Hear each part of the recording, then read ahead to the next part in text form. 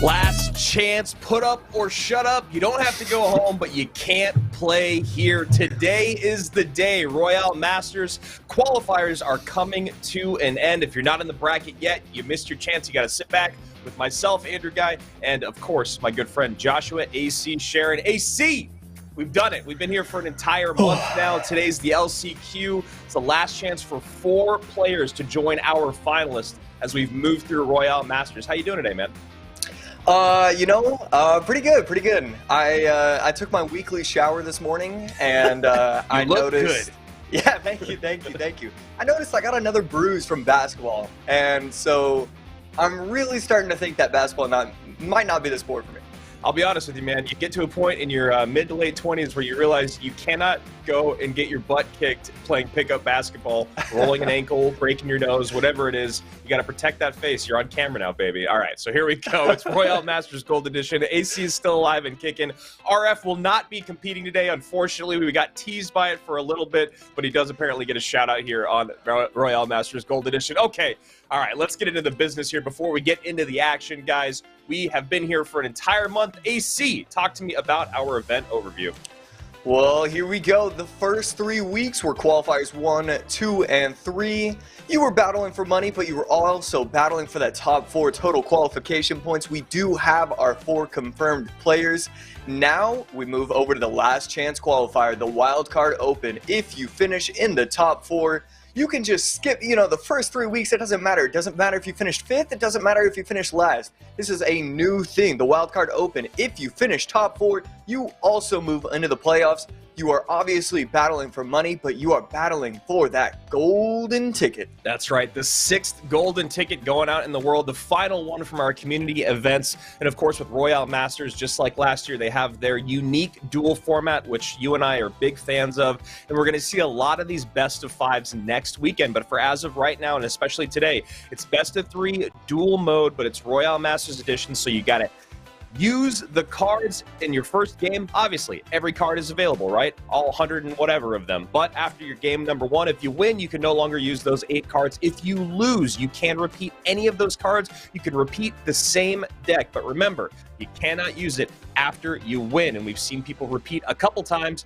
Now, to talk about our qualifiers, if you guys have been joining us for the last 3 weeks, today is the exact same format, except the wonderful people over at Royale Masters Gold Edition decided to give you an extra round. That's right. A lot of the competitors are out there talking about how 8 rounds doesn't quite do them justice. So today for our LCQ, our wildcard open, we're going to give you 9 full rounds of our Swiss bracket. 16 players will advance to tomorrow, the top 4 from every single group. It is single elimination through the bracket tomorrow, best of 3, but the finals will be a best of 5. Now, the finals tomorrow will matter a little bit less than they have in the past. It's really about getting into that top 4. And now we do know that there is this golden ticket on the line, but Josh, there is also a good amount of cash up for grabs this weekend. That is right. The first 3 weeks had it as $7,000 each, $25, $1,500, $800, $400, $250, and $100 going to the first through 16th places. But that doesn't matter anymore. We are up to the wildcard open. $4,000 total on the line. $1,200 for first, $800 for second, $400, $200, $150, and let's say you make it to the top 16, but something happens. You forget how to play, you don't want to play, something like that. You lose every single game, you still walk away with $100, but that only is equivalent to $25,000. There's an extra $25,000 on the line. That's right, for the playoffs. Ooh, this is it. $10,000, $6,000, $3,000, $2,000, $1,500, $1,000, $800, and $700 go into the first through 8th place. But really, you are looking for that number 1 finish, $10,000. That's a 5-digit number as well as a golden ticket. I'm always impressed that you can remember those first few numbers, AC. You truly are a pro now. And guys, there have been 4 competitors that have already made it their way through. So they're just going to sit back today. They cannot compete. I don't know if they'd want to compete or not, but they cannot compete. So those top 4 spots are taken. Firkin, Titone, Pandora, and Schwatzen. We had that 4-way tie between Schwatzen, Morton, Nico, and Hugo, and it was really all their win percentage throughout the entire tournament. Now, this is, again, why people wanted more rounds today. It's why we added more rounds. People's opponent win rate is a truly important matter when you talk about being able to qualify for that day 2. So, you know, AC, we've talked about this for the last couple weeks now. Winning early is really important. Winning late is really important. Honestly, just winning all the way throughout, because when we had 8 rounds, you very, very rarely, I don't even think, maybe one time we had someone that was 6-2 go on through, but for the most part, if you had that early set loss, you're really going to struggle through on the day to get that opponent win rate up. However, if you ended up losing 2 sets, and 100% if you lost 3 sets, your day was over. And now that we have 9 rounds, maybe we'll see more people with 2 set losses going through to tomorrow. Yeah, I think this is really where it's going to get interesting. And yes, like, pros are obviously going to get upset if they go 7-1 and don't qualify. That is really tough. Yeah. But we are not going to have that problem today. I like the additional, you know, round or 2, just because it lies fully on them. If they can go 1 loss or less, they are going to be able to qualify.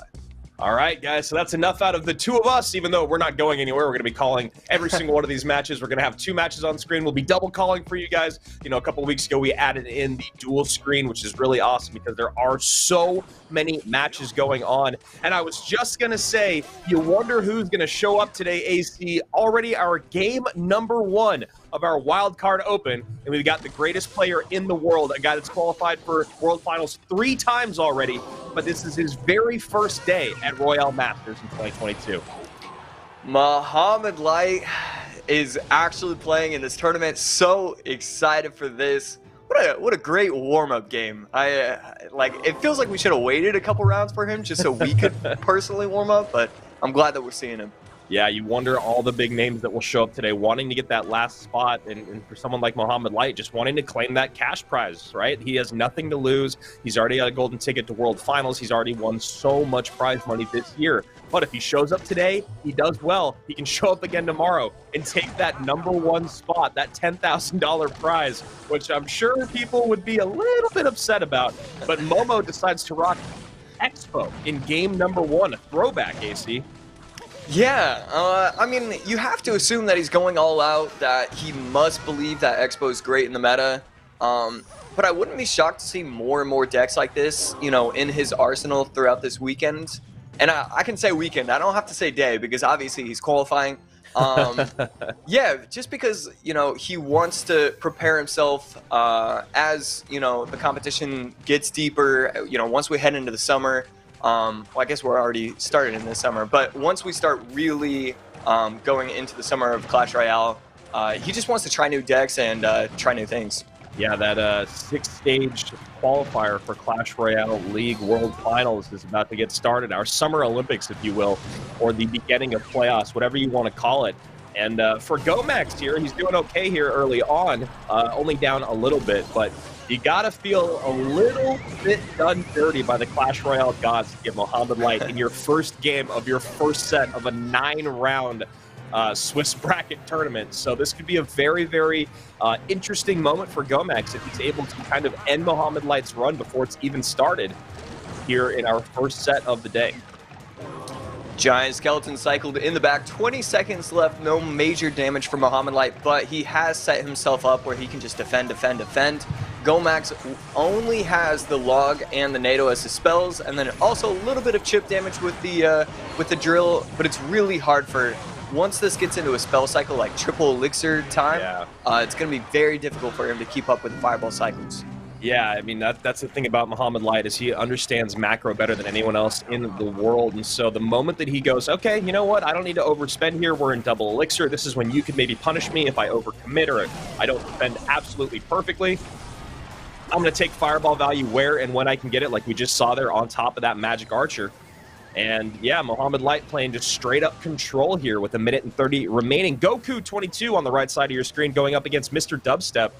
And you know what's really cool about this so far is we're seeing 4 very different decks, and I'd say 3 of them that are incredibly viable. Yeah, absolutely. And right there, Dubstep actually got kind of unlucky. He put the Golden Knight high, and I really thought that the interaction was gonna, you know, work out for him. And then it ended up not being the case, and Golden Knight dashed onto everything. And then so far, Mohamed Light It's not like the craziest thing in the world to say, but you know, he has just been defending so well. He is not giving up any free chip damage, and this might be a connection as well soon. Just with the complete overload at the bridge right here. Yeah, you feel like this giant skeleton's going to go down. He's going to change lanes. There it is. Cannon comes in early. Nice log there on top of those skellies. Archers come down a second late, so Mohamed Light actually struggling. And this is something that we see a lot with Expo. You know, it's such a popular deck. It's such a straightforward mechanic. There's not a lot of different ways to get damage on tower, right? It's literally just putting an Expo down at the bridge unless you're going to spell cycle your way out of it. So you know, Gomex goes, all right, those fireballs need to go on top of the Princess Tower. How can I overload up at the bridge? How can I make sure I just over-defend at the river? And Mohamed Light trying to make something out of nothing right now with 16 seconds remaining. Looks like game number 1 is going to go to Gomex and Mr. Dubstep. I'd say the 2 underdogs of our matches that we're seeing right now. Yeah, this was super well defended from Gomex, just cycling giant skeletons in the middle, cycling magic archers. I was afraid he was going to give up a little bit too much damage to the fireball cycles because he continued to give fireball value, but it was A-okay. Gets the win 1-0 for Gomex over Mohamed Light. You know, I got to ask you, AC, at this point, you know, the game has changed so much for the years that you've been a part of it, since you've been a champion. Do you think that Expo has ever been viable and competitive? Do you think it will ever be viable? Or do you think it's just like there's that one guy, even though we just saw the best guy in the world play it and not be able to break through? How do you feel about it as a competitive deck? I like it. I really like it when you're offsetting, you know, some of your normal decks. So Furkan, you know, learned how to play Expo with the best of them and really knew all the interactions and was just phenomenal with it. I would say it's one of the greatest decks he could ever use in a set. But to just use it regularly, there's not a lot of advantages using that deck. It's really not that strong, and you know, his opponent didn't have a big spell, and it didn't really matter. He still controlled the game entirely. So there's a lot of negatives with the deck, but I do like it every once in a while if it is completely different than the rest of your deck, or you know, the rest of your decks. Yeah, and I think that's a great point that you make, that even though there was no big spell, it wasn't an issue. You know, Gomex was able to just break on through and didn't allow Mohamed Light's defensive expos to get in his head and bother him. Like you said, just high cycled giant skeletons. But that was a very different game than what we're looking at right now. Goku trying to get some damage on tower, but he's getting a lot on that king tower. Meanwhile, Dubstep trying to get damage on that tower. Meanwhile, Goku has got a significant lead here with almost half that tower gone. Yeah, Dubstep going to be using Hog, Giant Skeleton, Archer Queen. Archer Queen does pop the ability Earthquake as well to try and get the Archer Queen onto tower, but Goku is defending that a little bit too well. Drill Cycle with the NATO and the Inferno Tower. It's going to be really difficult to get past this. And the interesting thing is, you know, with an Inferno Tower and with a Tornado, at this point, he really could just start cycling for the King Tower. The King Tower, whatever tower is the lowest one is going to be the one that he should be attacking. So at this point, he can really start focusing on the King. This is the second time Goku has had a great Magic Archer lineup on top of the Giant Skeleton. That's really the reason that tower is down to 1144. On the other side of it, it looks like Gomex is going to the skies with Lava Hound, and Mohamed Light is actually in a very good spot in terms of defensive responses. He's got the E-Spirit there to stop those little lava pups when they do pop. And then, of course, the Hunter and the Archer Queen, two of the best cards in the game for defending against the skies. So Mohamed Light's found himself in a very good spot here in game number 2, down 1, as Mr. Dubstep is going to try to close this set out. But like you said, AC, he's got to get through that King Tower. It looks like that is going to be the way that he's going to go. Archer Queen cycled at the bridge once again, tornadoed back, so that way doesn't have to worry about the ability. Inferno Tower is going to, you know, provide a lot of value, and it's going to not allow the Archer Queen, or not allow the Magic Archer to get chip damage on the tower, but it's just not going to matter. Goku is just having way too much pressure. Yeah, and his Magic Archer lineups were perfect throughout that game. And then now that we are able to zero in on Gomex versus Mo Light, Mohamed Light had an Archer Queen already down. He got the Hunter down as well to defend against that Lava Loon push, but Gomex did a really good job of dropping that miner right in between the two of them, getting on top of the AQ, distracting the hunter, and then I believe it was with a zap that Gomex was able to get that much damage in. Mohamed Light had to kind of desperation fireball last moment to take out the balloon before the pups even popped. So not doing too well is Momo in the moment. 1150 to 1680, trying to create a push here on the right-hand side. We might be looking at the tower trade situation. RG placed down at the bridge. Hunter attacked by the tower, so that Hunter is not going to stay alive. E-Spirit at the bridge, that's going to be able to protect the RG. And Miner to go for the King Tower. That's a very aggressive push considering he will be defending that. Yeah. I like the idea, but really, you know, your opponent is going to, I mean, absolutely recognize what's happening, and he's going to be able to get the Hunter down in time. So kind of a good play, but also kind of suspect. It really is never going to work out for you. And at this point, he might go for the King Tower if he wastes barbs. 100%. Good call there. It was another zap in addition to that defense that Gomex just played. Mohamed Light goes, all right, man, you want to spend that much elixir and you want to go for my King Tower? I'm going to go for yours. That was a really, really great game there by Mohamed Light. A good game number 2. And that's kind of what we were talking about in game number 1 with Expo. You know, Mo recognizes the matchup that he's in. He knows how to play through it. And like you said, AC, going for that King Tower was just a little bit of an overextension. And that's not what you want to do against the Pharaoh of Clash Royale. Goku and Dubstep. Dubstep will not be running RG probably just going to be sticking to a hog cycle of some sorts. Goku, on the other hand, going to be running the Giant Skeleton RG. I mean, basically, every time somebody can use...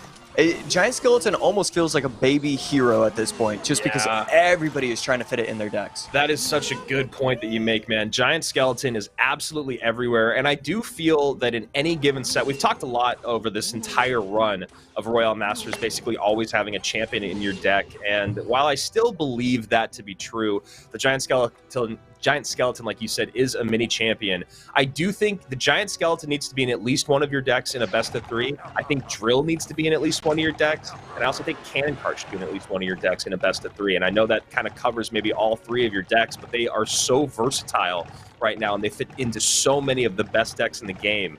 Why not? Yeah, absolutely. It's weird, you know, if you compile a list, you're gonna have like 12 cards that need to be in at least, you know, in your 3 decks, and at that point, you kind of only have to work around like 2 or 3 support cards every single time you're building a deck. Yeah, very, very true.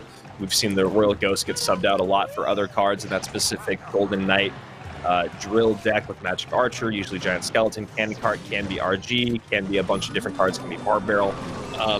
But here we go. Dubstep going right back to the well here with his Hog EQ deck. This time it's working out much better now that NATO is not in cycle. Goku may be laughing at a misplay there. I'm not 100% sure what he was laughing at. Yeah. That was a really neat push. Allows the Fisherman to yank the Giant Skeleton up. As soon as he recognizes that, then he goes in with the Hog push. That way, the Fisherman can't lock onto the Hog. And the Hog was able to get 2 or 3 shots and really put him in the lead. So just a really strong push from Dubstep. And, you know, so far his defense has been phenomenal. If he can keep that up, he should be able to walk away with a victory. But this is going to be a scary push. Ghost and Giant Skeleton on the left side as well as the RG on the right. And AC, correct me if I'm wrong, but we were talking about Gomex using the Giant Skeleton in game number 1 against Expo. Is that correct?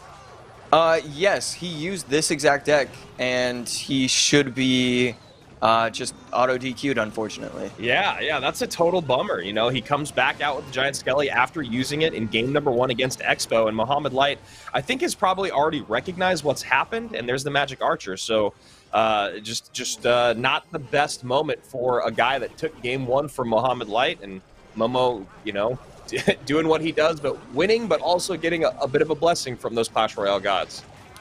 Yeah, absolutely. Really unfortunate. You know, we want to see him at least have to battle every single set. Just not going to be the case. And Momo going to be walking away with a set 1 victory. Yeah, it's as simple as that. Yeah, I think we expected him to win that set, as you expect him to win most best of 3 sets, but I did not like it to go down in that fashion after a great game number 1 from Gomex. So Mohamed Light is 1-0 to start his day here on Saturday. And we appreciate you guys joining us as we zoom in on Goku versus Mr. Dubstep, who's in a very, very heated game number 3 at the moment. Yeah, we need to see some hog cycles at the bridge, otherwise it's going to be impossible for him. I would have liked to see maybe the hog over the middle. It allowed both the hunters to lock on. The Archer Queen needs to get a lot of value, and I don't think it's going to get enough. Hog, once again, at the bridge. Hunter still alive, takes it out. Goku gonna walk away with game number 3. Yeah, just a little bit of misplays there at the very end that were the most important ones. Now, obviously, I'm sure there was things that could have been done differently in that 4 minutes and 51 seconds of gameplay, but there at the end, AC, as you were calling out, those hog placements were a little rough. Yeah, he needed a... It is insanely difficult, though, when you have to balance the pressure as well as the defense. You know, we saw if he defends properly, then he's up in damage, and then, you know, when you're up in damage and triple elixir is happening, it's going to be so easy to cycle earthquakes, but the RG gets through, then he doesn't know what to do, and then that's just, you know, kind of what happens. You panic a little bit, and you can't make mistakes when the action is as fast as it is in triple elixir. Yeah, and it felt like there was just a bit of carelessness with the Archer Queen a couple times throughout that game, or it just wasn't getting quite as much value, or it was easier to clean up off the board, or maybe the ability didn't get hit in time, what have you. And even there at the very end, it was kind of a rough interaction, right? Because the Hog Rider did come down in time to distract the Hunter, but the scatter shot from the Hunter still took the AQ off the board. I don't know if it would have mattered or not. I mean, it definitely would have helped the Hog maybe get one more hit, because like you said, it didn't go right into a Hunter. But that's neither here nor there. Goku wins set number 1 along with Mohamed Light. So guys, here on our first day of competition in these weekends, it's a pretty chill broadcast in terms we kind of just hop around from group to group. AC and I will check in with all the different brackets. We'll try to find you guys the best games. I do look at the chat every now and then, not super regularly, but if you guys go follow RoyaleMSTRS on Twitter, join the Discord, you guys can actually pull the bracket up yourself. And then if you want in the chat, you can let us know some of the big matchups that you guys would like to see as we move out through our 9 rounds today. And this is the first time that I'm getting a chance to actually look closely at these brackets. So please be patient with us, guys, as we hop around. Looks like OP Sam's doing well. He took his set 2-0. Mohamed Light obviously won 2-1.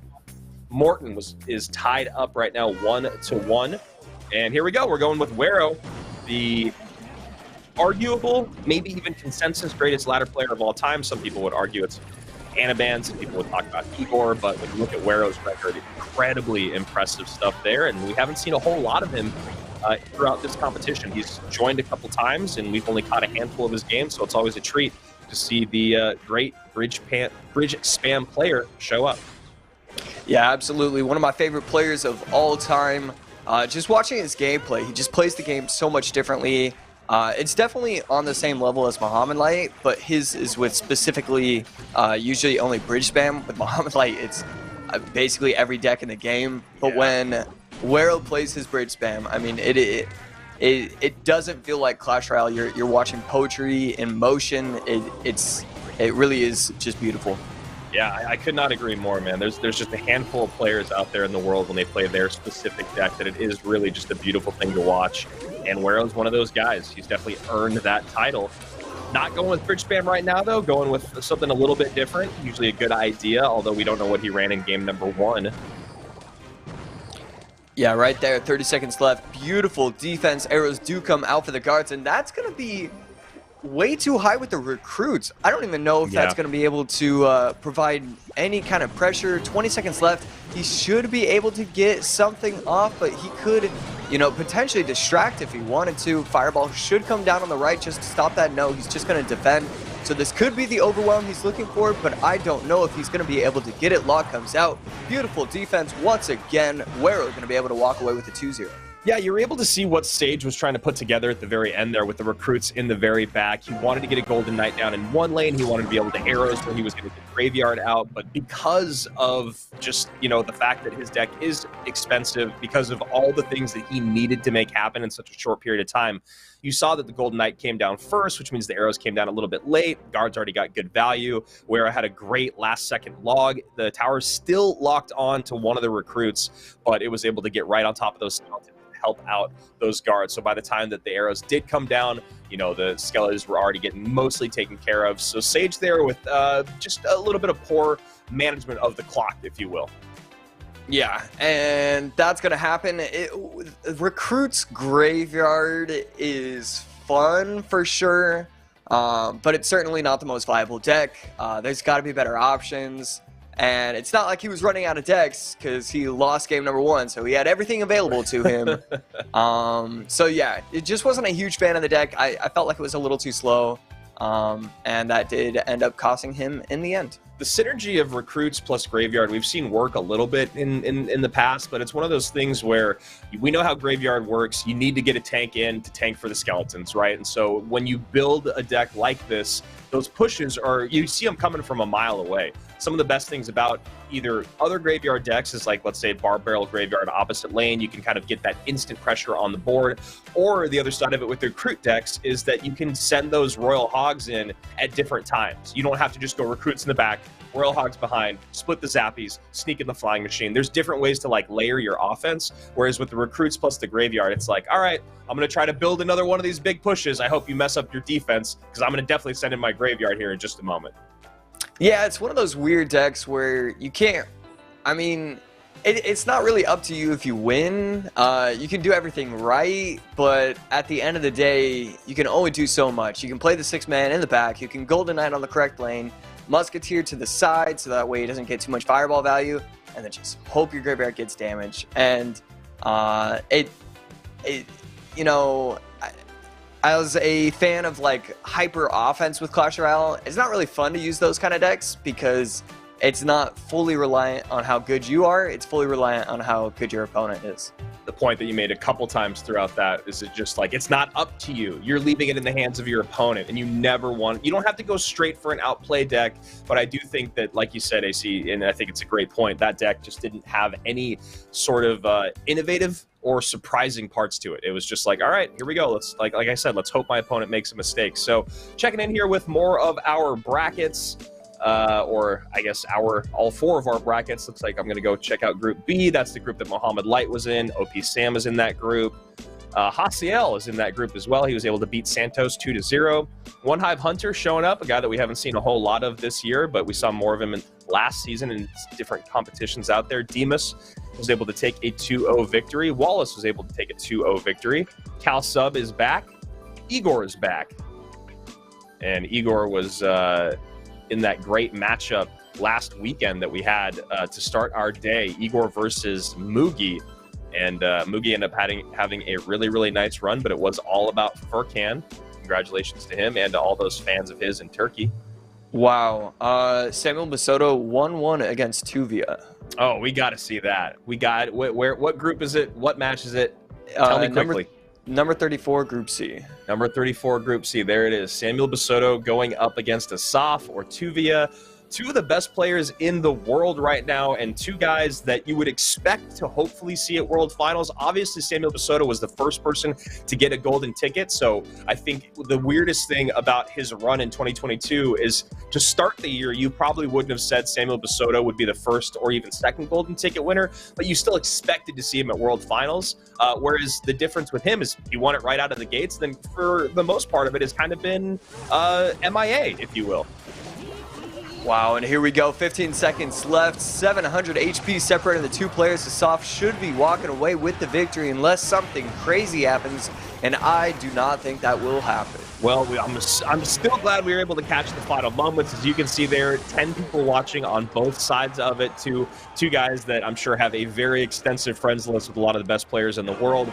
Checking this one out, but it is Samuel Basoto who will lose set number 1 here against Asaf, and that's just the luck of the draw or the misfortune of the draw in a Swiss bracket, just like for our friend Gomex pulling Mohammed Light as his very first game. For Basoto or Asaf, it's not a great draw in your first set of the day, but I'm glad we were able to catch those final moments. Wero and Sage are still going at it. Wero obviously up 1-0. Ian77 is back. He's up 1-0. I'm curious if we'll see Lucas in any of the brackets today. He was someone who was very close. Oh, yep, there he is. He's in Group D at the very top. He's 2-0. KK is actually 2 spots below him, so KK's showing up today. I know that we're both fans of him. Yeah, absolutely. Super excited to see some of his games, hopefully. And I was looking at the Sable Basoto set, and his game number 1, he used E-Giant, Bomber, Mirror, Rocket, Tesla, and then he was able to get the snipe on top of Drill. So Tuvia, as good as he is, it is so easy to predict him, and it's so much easier than E-Giant. Like, you're not going to mess up when you have the counter. You are just going to win every single time. Yeah, and we have talked about Asaf numerous times, or Tuvia, just running Drill in game number 1. I literally just do it in game 2. I don't think that I think if you haven't run Drill yet by game 3, everyone will probably expect him to run Drill, or you might have lost some of your support cards, or everyone will be putting you on Drill in game 3. Just don't do it in game 1 or 3, and then I think it'll just automatically give him a higher win rate. And I'm sure he's probably sitting there rolling his eyes listening to us talk, but you know, that's just something that we're noticing from the caster booth. Obviously a big fan of Asaf, but I do agree his predictability is just a little bit of a hindrance in his kind of career, and we've seen that with some of the best ever, right? For a long time, people were talking about, you know, Morton not doing the best job of picking his decks. I think that conversation doesn't happen quite as much, but even in Royale Masters, we saw a couple times where we were like, really, that's the deck that you want to go with, Morton? All right, I mean, you are Morton, so I'm going to let you do it, but obviously was not able to qualify in our top 4, and he is back here today, so I'm sure we'll catch some of his action. But right now, it's all about Diego94 and Matt. Diego rolling his eyes at the maybe the matchup here, not sure. Yeah, not sure just yet. Early use of the ability. It's going to get value, but at the same time, it's probably not the strongest use of it. Diego could potentially get a counterattack, maybe pop the miner in front, use the ability. Not going to be the case, and just a disciplined non-use of the ability right there, trying to set up for the push. The the Skeleton King really is kind of the most punishing champion when you talk about using the ability and not getting what you want out of it. It costs 2 elixir. It's once you push the button and he gets the spell off, you don't get the elixir back. Whereas with every other champion, basically, if you hit that button and then they don't actually go through their interaction, you get that elixir back. And with the with the Skeleton King, it's just one of those things that feels like the misuse of the ability is much more punishing than the other champions. I did not know that. So that's cool to learn on this broadcast. Well, I know that you still get the elixir back if he doesn't. I guess what I'm saying is that, like, the Giants, or the, man, if I call it the Giant Skeleton one more time, the Skeleton King, I guess what I'm saying is that, like, you can get the Golden Knight dash to start really quickly, and then if he dies, like, you can't get that elixir back. Same with the AQ. She can almost go invisible, but then if the ability, or if she dies, the ability just isn't worth. Whereas the Skeleton King, it feels like if you ever push that 2 elixir button, you're kind of on the other side of it, and you just don't get what you want out of it. It just, I don't know. Yeah, bit of a very long explanation for a very simple thing I was trying to explain here. But Diego and Matt are duking it out here, and Diego has had some really rough timing on a lot of his things, including his arrows a couple times now. Yeah, we see the frustration with him throwing up the laughing faces. I mean, it's the same interaction over and over again. Flying machine placed down on the bridge, or placed down on the board, gets taken out, the pressure is strong, and then here comes another wall break drill push. Yep, exactly, and he doesn't know really where to use those arrows, and he needs to get a better counter for getting on top of those drills plus wall breaker pushes. You can see right there, arrows are coming down a second early again. He went Giant Skeleton to the, wow, there it is. The 4th time today in one game. He goes Skeleton King to the back, but he just does not have the defense kind of locked down.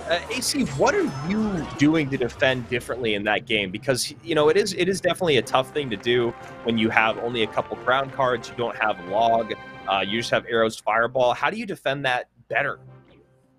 Yeah, I mean, the first thing you do have to you have to chalk it up as a bad matchup. So you can't really stress it too much. At the end of the day, there's a couple things you can do. One, you can always clean up your gameplay. You can always, you know, give up chip damage sometimes, whether it be a Dark Goblin getting to the tower and you fly machine late, so that way he has to throw out a fireball and then it's a full reset from both players. Because, you know, or the second thing is you can just give up your tower. You can say, okay, you take my right tower, I'm gonna go for the left one. Yes, you have an Inferno tower, but I'm also gonna use my skeleton, my giant skeleton. Oh, my skeleton king, with the push, and then yeah, you just gotta mix it up. You can't just always be on your back foot right there. One of the things that the best Lava Hound players talk about is you got to know when to just give up your tower, and I think that's probably the strongest point that you make. Going in the same lane over and over and not having the defensive responses that you need is going to be super tough every single time. And you know, as the game ramps up, those defenses are going to get even more difficult. The wall breakers and the drills are going to come down way before you're back around to your Tombstone plus Skeleton King. There it is. I'm getting better. Because obviously when you look at that on paper, you're like, well, you just need to save your Tombstone for the wall breakers and then use your arrows or your Skeleton King to clean up the drill. But it's not as simple as that when your deck is that much heavier. So yeah, I agree. I think chalk it up as a bad matchup. One of the best things about having a bad matchup in game number 1 is that you can go back in game number 2 and try something else out. Although I will be honest, I wasn't paying attention to what game in the set that was, because it was game 3. It was game 3, yeah. So that's just a struggle bus right there for Diego. You, like you said, with the emotes and the BM, you could see he was definitely a bit frustrated. So, round number 1 is always, there's a couple really good matchups like we saw. I mean, we were lucky that we got to definitely catch some of that Basoto and a soft one, and we got to see, Mo play. But as the rounds go deeper, probably around like 4 or 5 today, we'll start to get some really, really great matchups with some of the bigger names and some of the best players throughout the day. But looking at our leaderboard at the moment, we'll check and see who's been doing well that we've seen here in the past. Capgun, Chief Boy YouTube, looks like Hasael, or who's 16? Cal, who's 16? I've seen that name before. Michifu is able to win his set. Cal Alexi is back. Mini Minter is back. These guys are all 1-0. Ali, Abdu Judo, Osama. So a lot of the people that you would expect to have a good start to their day are doing exactly that. Check over in Group B. Go ahead. I was checking to see if there were any like real big names that lost. I know I saw Katassian and I know I saw Diego, but for the most part, it's been mostly just straight wins for all the pros. Diego B, you're saying? Yeah, Diego B. Okay. Oh, you know what? To add to your list, since I do know you love to go to the bottom, I love to go to the top. Viper also got 2-0'd by Gabo, and I think that's probably Gabo from the old CRL back in 2018. Arden Toas is here. Our most recent golden ticket winner. Congratulations to him. The Copa All-Stars tournament. He was able to beat out Lucas X Gamer, who was also in this tournament, to steal that golden ticket. He's 2-0 to start his day. And we're hopping into a game between, looks like, Seabass and Jeremy. Love it. Jeremy not going to be playing the game just yet. And so you have to wonder if you used the wrong deck. Yeah, it is game 3, so there could be a repeat. He could have disconnected, but who knows? This is a very what bracket? interesting way to start your game number 3, and now he's a tornado come out from Jeremy, and then a bomber. So maybe he got disconnected, and at that point, though, when you're using a NATO and a bomber after you've already lost the tower, and there's a 100% healthy Lava Hound on the board, probably not going to go too well. But so Seabass picking up that best of 3 over Jeremy XD. Bummer for Jeremy. Yeah, that's always unfortunate to see. Man, that used to be such a huge problem with competitions, and it's amazing that that really isn't the case anymore. But it does always hurt to see, either lag or drag glitch or forgetting that you got into the game. Although that's probably not happening in competition this fierce. Yeah. But yeah, unfortunate to see. Yeah, it's interesting being in studio. The kind of hoops that we had to jump through every now and then is probably the best way to put it. I will still say to this day, 6 years later, I understand it 100%, but drop glitches, make me more mad than I think anything else that could possibly happen. Worse than going up against Expo, worse than going up against Lava Clone, Golem, whatever. Drop glitches, just they irk me to the maximum level. That is the best way to tilt me. And I get that that's a part of the game. You know, you can't just drop a bunch of units down because it takes them, you know, you drop the unit and it takes that 1 second for it to actually populate, or half second, whatever it is. So I get it. But still, it's a way for them to clean up the lag differences. That's why you can play against anyone in the world. Other people in that group that we were just talking about, that Diego B was in, he did lose to Siak from Turkey, which I'm sure a lot of you guys are fans of in the chat. Wera was able to win 2-0 over Sage. Lord Stanleyan, Lord Cass, and Hire all went 2-0. Hire went 2-1 in his set, but they're all perfect so far on the day. Now checking in a little bit more closely with Group D. B and C are already in round 2, so guys, this is the time where if you are in the Discord or you are following along with the bracket, you can click over to round 2 in Groups B and C, and you can start to say what matchups you'd like to see. For instance, Group B, I'm already seeing matchup number 3 is Demas versus Hugo. That's a great matchup between two guys that are still trying to break through to that next level. We got Mohammed Light going up against Royale Boy, OP Sam going up against FTF Knight. So those are all some interesting ones, but the first one does feel like it's the best, at least so far. One really good one is going to be Ian77 against Enthrill. Oh, that's a great one. Yeah, in Group C, number 43. Group C, number 43. Oh, wow, and Tuvia against Aslan. So Tuvia is just having a rough go in terms of matchups. Yeah. But that's going to be number 34. That's a great one also. Yeah, Group C having 2 really good matchups. Yeah, Tuvia versus Aslan. Aslan was able to qualify, getting a golden ticket given to him from Mohammed Light, even though he finished second in the competition.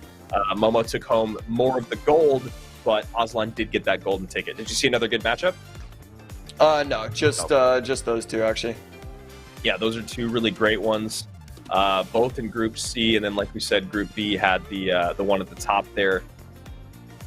We will see,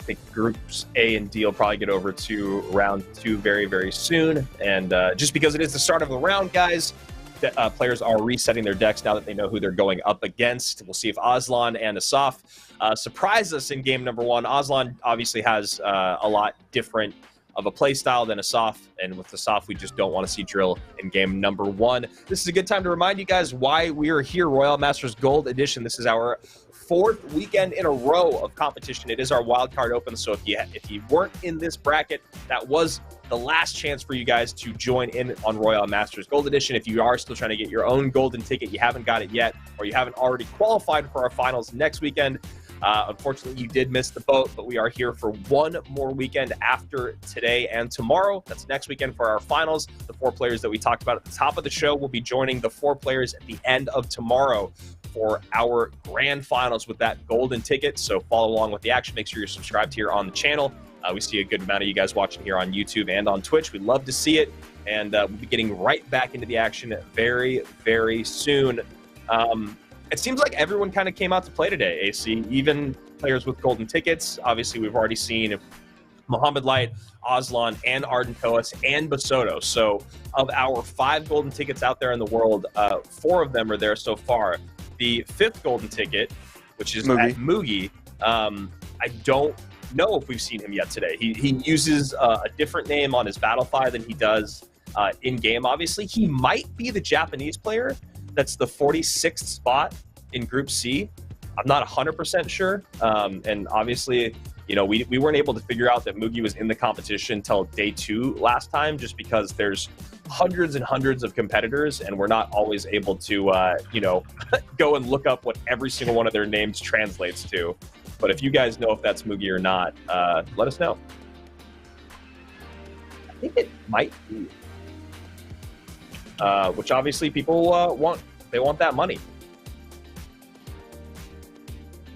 Okay, well, apparently our producer is on top of things. He said that translates to roasted sweet potato. So I don't think that's Mugi. That's some of the translations that I've heard are just so perfect, and it's just great. You're like, what really pushed you to want to have that name? I don't dislike it, but you always want to know. Well, I've definitely seen some tattoos that like read out water, but it's in like Chinese or Japanese or something. So like, it's common, you know. It's something that happens. But I like it more as a gamer tag instead of a tattoo. As Rich would say, that is a thing that happens. Looks like Group A is on to round number 2 as well. Katashian is in there trying to reset his day. Morton going up against Phoenix. Osama going up against Leo. Alexi and Bruzani is a very good one there. Do you know this name? Boziji Hertz, Hertz, in the Boziji. It's a name I've seen a couple times. It's a Russian player. He's playing against Mini in Group A, match number 45. I've seen that name a couple times. I was just curious if you had it or not. I definitely recognize the name, but I don't know what it's from. It's like, yeah, I recognize the name and then the little heart at the end, but yeah, I'm not sure. It must be maybe like they showed up in CRL 1 round or something last year or in a different tournament. Capgun versus Yuya. That's match number 56 in Group A. So guys, right now we are just waiting for players to start their games, and then we will get into the games for you guys. Someone asking here in the chat, is Aslan playing? Yes, Aslan is playing. Him and Tuvi are going up against each other here in round number 2. We're going to try to catch some of that game. Otherwise, we're just waiting on the players. Obviously, we would hop into a game if we could, but we cannot at the moment because the players need to pick their decks. So waiting, and here we go. Looks like we're about to hop into a game. So all you people in the chat that are clamoring for more action, you're going to get it right now. Wow, and here we go. Dual screen Ian and Inthrill. You love it.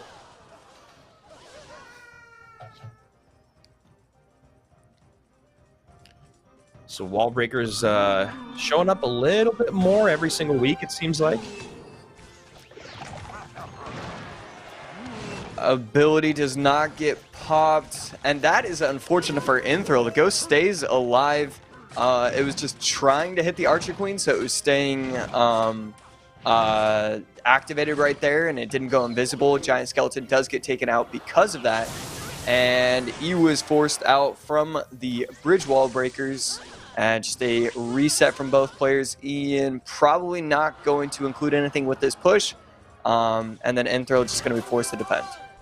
And Ian decides to drop down that AQ at the same time the Golden Knight comes down. Golden Knight will be able to get a dash on top of the Archer Queen, but she will still need a response that is not the Royal Ghost. We'll see what Inthrill wants to do. He goes for a last-second NATO. Love the timing on that. Good patience there. You can see Inthrill does have about a half elixir lead at the moment. Archer Queen at the bridge, it's always incredibly scary, but at this, wow, this is a neat little play going opposite lane. It allows one of the wall breakers to make it to the tower. But I feel like Archer Queen at the bridge, while scary, it's not really that intimidating. Yeah. You're not really actually that worried about it getting to the tower. Yeah, just so many ways to get on top of the Archer Queen, especially with a deck like this that just has so many good ground responses. Wiz goes to the back to reset the Miner. Giant Skeleton at the bridge to take care of that Archer Queen, and Inthrill did have a nice interaction. Even though he did take those wall breaker hits on the right-hand side, he was able to still create a good counter push because the one wall breaker did not hit the cannon cart. But really, it's been mostly Ian here, only 200 HP, though, separating the two of them, and you know how quickly that can be added up with a Magic Archer lineup, a Drill Connection, or a Wall Breakers. So Ian doing the same thing. Wall Breakers opposite lane here. Royal Ghost will come down high. One of those Wall Breakers, no, does not connect. Perfect placement on the Royal Ghost. Yeah, great placement, great timing. We do see the Valve placed at the bridge. It doesn't allow for the Knight to make it to the tower. The right lane won't really have any pressure. Inferno Tower does a great job of taking out the Ghost, but that is a few Goblins on the board. Log does come out from Ian. Yeah, Valkyrie's kind of making a comeback. She was gone for a very, very long time, just being substituted for basically the champions, or you'd see like Cannon Cart being used instead, but it does seem like people are starting to remember how good Valkyrie is and how much she can help with those pile-ups at the bridge, getting on top of that AQ even when she's invisible, and of course making the Skeleton King basically a non-factor. Right here allows the Giant Skeleton to get taken out by the Inferno Tower, but the Inferno Tower in turn will be taken out by the bomb. and that is a great log. Timing allows the Archer Queen to get onto the tower and forces out more defense from Inthril. Yeah, now Inthrill's going to have to spend on the left-hand lane as well. So there you go. There's the Magic Archer coming down. Valkyrie would have gotten at least one hit on the tower. Fireball comes in, so Fireball value that Inthrill's happy to give away as the minor chip damage is starting to stack up 1416 to 2360. We do see the full reset. Giant Skeleton placed in the back. Cannon Cart on the right lane to take out the Archer Queen and potentially more cards. Ghost cycled at the bridge. Can he get any kind of strong pressure? Valkyrie is forced out on top, but just great defense. Wallbreakers plus log. I always like seeing those different ways to get it done. And right there, that was just a great defense. Yeah, you know, it is really, really important when you're playing wall breakers to recognize that late game, it's going to be a lot harder to get them on tower. And if you still have a good cycle of a way to get through their defenses, you should probably still continue to try. But the best wall breakers player late game, just go for that minor chip damage or whatever chip damage you can get. And then use those wall breakers to a lot. That's something that we saw you do very, very well here in game number 1. There's the lineup finally. Late game here from Inthril, but it's going to be too little too late. 1936 to 1035. Ian takes game number 1 with a fun wall breakers minor deck that I actually haven't really seen with Inferno and Archer Queen. Just not minor wall breakers just isn't as popular these days because wall breakers are just usually paired with drill, or there is that Mega Knight deck. Yeah, he can kind of get away with it, just swapping the minor in for the guaranteed drill damage, just because he's so good with minor. I mean, the defenses were always legit, cycled correctly, never gave up any kind of... really, there weren't even any potential Magic Archer lineups. I mean, at the end, he was finally able to get it, but I mean, it was just solid defense. And even when he didn't have the Falcon cycle, he was defending with wall breakers. It was just great defense from Ian. What we expect from him, but still so fun to watch. Yeah, and I think what you're saying there is really important because when you are playing up against that deck, and if you the deck that we saw at the bottom of the screen from Inthril is, you know how difficult it can be if someone has good ways to take care of your drill every single time, and Ian had those answers in spades, whether it was the Valkyrie, the wall breakers log, the minor plus the log, like, as you were mentioning, he really did diversify how he wanted to defend. So then what you really have to be worried about when you're playing against that deck is just the Magic Archer lineups. That's really it at that point, because if they're not going to be able to get enough damage through the drill, and you are able to get that insured damage from the minor, like you were talking about with that swap out, it's just going to be a really, really tough go of it for someone like Inthril. Inthril loves that deck. He's very good with that deck.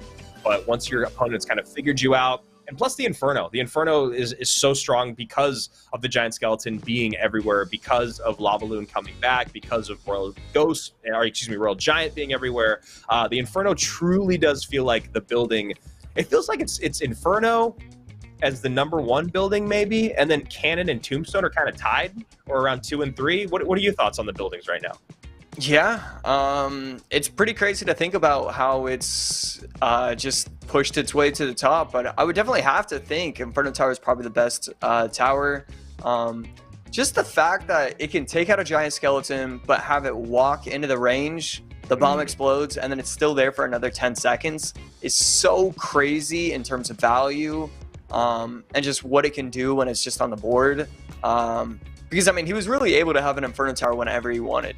And that's just so tough to get past. Yeah, and then the E-Giant deck is the other real great reason to have that Inferno in the game, because whether it's Lightning or Earthquake, the Inferno still stays alive for just a little bit. So here we go, game number 2. Ian, top of your screen, Inthril at the bottom. Zappies are another card that we have talked a lot about over the last month. I feel like they should also be, like you were saying, there was like 12 cards. Zappies also feels like one of those cards that should be used in your set at some point. Absolutely. I'm trying to think if there's... Really, it feels like there's only... I guess you can get away with saying drill, but I feel like you can say drill and RG are the 2 win conditions that feel like a necessary evil when it comes to deck making. Yeah, that's a very good call for sure. Here we go, RG coming down right-hand lane, right at the bridge. Inthril does not have a building, he does not have a log, he does not have anything to deal with this other than just straight DPS, so he takes a few shots. 2015, Ian up early. Now the question is, will he go in with the lava? Will Ian try and apply pressure? Last couple cards, since he does have Zappies instead of the shown Archer Queen, you have to assume he still has Archer Queen with no Hunter in this deck and just a swap for Hunter and Zappies. And also you have to assume that just because when you have Earthquake, you want more air targeting troops. I mean, I think Ian ran Archer Queen in game number 1, though. We kept seeing him do the AQs at the bridge, I believe. Yes, you're 100% correct. So it could be Zappy's Hunter. Yep, and there it is. Great call with the Hunter coming down. Going to get right on top of that Lava Hound. As we do check in with Aslan and Tuvia starting their set out. As you guys can see, we weren't just messing with you. They just started their game, and this is game number 1, so it did take them a while. And I am happy to see that Asaf did not go to drill in game number 1. Instead, it looks like he's going to go hog EQ with Archer Queen and Giant Skeleton. We'll see what those last couple cards are. Most likely an Earthquake and a Giant Skeleton, like I just said. But maybe he swapped out the Giant Skelly. We have seen that. But he did not. And now Inthril going to be in trouble. This is a big push, and that Giant Skeleton is going to go down, take care of both of those Skeleton Dragons. Yeah, these RGs at the bridge have just been getting so much damage. Gets the tower down to 463, and Giant Skeleton plopped right in front once again. RG should come out shortly as well. We see the bar barrel, no RG just yet, and there we go. We do see the RG finally. Earthquake spawned at the bridge. Barb does get to the tower, no tombstone, and that's going to be tower down. Ian, is that a 2-0? Yeah, that was a dominant set by Ian and a dominant game number 2 there as well. Inthril just not able to do it in the skies or on the ground as we zero in here on Aslan and Tuvia in their game number 1. Aslan going to drill plus, and Asaf going to hog EQ with Giant Skeleton. No opportunities to EQ cycle yet, and there we go. Yeah, one of my favorite EQ cycles. It just gets so much value. Earthquake plus log, taking out the Magic Archer. We see the Archer Queen cycled high, and a great Fire Spirit unleashes its charge on top of a Fire Spirit that still got value. So just a great play from Asaf. And are we finally going to see pressure? We absolutely do. Hawk will make it to the tower. Those 1 elixir responses to the Golden Knights are some of my favorite interactions to watch in competitive play. It's so much of the will they or won't they. Are they going to dash yet? Are they going to use the cards yet? Are they going to slow play the Skellies? Whatever it is, another reason why we've seen so many of those 1 elixir cards show up in every single deck. Nice NATO back to get a little bit of damage on tower. That Giant Skeleton Bomb's going to clean all of that up. Beautiful, beautiful cleanup. And really feeling like what you said earlier today was ringing true, AC, talking about the Giant Skeleton just feeling like a mini champion. Hog again gets to the tower. Archer Queen cannot take out the Ghost. Archer Queen also cannot take out the Cannon card, so a great use of the Golden Knight to tank the aggro. This is a decent amount of pressure, but if he can't get the lock, it's going to not really get that much value. And right there, a missed Earthquake. Shouldn't be the end of the world, but it will push the Magic Archer out of the range, and the Magic Archer gets to the tower because of it. That is a tough, tough situation to be in. Asaf just has to eat all of that damage, doesn't have a good response, or maybe doesn't want to use it. He goes right back on offense, and this could be a lot of trouble for Asaf. You see, this is a big-time counter push, and sometimes as a Hog player, you have to know when to not send in another Hog and just reset your defense. Asaf is going to be able to control this for the moment, but is getting overwhelmed here. Giant Skeleton going to go behind, and the Golden Knight doesn't get on tower. Very interesting stuff, but the Cannon Cart does, and now it's down to 375. Yeah, Asaf making a few huge mistakes right there. The defense was not strong enough. Hog won't even get to the tower. The Giant Skeletons are going to use their bombs on top of each other, so it's also not going to get value, and that's going to, again, Cannon Cart still stays alive, so just so much value on defense. His defense has been so good, is Aslan, and he was defending without using the Earthquakes. That's really what set it apart, where he just stacked a bunch of troops and then finally got the right pushes going. And even though we didn't commentate on it much, Air Surfer did take that game number 1 against Pablo Escobar. Probably not the Pablo Escobar. And it was a minor mortar control deck, and that was really what Air Surfer did, just completely controlled that game as Aslan takes game number 1 over Asaf. AC, that game ended up getting a lot closer than it appeared it was going to be, even just 30 seconds before we finished. Yeah, okay, so he still had control, but he did not have total control over the game at the very end. The Hog Earthquakes did get a lot of damage. And, you know, that's obviously such a huge reason as to why it's so popular. You can be down 500 HP, but then start cycling Earthquakes, start cycling Hogs on top of Hogs. So it was great pressure at the end, which is, you know, kind of what we wanted to see from the earlier set. I forgot who we were watching where they didn't Hog cycle, you know, necessarily correctly at the end. But yeah, it was just down too much elixir, too much damage, and it allowed for the Magic Archer. You know, it's not just you doing the mistakes. I called the Magic Archer Queen like 8 times during that. So, you know, we're in this together. It happens, man. It happens. We've been here. It's been a marathon for us here at Royale Masters Gold Edition, and it has been for a lot of these players. We've seen so many of these guys show up every single week. And like we said, there's only 4 people that qualified, none of them here today, which means that everyone else you're watching, there's a few that are showing up for the first time, but I would say a good majority of our pros have been here before and just were not able to make the cut. So we'll be checking back in with both of those matches in a minute. Air Surfer Pablo Escobar on versus Asaf, and it sounds like we're hopping into a game right now. Here we go. Air Surfer up 1. Pablo looking like E-Giant already. And Air Surfer going to be rocking with the double barrel bait and a huge outplay already.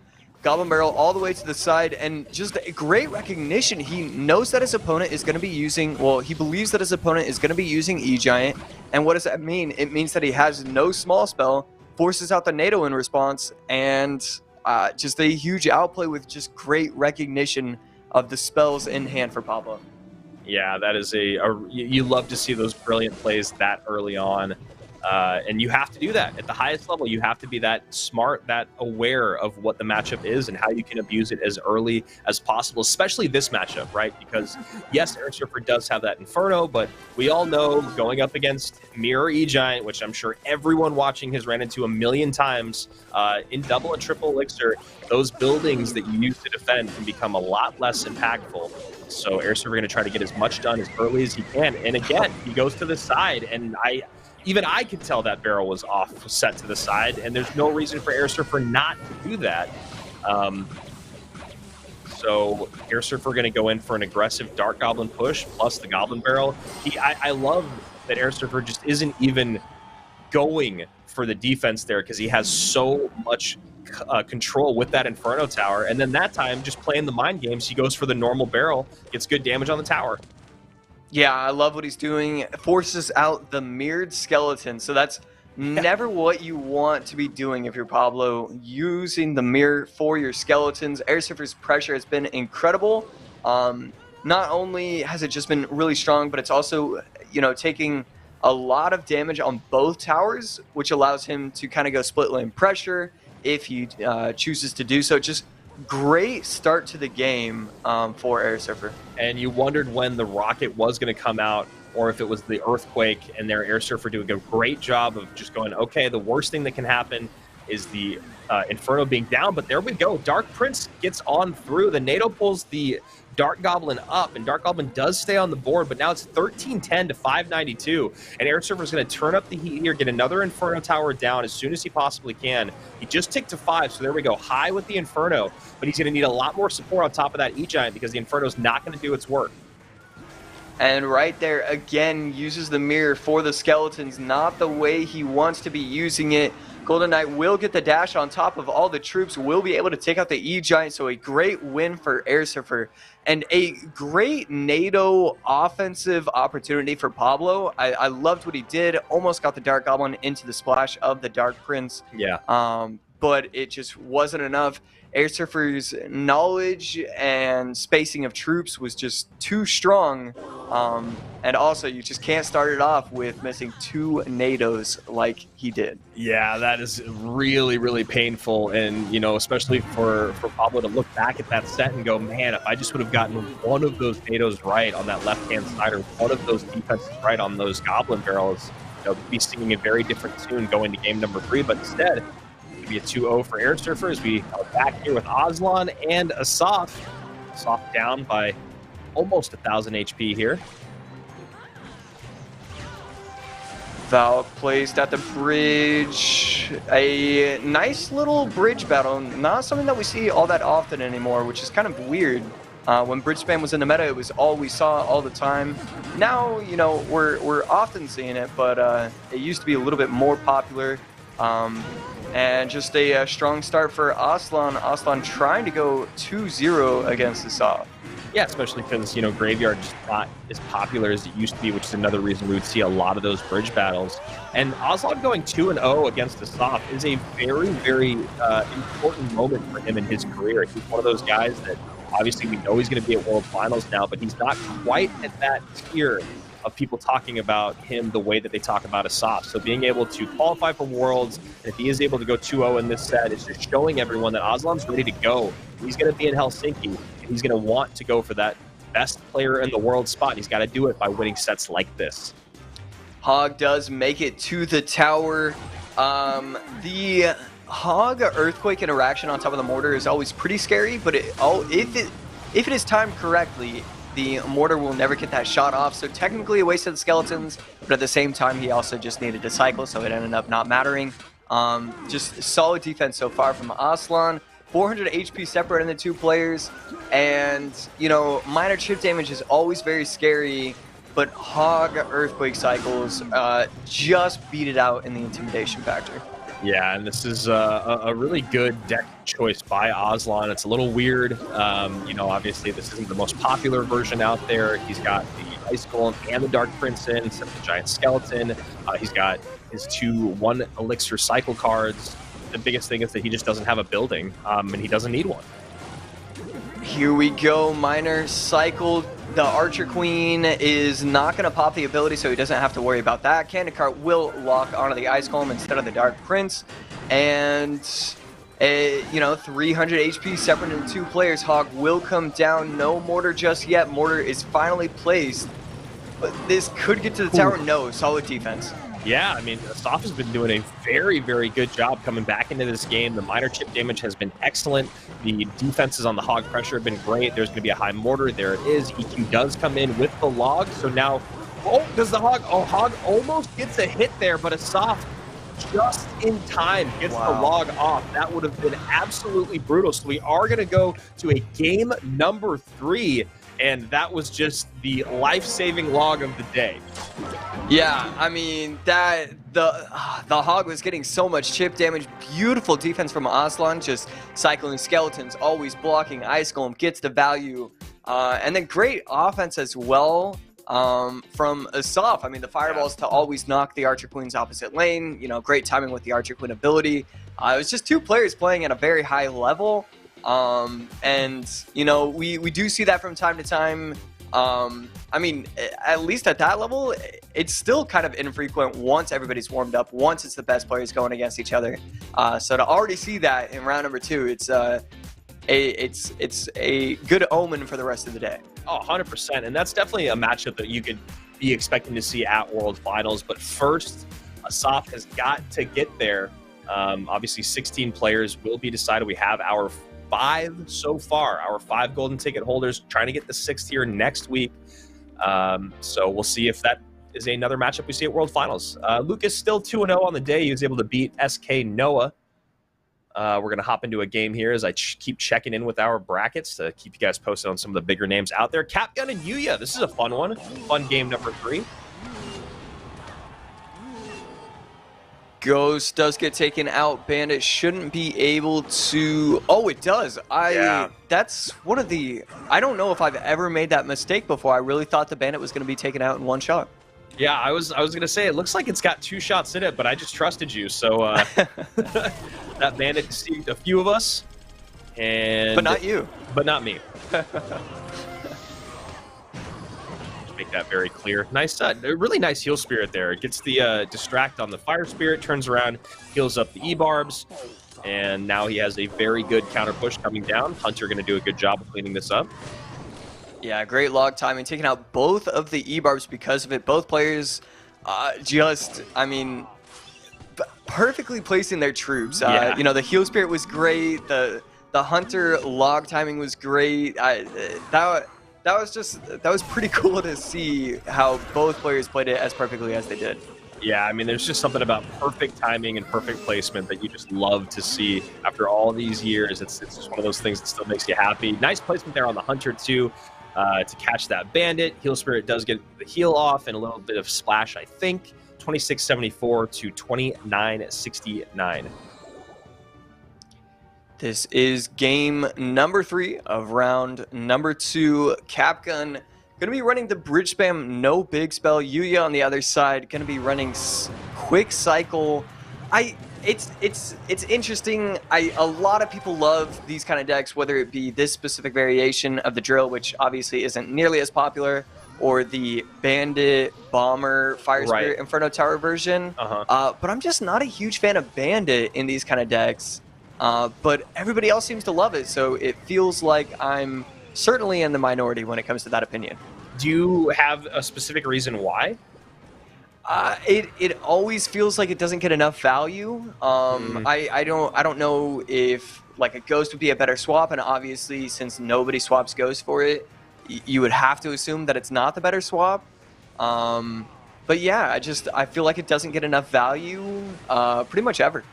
Yeah, I mean, that's fair. That's definitely fair. Bandit is not as popular as she used to be, but we do see her in a handful of decks. And like you said, the Bomber version with Inferno Tower, and also there's that Mega Knight deck with Bandit, MK, Wallbreaker, Zap. So this is 2 game 3s for you guys, like AC just said, in round number 2. Aslan 2v on the left side, Yuya Capgun on the right. And Yuya and Capgun are having a really great matchup here. Capgun looking like he could maybe finally overwhelm just a bit. Nice high skellies there, but this heal spirit, it does not get on top of the Archer Queen. Really, really great job there to mitigate that push coming through, and Yuya doing what Yuya does. Yeah, that was brilliant defense right there. Bandit will be taken out by the Archer Queen, wow, by the Magic Archer's last and final shot. I don't know if I should switch it up and say like MA or something just to like completely... you gotta break the cycle, man. Yeah, something needs to change though. And it looks like Asaf is finally going drill here in game number 3. He won game number 2, which is when I was saying I'd like to see him run drill. So, you know, far be it from me to tell him that he did not make a great deck choice. But putting him on drill in game number 3 doesn't exactly look like Aslan was trying to straight counter it, but he does have good responses. Yeah, and I like this as a variation. You know, you have the Poison NATO. It's certainly not reliant on the damage from drill, and it's, you know, there's other opportunities. So I like this as a drill deck for him. Ooh, and that is a great NATO, but the Mini P.E.K.K.A. will not be able to line up with the tower. And we see a Bandit connection here on the left-hand side there by Capgun, who did end up falling behind, but now has taken the lead. Really nice Bandit connection, giving him that 1826 to now a lower tower at 1574 plus this log and the Hunter scatter shot. And I think that's going to do it. Hunter's still on tower. Capgun's trying to laugh this one off, but you know he's got to be upset. Yuya did an incredible job defending that entire game. And that was actually a really, really awesome 5 minutes of gameplay. Just both of them going back and forth, defending pretty perfectly. Great troop placement all throughout. And then finally, when we got to triple, we got to see the overwhelm and those mind games paying off. So great set there between Yuya and Capgun, but it will go to Yuya. He moves on to round number 3. Perfect on the day so far. It kind of kills me hearing how like excited you were talking about that end, because I was watching the left side, and so like I didn't get to see any of it. At the same time, my gameplay was really cool too. So just so you know, I didn't miss out that much. Okay, good. I was very concerned about that. And nice high skellies there. NATO going to pull everything together, but that Mini P.E.K.K.A. plus Archer Queen is a lot of an overwhelm here. Now the Hog Rider's back down. Great defensive drill there from Asaf, recognizing the situation that he was in. Now gets the Inferno out, but that AQ still on the board. Finally goes down. Asaf needs to take another drill here, but I don't think he's got it back around in cycle. He goes NATO instead. Great job defending there. 959 to 1379. And the pressure from Aslan is just relentless. Yeah, Mini P.E.K.K.A at the bridge. That is going to be a decent opportunity to get damage, but definitely not the best opportunity. Inferno Tower placed on top of the Hog. 985 does get the... Ooh. Wow, does get the tornado away, and that's going to be enough. Asaf will take it. What a beautiful game number 3 there for Asaf. It sounds like you caught a little bit more of the action than I did early on, but that finish was great. The NATO to pull back finally comes through. There was some good NATO work there from Asaf. The pressure from Aslan, I mean, that was like I said, we would not be surprised to see that exact same matchup at World Finals. That was a world-class set between the two of them. And I know that Asaf would have been like violently ill if he lost that matchup, just because while you were watching the other game, he did an early tornado, and then the Hog barely got NATO'd. Like he tornadoed, and then 2 seconds later the Hog got within the range, and so it almost like helped the Hog get to the tower. Oh wow. And because of that, I think it got 3 shots on the tower, and it forced out an Ice Spirit in response as well. Wow. So just a huge mistake from Asaf. Was able to climb back in there. And you have to wonder if the Ice Golem Mini P.E.K.K.A at the bridge was the wrong play. I think that the fact that you mentioned it when it happened, and now looking back at what just played out in those final moments, it's one of those things where you understand it and you know that it can get damaged. Like you were saying, as it was happening live, you're like, you know, this could be a good opportunity for him to get damaged, but it could also be a really bad opportunity for him to go for a huge negative elixir trade. And I don't actually know if it was 100% necessary. He had so much control and pressure in that right-hand lane. Asaf really felt like he was on his heels. And then I think that Mini P.E.K.K.A plus Ice Golem in the opposite lane, because it was so easy to defend, it really gave Asaf an opportunity to reset, which didn't feel like it was going to be able to happen with the way that Aslan was playing in that final minute up until that point. That's right. That's right. You have to assume if he continues with the Hog pressure, maybe he goes, you know, Mini P.E.K.K.A Hog Earthquake, and then it forces out, you know, another drill on defense, or the skeletons get taken out from the Earthquake, and then he has to kind of panic and over defend. No NATO in cycle. So, you know, there's so many different things that could have happened at the end.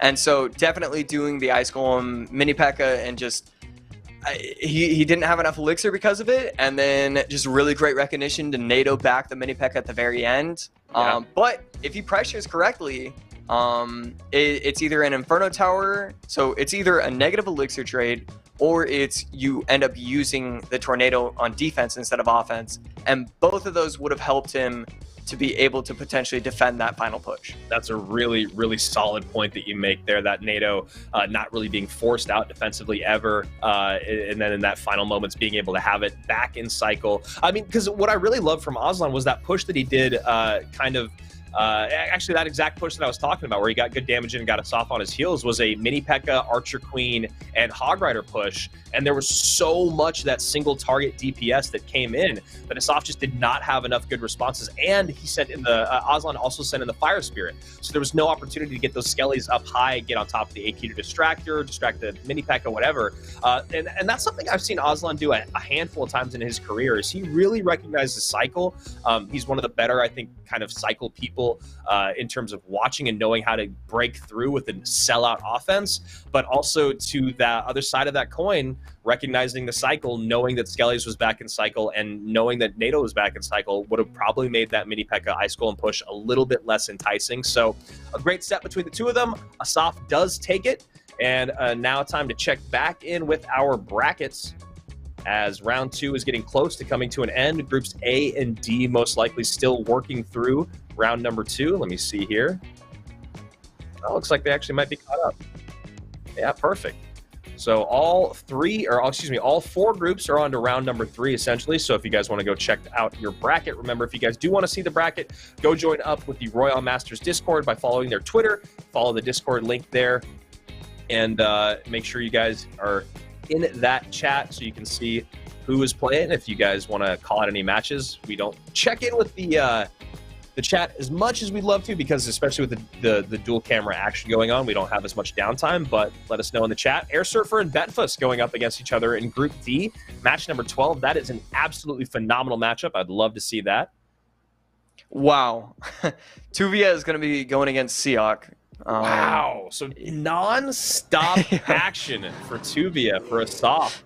And you know what? He's been playing through it. That's a really, really good thing for him, especially because he has been here for, I think, every single one of our qualifiers, AC. I'm not 100%, but it feels like he has been here every week.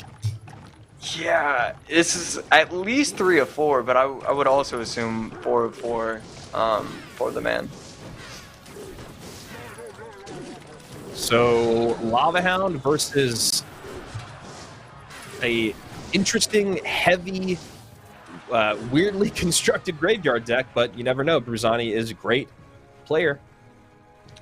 Yeah, these kind of graveyard decks are always pretty enjoyable to watch, just because I've always loved the synergy between graveyard, snowball, and arrows. You know, arrows for the bait decks that you just auto lose to if you don't have arrows. And then the snowball when your opponent doesn't have poison, which is, you know, definitely like common at this point in the game because everybody's using fireball or lightning or rocket even, and so the snowball is just the cool plays that you can, you know, have like combos with that. It's just it's really neat how you can set up some solid pushes with the snowball. Yeah, Snowball is, again, I think, another like high skill cap spell that a lot of people don't give it enough credit for. It's obviously not even in the top 3 spells of the game. Wow, look at that. Giant Skeleton does get to the tower, but a nice pull with the Fisherman. But like you said, the space that you can create, and when you time those snowballs perfectly, it is a really cool thing to see. You see Butterfly, Heart, Snow give out the good luck. Yeah, go ahead. I love what he did right there. He activates the King Tower, sets himself up. You know, these pushes have been not necessarily deadly, but they have been very scary if you're Bruzani. And just to get a nice King Tower activation like that and then throw out the good luck, it just always makes me chuckle. Yeah, I mean, a lot of times when you talk to the best graveyard players in the game, you hear them when King Tower gets activated and they go, oh man, that's it. That's basically the game. You know, it's just that King Tower being able to help clean up those skellies really kind of negates the fact of getting a tank across the bridge to tank for that Princess Tower, because the King Tower is able to help. You got to spend a lot less on defense. And I love that Butterfly here has recognized the matchup so well. He's just getting that arrows chip damage wherever he can. So we'll see if things turn around, but you can already see that King Tower helping out, but good damage in on that one graveyard push. Bruzani in the lead, 1771 to 1593. And now, yeah, Butterfly going to set up with another Lava Hound in the back as we see Air Surfer setting up a Royal Giant Skeleton push against Betfus here. This is a really great matchup between two of the best in the game. Yeah, so he will be using the Lightning variation, not the Earthquake variation, so the cannons are going to provide a lot of value. He just has to make sure that he spaces out the Archer Queen and the cannon. Yeah. Right here on the left side, this is finally the push that Butterfly was looking for. Double Baby Dragon, Lava down on the board, and we are going to finally see the double arrows once again. There's the first set, and shortly after we will see the second set, possibly? I would have thought so, but I guess not. There it is. Okay, there it is. And yeah, the double Baby Dragons is one of the kind of cards in the game, or one of the situations in Clash that people don't talk about a lot, but having two Baby Dragons on the field is incredibly dominant. And wow, I mean, Bruzani goes King Tower activated, no problem, builds a couple great graveyard pushes, gets the Giant Skeleton to tower late there, and even though Butterfly, Heart, Snow was able to get a good King Tower activation with that Giant Skeleton Fisherman pull early, it does not matter, and that's an impressive win there for Bruzani. Yeah, I definitely believe that it might have been a. I think the double arrows were just too much. Yeah. There was multiple times where he needed to get the Zappies off the board, so that's how he wanted to set up his push. But I think he could potentially go in with something like Night Witch and then Lava Bridge, and then Baby Dragon following, and then have like less elixir on offense, but also less elixir on defense, because then your opponent can just always set up with hunters, and the hunters will always stay alive if both players are setting up real legit pushes. Yeah, it seemed like maybe Butterfly just got too comfortable once the King Tower was activated. I mean, like I said here on the broadcast, was like, you know, a lot of times Graveyard players will see that King Tower get activated and they'll feel like the game's immediately lost. And maybe Butterfly just got a little too confident there, like you said, just going in for the double arrows over and over to get chip damage, which I like to see a couple times, but then as it was just kind of the expected play, Bruzani, who is a very good player, was able to recognize, all right, if that's how you want to spend your 7 elixir, I'm going to figure out a way to break on through and make these giant skeletons, Skeleton King graveyard pushes just decimate. So we'll check back in with that in just a little bit, as Air Surfer and Betfus have just over 60 seconds left of gameplay. Air Surfer looking to change lanes now, as he's doing a good job of getting damage in both. But Betfus doing an even better job just getting damage in that left-hand side. Now we see a late Fisherman pull the Giant Skeleton. This Royal Giant is living on the board. Giant Skeleton breaks on through, and Betfus sends in a Hog Rider to that left-hand tower when he really needed to spend a little bit more elixir defensively. Yeah, Air Surfer, I mean, that was exactly what he needed to do. Just brilliant defense, brilliant recognition. Oh, there's a hog on my tower. Well, the push is more important, so I'm going to defend. That last defense was just great. The fact that he goes with the E-Spirit and a log-on defense instead of, you know, the Fisherman, instead of the Hunter, whatever, what have you, and instead elects to go in with the offensive RG, just great recognition of how low your opponent is and also just what he has in cycle. And yeah, Air Surfer playing really well to start the day. Also just being on top of his own cycle, recognizing, all right, yes, that Giant Skeleton is on my tower, no problem. I'll be able to get the Fisherman in time to pull it away. And at that point, it really just felt like Betfus was dead in the water. You know, those couple plays combined, those smart min-maxing, the great defense, and the recognition of his cycle, at that moment, it just felt like Betfus had to hang up the towel and go on to game number 2. So we'll be back with them in a moment as we are checking back in with Butterfly, Heart Snow, and Bruzani. And we just saw Butterfly throw out a wow. So I don't know if this is the deck, because I haven't seen this deck be used in like a year and a half. I think there used to be like a Sparky, weird, Skarmy variation. It definitely could be completely switched up just because of how the meta is set up at this point. Right. But it would fall in line with saying wow when your opponent starts off the game with 8 cycle cards. Yeah. Yeah, and one of the best uses of some of those cycle cards, obviously the guards to surround a Sparky if it were to come down, but I think the most underrated one is just using that Fire Spirit to soak up the first Sparky shot and then do whatever you can to make sure the rest of your DPS comes in, and that's a great call by UAC. I would not have put him on this deck, even though I'd looked at it and I was like, okay, I have seen something like this before, but I just couldn't remember what it was. So great call there with the Sparky. Great call with the wow from Butterfly, now recognizing, yes, there are a million cycle cards for him to deal with. And there we go. Guards up high, protects the Valkyrie. Maybe, yeah, actually perfectly placed in time there. So Valkyrie does have a good counter push. That was one of my favorite call-outs that I've done. I really did not expect... I kind of expected to be right, but I also didn't really expect to be right there. So that one felt really good, where like I can actually feel good about that one. Well, you hit it on both heads. You know, you were right as a caster and right as a player, and you know, being a caster will start to mess with your head, man. We're wrong so often, and like we'll say, well, it's not going to be this, or this hasn't happened, and then that exact thing will happen right after we say it. So. You know, just doing all things here is AC. As we check back in with this game, and Bruzani is just getting wrecked on that right-hand tower. Just had nothing for that E-Giant. And that is just tough stuff. Inferno Tower did not do what Bruzani needed. So we could be going to a game number 3, but Bru's not out of this yet. 899 remains on that top tower as the drill comes in, but Dark Prince is there to clean up. One Goblin does get a couple stabs on the tower. Not what Butterfly wanted to see, so he sets up another Electro Giant in the back, as that's where he had his most success. And Betfus and Air Surfer here. Betfus going to Expo. All right, fun stuff. Wow. And so that's going to be a fireball. It might be able to get everything. No. Oh, the wall breaker. Oh. Wow, and that deserves a wow out of all of us. That wall breaker just off in no man's land by himself carries Bruzani to victory, and that's a 2-0 win. And I gotta be honest, I don't actually think Butterfly played too poorly in either of those games. You know, the double-cycled arrows in game number 1 as it got deeper into double and triple was maybe a bit ill-advised. But the King Tower activation to even things up was good. And then in game number 2, it looked like you might even have that sewn up. That last-second wall breaker comes in and steals the game. So Bruzani moves on, stays perfect, as Bedfus is going to have a big connection right here. Yeah, we will finally see the Earthquake come out. Does take out the Expo, but 1874 to 1871.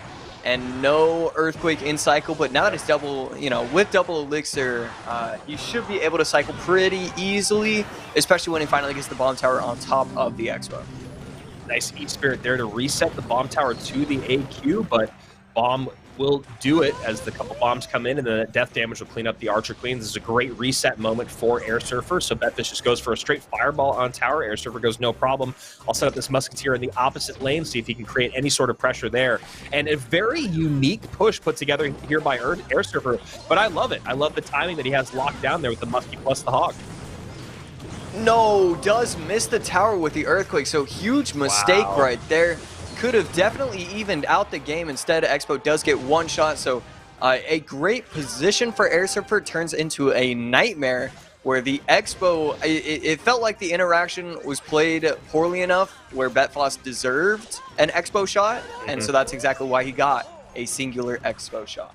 Yeah, a bit of a misplay there from Air Surfer, not something you see from him too often. Now we're going to see the Hog plus EQ come in. I would be shocked if he missed the tower this time. He does not. Brings it down to 1709 and gets the Hog Rider hit. So 2 Hog Rider hits, actually. So the exact thing that you were talking about going wrong before goes right this time around, and Air Surfer gets paid off big time for that. 1361 to 1073.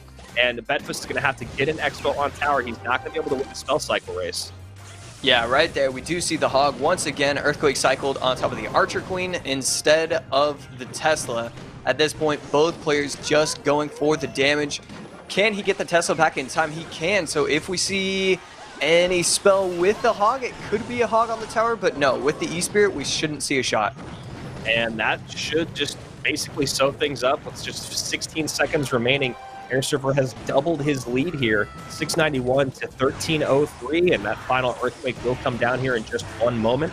Maybe even a snowball, feels like it. There's the snowball, and Beth is just kind of laughing this one off because there's nothing for him to do. That's a great 2-0 set there for Air Surfer, making Betfus just look like a little outclassed there. I mean, this goes back to the conversation we had at the very start of the day. Betfus, you know, arguably the best Expo player in the game right now. Mohamed Light, arguably the best player in the game, period, that there's ever been, and both of them struggling with Expo as their win condition.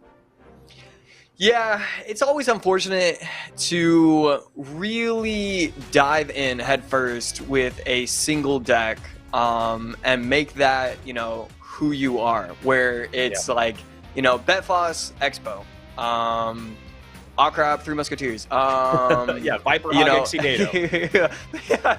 So it really is unfortunate to do that, especially with competitions at this point where everybody knows you and everybody knows that they can kind of have a counter to your deck in their back pocket, where they may use RG Earthquake instead of RG Lightning, and then so they always have that counter against you. So it's definitely just unfortunate that he kind of chose Expo, because yeah, he really never had a shot. You know, Air Surfer made a mistake. It's weird to point out one mistake and say like, oh, your opponent made one mistake, you should be able to win. But with a lot of, you know, pro players, if just one interaction goes your way, that's technically an extra 275 HP on your tower. You're basically playing with a 3900 HP tower at this point. So it's just not necessarily that he should win because of that, but it really wasn't that close, and that really shouldn't be the case. Yeah, super unique way of kind of breaking that down. And also I think it kind of leans to the conversation of when you are going up against someone like what you're talking about, you with 3M, Viper with Hogexy NATO, Betfist with Expo, you need to find yourself in a matchup that's at least 60-40 in your favor, because they will win bad matchups. They are that good with that deck. They've played them so many times. They know when they need to spell cycle. They know, they know. So to put yourself in that position is always something you need to do. And I do believe Air Surfer's always been a pretty good he's always done a pretty good job of picking decks, and I love what we saw there in game number 2. He sets himself up for a lot of success, even with the mistake like he talked about. So Memphis goes down early, and we'll see if he's able to kind of turn his day around. And as round 3 is coming to an end here, I'm going to check back in with some of these brackets as round 3 is still going. Looks like Group D has got a few more people. Looks like Sandbox is in a game right now. Surgical Goblin is in a game against Doom in Group D, match 38. That could be a fun one to check in on if we have time or if they're still playing, although they could be towards the end of their game. SB is in the competition. Haven't seen a lot of SB this year. I actually talked to SB yesterday. Yeah? He's pretty cool. Yeah, he's a good dude. Yeah. I was in a Discord call with him, and then I was checking the chat, and he was sending in some of his gym videos, and it was pretty cool. It really is cool how many Clash Royale players got insanely dedicated to the gym. And there was a 3-month period where it was just shirtless CR Pro after shirtless CR Pro. Yeah, it was a hilarious little moment there on Twitter. But you know what? Mad respect to them. Getting in shape, getting yoked, getting that glow up going on, it's an important thing. And yeah, it's one of the trends that has happened in the CR community that I'm just 100% down for. Absolutely. So Demas going to his deck. This is the Demas deck, it looks like, at least so far, or his style of deck, 100%. He loves Wall Breakers, he loves Bandit, he loves Mega Knight, he loves Musketeer, and he's one of the few people in the world, like what we were just talking about, with their said deck, and they know how to play through most matchups. Demas does have decent air responses so far, so we'll see how this plays out. Musketeer and Bat's going to help with these Lava Loon pushes, but now with the Musketeer obviously out of cycle, going to have to use a drill plus maybe something else. No, he's just going to go for the late bats here because he's creating a lot of offensive pressure, so he knows the arrows can't come out. I love that. I love that whole play that we just saw there. It was kind of a bad situation that he turned into a pretty good one. Yeah, Demos is so enjoyable to watch. Yes, his deck is definitely in the category with Expo where it can easily be sniped. Basically, if you go against RG, you just lose. It doesn't matter if you're using the Bandit variation or the Mini P.E.K.K.A variation or even the Prince variation, you will struggle against that automatic damage on the tower.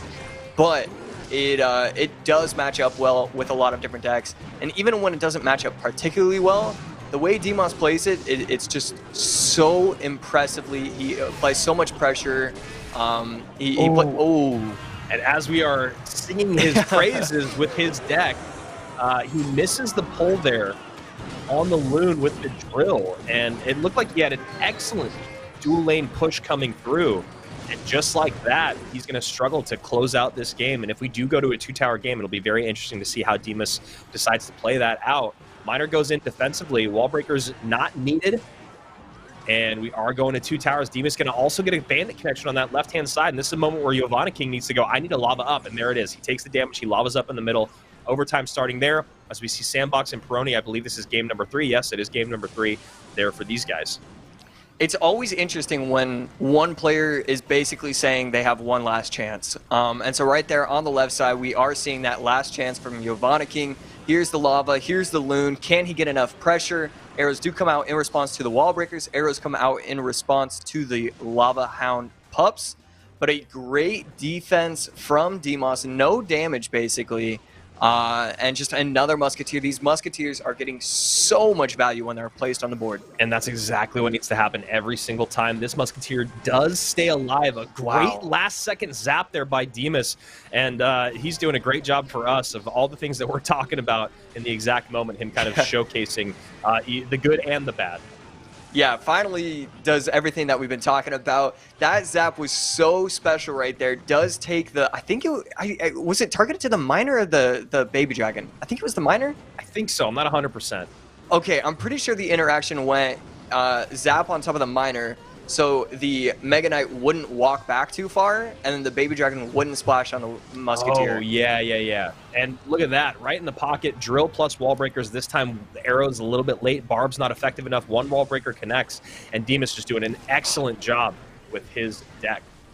Yeah, and we do see the Baby Dragon placed at the bridge, so he can no longer protect the 1 HP Musketeer. So then he can reset with another Musketeer. Loon in the pocket, not going to be enough. Drill comes down perfectly this time, and it should be a victory for Demus. And you love to see it, you know, just putting on a clinic with his deck. And there we go. Tower falls down as we going to zero in on Peroni plus Sandbox in their game number 3. Sandbox down by just a bit, and still to this day, I hate playing against Sparky. And this is a deck that I've ran a few times that Sandbox is playing with right now. Let's see how you're supposed to defend Sparkies. Musketeer will be taken out by the offensive NATO from Peroni. Fireball onto the mortar, and it will be able to get a lot of value, but not... Ooh. And that's a great heal spirit that just came in. It did hit the Sparky and the Giant. Sparky doesn't stay alive, luckily for Sandbox, but he is in a lot of trouble right now. That Nano's going to take care of the Musketeer. He misses the pull with the mortar. Doesn't even need it as the mini P.E.K.K.A comes on through. Sandbox gets beaten out by Peroni 2-1 as we are very, very close to our end of round number 3. We're going to send one more match your guys' way before we take a short break between rounds. That way you guys don't have to listen to us talk longer than you want to. We know how much you hate that. Whoa. See, I will say, even though I personally do not like playing Sparky, not even because I have anything that against it, it's just not really my style of deck. Yeah. And I really don't like playing against it. And, you know, when playing against it, I do have something personal against it. But it is fun to cast because a lot of the time it's just guessing what's going to happen in terms of the interaction. You know, can you get that NATO pull? Can everything clump together in time? You know, are you supposed to pressure? Are you supposed to?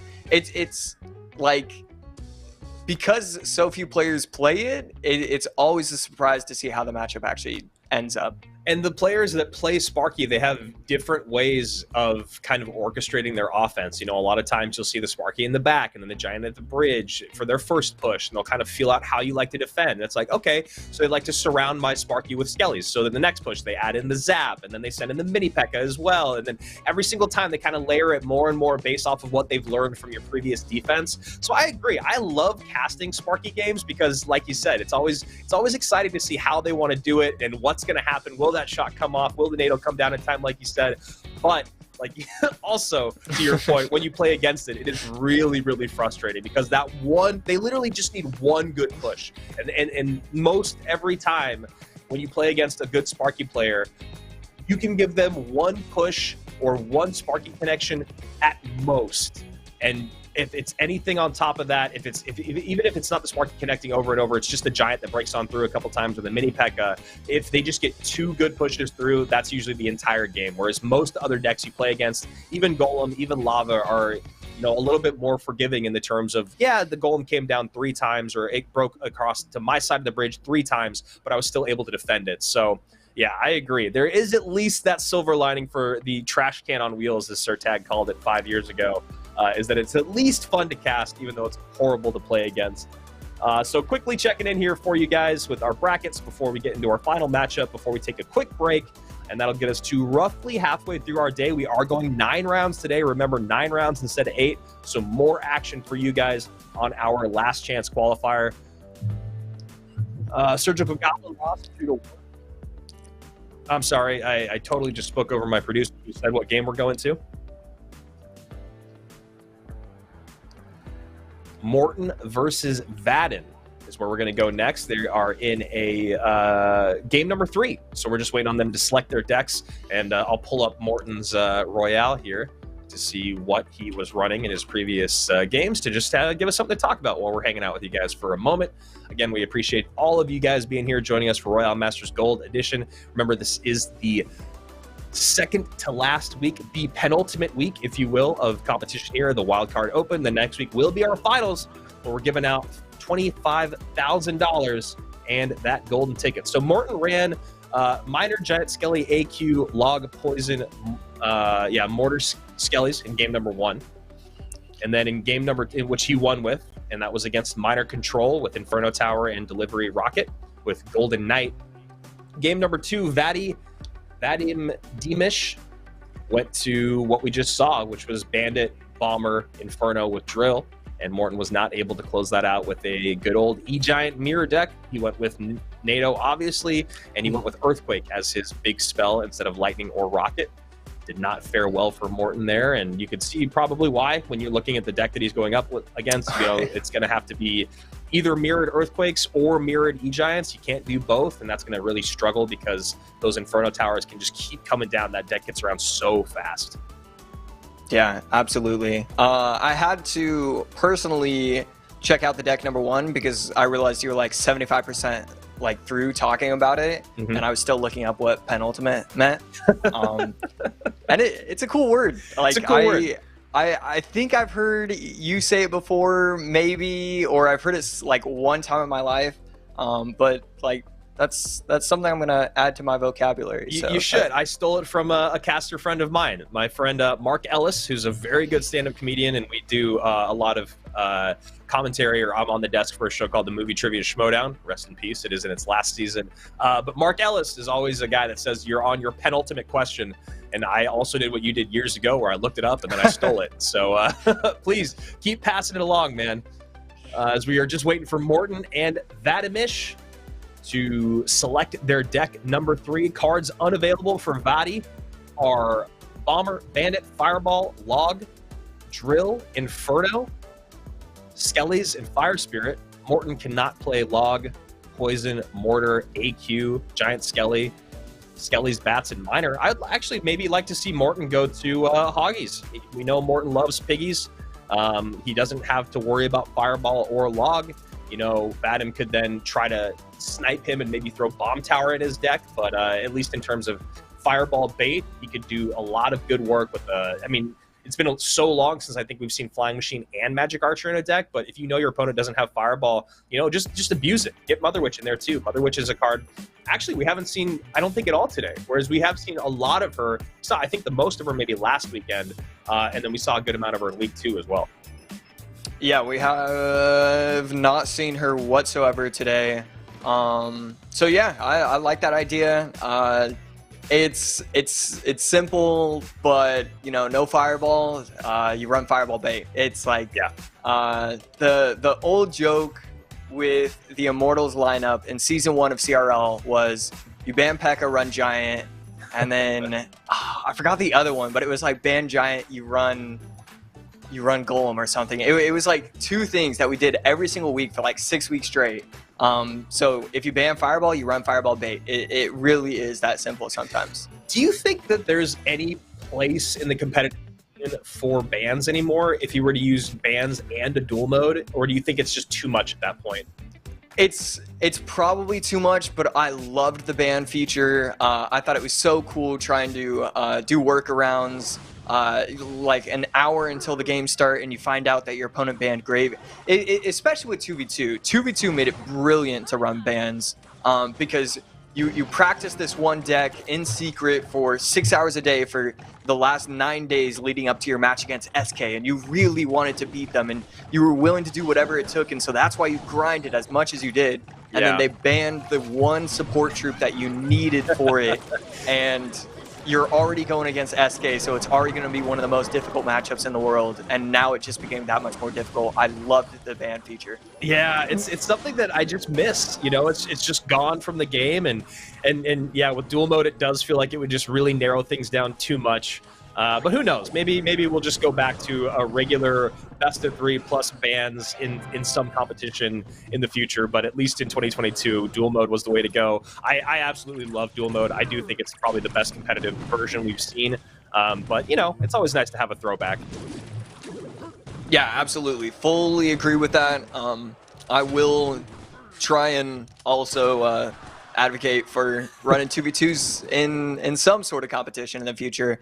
I will say within the next like 4 or 5 months, I do want to set up a 2v2 competition just to kind of run it back with a bunch of the teams and or, you know, random new teams. But maybe just like a Sweet 16 kind of thing, 16 2v2 teams going against each other. That'd be sick, man. Like a Legends match of 2v2 competition with bans, just classic best of 3. And we could get ACRF 2.0, and that'd be a blast. It really would. So here we go. Vadimish is running a deck that is faring relatively well at the moment. You know, he's struggling a little bit with controlling these RGs earlier, but now with mortars plus delivering plus whatever else, he should be able to get some good damage in, or excuse me, some good defenses in, as he is trying to get some good minor chip here. Morton doing a really good job of controlling the game so far. And that is a lot of damage on the left side. I was going to say it's not really going to be a problem, but at this point, gets more damage on the left than he had on the right. So, you know, definitely great opportunity for Morton to get a lot of damage. Basically, just cycling Mother Witch when bats are played. That's exactly what you should be doing, and that's why he's gotten so much damage in this game. Yeah, that was a great recognition there by Vadimish to go, all right, well, if Mother Witch is always going to come out on top of those bats, let me get the Miner out on top of the Mother Witch. Morton misses the Mortar there, but hits the Musketeer plus the Princess Tower. He has a Hunter out in response here, going to help do a good job against those bats, plus Valkyrie. And right now, Vadim is just trying to create some damage on the board. The Tombstone in the back is so frustrating to play against. Now you see the Tombstone goes off the board. Miner comes in, perfectly timed Snowball to create some damage here, but Morton's still very, very much in the driver's seat. Yeah, just a great play from Vadimish, but also that's kind of okay if you're Morton. You're still up by 1100 damage. You're still cycling things perfectly. He's not rushing it, which is something that I love. Mother Witch cycled in the right lane instead of the left lane. And yeah, this is just a brilliant way to attack this match, just not getting overly aggressive whatsoever. And that Mother Witch that you just pointed out, you know, she didn't do a lot, but she did get one piggy on the board. That piggy got one hit on the tower, and those little things do add up. Vadim not sure where to defend or how to defend. Morton with this straight up overwhelm, control in both lanes. Yes, his tower's down to 1386, but you can see there Vadimish's second tower only had 700 HP, and with Morton running Royal Giant, if this did go to a 2-tower game, Morton would have still been in a very, very good spot. So Morton still playing incredibly well here in our competition so far today, and at the end of round number 3, we can kind of check in with some of our best players, or as you love to do, AC, maybe check in at the bottom and see which one of our players that we would expect to be doing great are struggling. But at least in Group A, Ali, Matt, Chief Boy YouTube, Osama, Michifu, Morton, all 3-0. Yuya also 3-0, and then we start to get into the 2-1s. Rose and Novel in Group B, Hasael both 3-0, and surprisingly, there is a good match in Group B, match number 6 that's going on right now, Interaj and Z in their game number 3. But I was going to say, surprisingly, in Group B, if you scroll down to the bottom, it does look like, oh, there we go. No, I just needed to refresh. I was like, is there really only that many? Okay, so there's a lot more people that are 3-0. Rhodes and Noble, Mohammed Light, Igor, Dimas, Wallace, Mookie, and OP Sam is at the very top of the 2-1 players. So we'll see if OP Sam can still qualify or at least continue to turn things around for the rest of the day. Going over to Group C, Ian, SB, Arden Toas, Sosa, all 3-0. And finally, Group D, which we haven't decided yet if Group D is the group of death yet, but it has been the group of death literally every single other week, with usually the most big name players in that group, but it looks like it might be Group C today. Group D, Sandbox, Lucas, Agony King, all 3-0. Doom 3-0. KK Air Surfer 3-0. So yeah, Group D is still looking pretty stacked. And since we are going to go into round number 4, guys, you know it takes just a little bit of time for these players to get their matchups, figure out exactly what deck they want to run. So we are going to take a very, very short break here for you guys at home.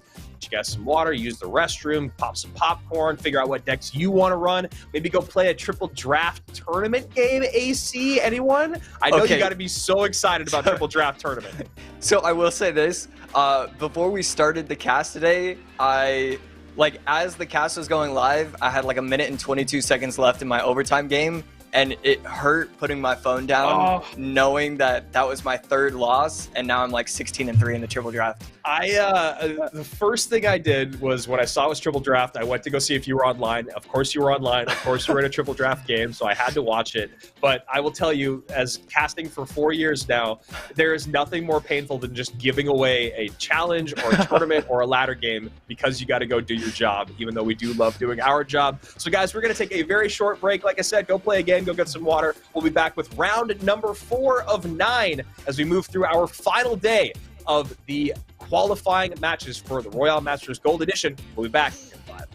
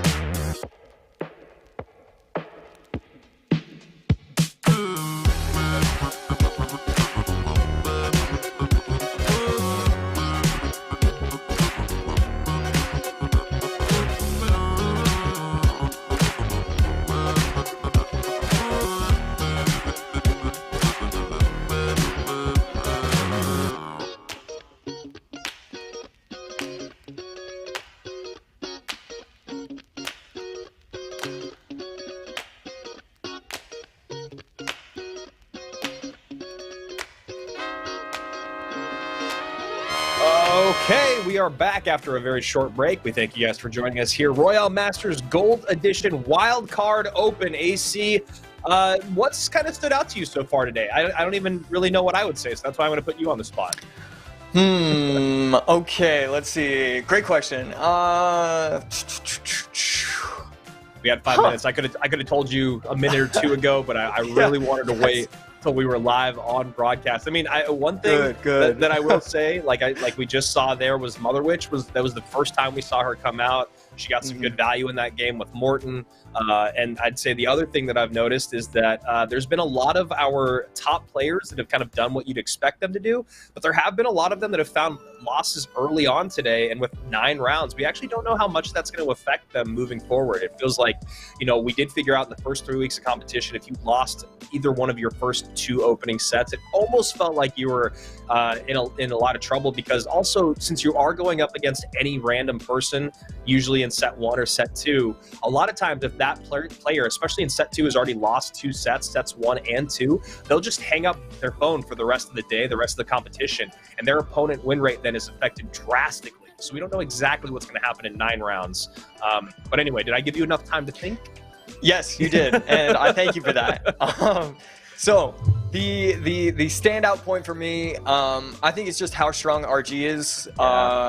It's definitely something that I've been kind of recognizing more and more as this competition has gone on. But I mean, it is scary how good the deck is. Even the variations with only the Archer Queen. Okay, I did say it right. It is Archer Queen, not Magic Archer.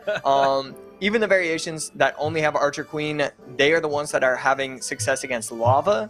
And, you know, we've seen versions with Zappy's Hunter, Hunter, Archer Queen by itself, Earthquake, or Lightning. There's so many different ways to play it, and all of them are having success. I don't know what the record is with the RG in terms of like the games that we've seen so far today, but I would say it's probably hovering at least at 75% win rate. It's not losing when we're at least seeing it on the screen. Solid point that you make about RG. It really does feel like it has just screamed back to the very top of the meta. It took like about a month off or so. It feels like RG is literally always in those top 3 decks on the top 1000 ladder on Royale API, or in the top decks in Grand Challenges.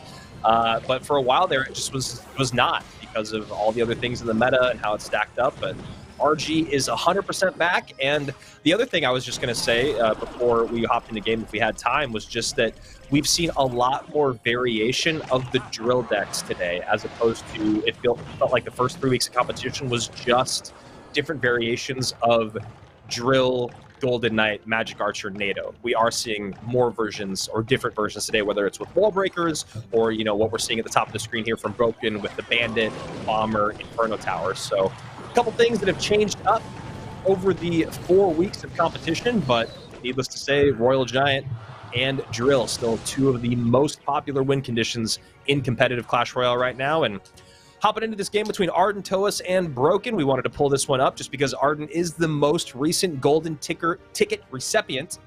Wow, that was golden ticket recipient. There we go. That's what I was trying to say the first time around.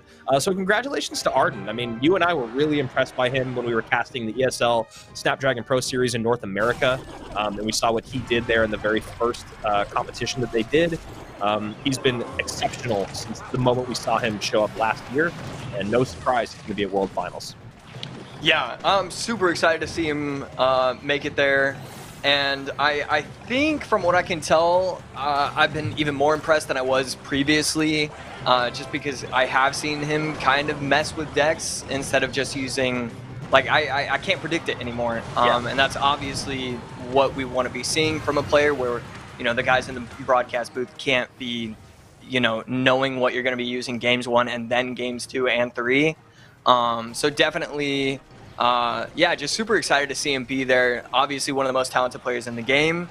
And yeah, just really, really is exciting. Yeah, and one of my favorite things about Arden, too, is just I think that exciting gameplay comes from the fact that he is still so brash and confident in his gameplay. I love to see some of the aggressive, predictive plays that he makes early in games. But right now, struggling a little bit against Broken, who does seem to have his number. And on the other side of the screen, we got another matchup here with Morton. You obviously all know that I am a Morton stan, but this is a really good matchup between him and Michifu, two guys that you know are just dying to get that golden ticket. And this is going to be their last chance to secure one before they have to join in those summer Clash Games, Clash Olympics, whatever we're calling it. Ooh. And that is not a good way to do it for Morton. That's probably already basically GG. He just misses the cannon pull there, allows the Electro Giant to get on tower, brings the tower down below 1,000 HP, and now Morton is just in an uphill battle here against Michifu, who is very, very good with beatdown decks, but he's also good at micro interactions, and that's one of the things about the E-Giant deck that I think people love so much, is because it does cycle so quickly. And because you have that mirror in there, you can make a lot of interesting decisions throughout that turn that beatdown deck into something that cycles and gets around a lot faster than most. Yeah, absolutely. It's cool that you get to talk about how you're a fanboy, Morton, because I'm probably one of the biggest fanboys of Michifu. Okay. So you know we'll have that little bias, and actually I can't even say that because I'm also a huge fanboy of Morton. I'm realizing that there's like 80 players that I will like proudly say I'm a fanboy of, and yeah, I won't apologize for that, and I don't think I should have to. No, not at all, man. I mean, especially for as long as you've been in the scene, and for how many of these players you've gotten to know personally and played against and have a history with. It's very different, and that level of respect that you have for them is something that there's always going to be more when I think you're a player than just a commentator. Mm-hmm. And right here, wow, Arden Toa's like fighting back, gets the Archie onto the tower. I did notice that Broken was struggling to get more and more damage as the game was going on. Once double elixir hit, it did feel a lot different. And then speaking of different and coming back, Morton is 20 seconds away from locking a victory in. And those double barrels have been really, really effective. This is one of those situations where when you're playing this deck that Michifu is running, you've got to use, I really do believe, you have to use the Golden Knight as one of your barrel counters, and then you have to use the NATO as the other. I just think that you are in a tough spot if you do anything otherwise, and Morton has really taken advantage of that. That last Goblin does not get on tower, but with only 164 HP remaining, Michifu has got to be wondering what on earth happened to this game, and how do I get control again? But you have to go Golden Knight high to play the tank. Now we're seeing double bombers come down with Skelly cycled in the back. That was a really nice barrel stop. But what's he going to do with this second one? Golden Knight is on the tower. He's got to figure it out. He does get the stop in with the NATO, 106 to 247. And now Michifu just needs to cycle a couple Earthquakes. And I think he's got the elixir to do it. Mirror should be coming back around. Goblins are on the tower. Wow. He plays the Earthquake too fast. Can't get to the elixir that he needs to. 85 HP on the tower. He had the double Earthquake in hand, just no elixir for it, tries to panic, plays the cannon, not in time, and walking away with it. I thought it was for sure confirmed for Michifu. I thought it was for sure confirmed for Morton, and then all of a sudden it's anybody's game, but cycles the Earthquakes too fast. Yeah, wow. That was such a great photo finish. I'm not sure if we're going to be able to take a look back at that replay, but, the first thing that Michifu did that was great, that I loved, was, I was saying how you got to use that Golden Knight to defend those barrels, but if you can't use the Golden Knight because it has to be your only tank up top, then you've got to innovate on how to defend. So he was using great NATOs, and there was that really excellent one of Skelly cycled in the back corner that caught one of the Goblins, a bomber that catches the other one, and then a mirrored bomber to catch the third. Let's take a look here at the replay. AC, talk me through these final moments of that great finish.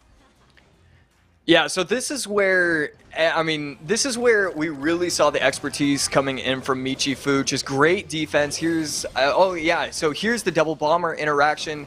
And then it also was followed by a great Golden Knight dash. Gets to both of the princesses and the tower. I thought it was going to take out the tower, but great reaction from Morton to place the Skarmy in time. And this is where it all comes down. I thought the Earthquake was also going to allow the bomber to shoot. It does not.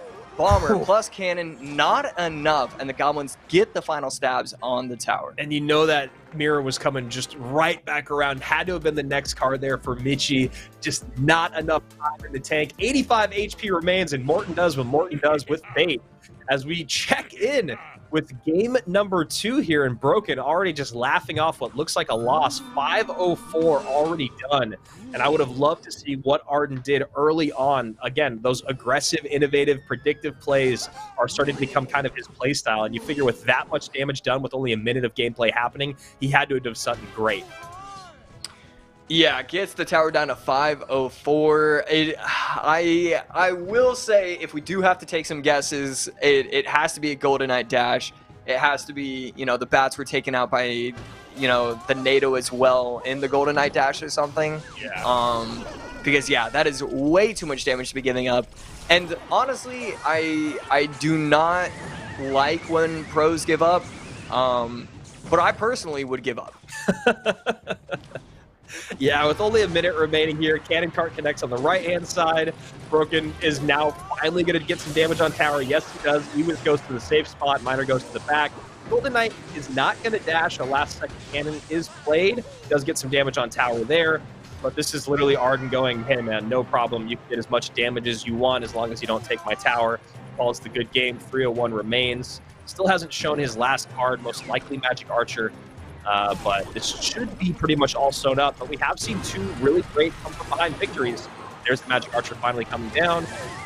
And the lineup with the NATO.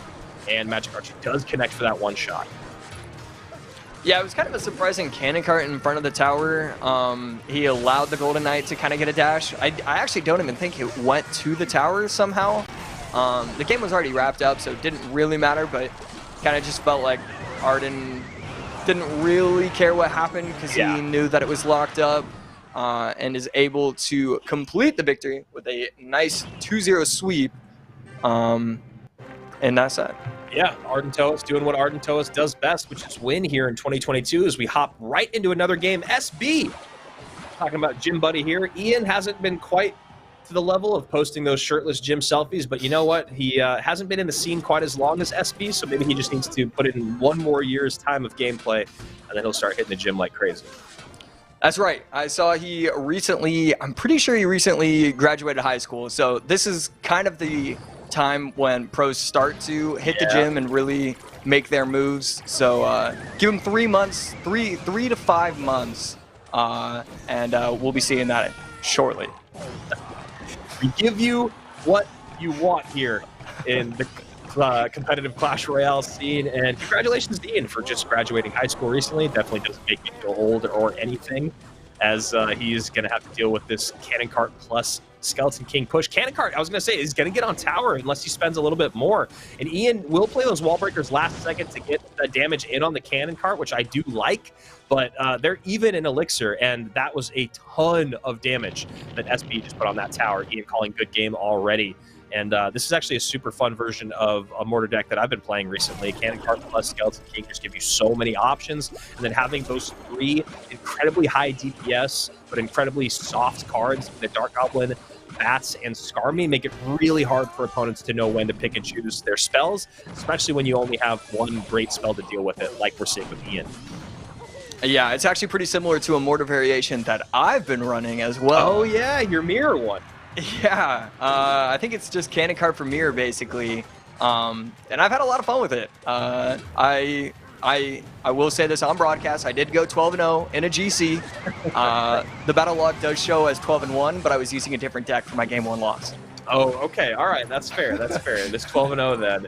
And yeah, I tried your deck out as well to very, very mediocre success. I was able to get another Classic Challenge win, you know, no big deal, but also the first game that I played up against was an Arrows Zap Mirror deck that was very quick cycle, so it was just really tough for me to figure out how to get any damage on the board, although SB not having those issues at all, but still, this game is a lot closer than I think SB wants it to be. He goes high with the Cannon Cart there to get on top of the Golden Knight. Magic Archer is actually placed right after that had happened, so no Magic Archer lineup for Ian, which is where he's gotten some good damage so far this game.